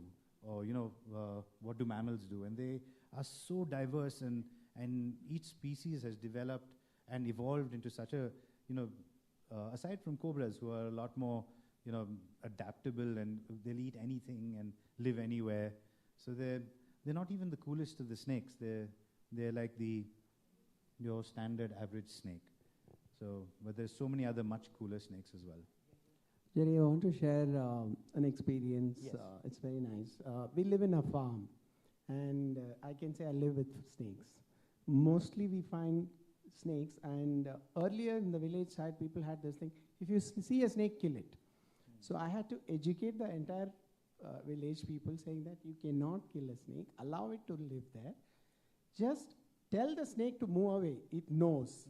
They used to mock at me, and I've shown them. Like, many times we have a boundary of our house. So I tell the snakes when they come there, I just tap on the floor and tell them, you cannot come here. Your area is that side, go. And I've seen it, and my gardener has seen it and said, Sir, Nivo, idra hatra maatadtira. I said, I'm maatadodalla, adu gottide. You need to learn to talk to them because they're like you. Yes. This is one of the examples I was wanting to share. Absolutely, you and Harry Potter.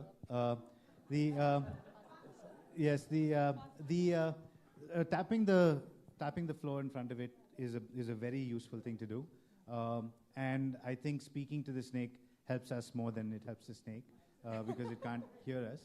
However, there are some snakes that will actually coil up and try and hide in response to trapping, like Russell's vipers. So not just tapping, but making a movement, especially in grass and stuff, is a good thing to do, and that will chase them away. No snake wants to pick a fight, and so. So this is from a place of where I want to learn. So I've been working with the community, I won't use the word community, but working with the tribals of the Soliga community for past 2 years. So it's in their daily way of life where they encounter a lot of things. But a person from so-called city space to go, my initial response is fear. So I stop and I don't know how to respond and also react. So also I'm an educator, so I have to teach children. Now that you're saying you dislocating them and all that is something very new to me. So where do we pick up? Where do we let go of this fear and this inhibition towards something like a snake and start learning about and also see them as something that we are part of? So that perspective also. I also a personal instance, like how did it start for you? Did it always start with a fascination or did it move from fear to fascination? Okay, the first thing about the Soligas, I would be kidding myself if I were to, think that I could tell a Soliga how best to live with wildlife. They are all tribe folk. As long as they're in their own space, are light years ahead of us in their understanding of how to live within an ecosystem without causing it to be destroyed or without destroying it completely. And I think that there's very little that you need to teach them there. You might need to teach them about our ways of life and point out how terrible they are. But I think they're actually fine. Okay. Yes.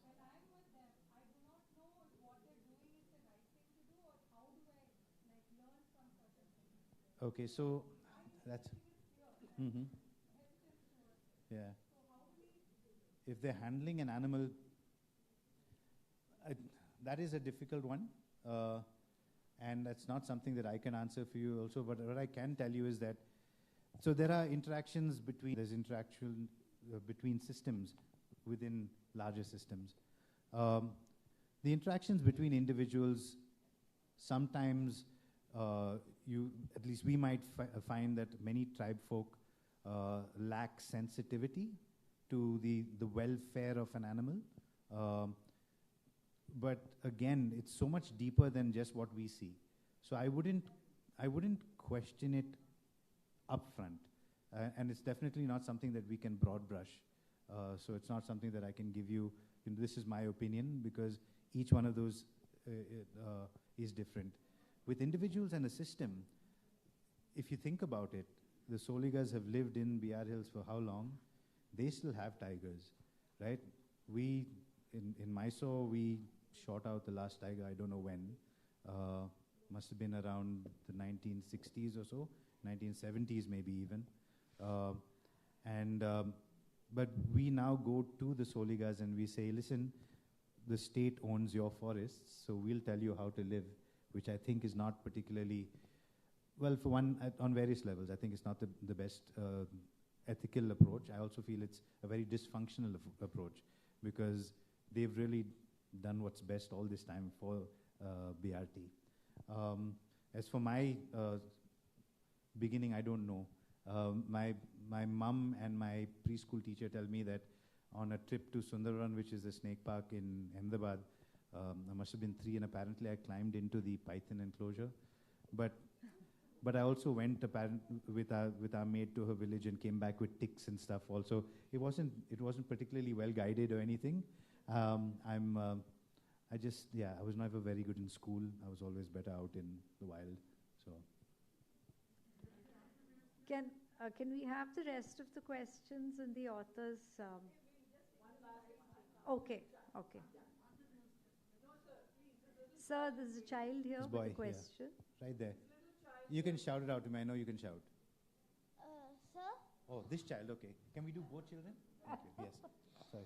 If we are near a snake, how can we at least shoo them away when they should not come near and not dare to bite? The best way to shoo a snake away is to look big and look like you're moving a lot, so it sees you.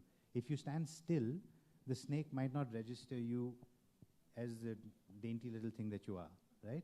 You need to be a little more visible and move a little bit, and that'll help. That the snake see you, and once the snake sees you, it won't come near you.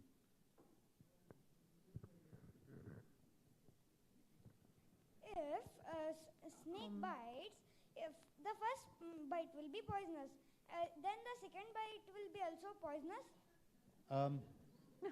Two things: don't get bitten twice by the same snake, or also, no. So snake venom is like your saliva. It's produced in a gland, and then it's also stored inside a venom sac. So, and snakes give out tiny, tiny bits of venom. It's a very powerful protein. So it can bite many, many times. So don't do this research. It's been done already. Okay, and all right. And no, sir, there are no amphibious snakes. There are snakes that can swim, but they have to breathe from air. Amphibians are able to breathe underwater as well. So can we take the rest of the questions outside? We're running out of time.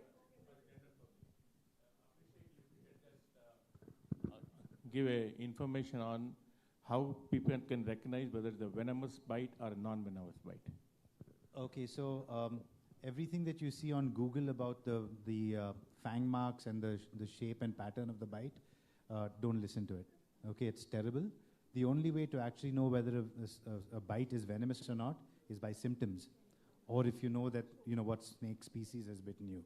So you need to get to a hospital after having taken out anything that might be constrictive, like rings, friendship bands, bangles, watches.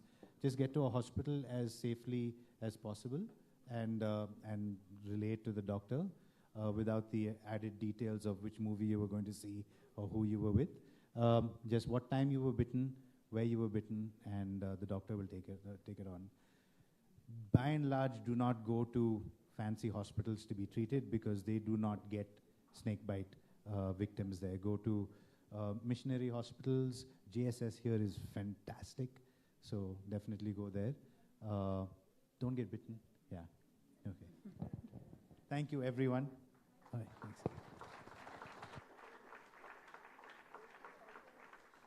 Thank you very much, Jerry, from all of us here, for having the discussion in spite of the fact that you've been so unwell.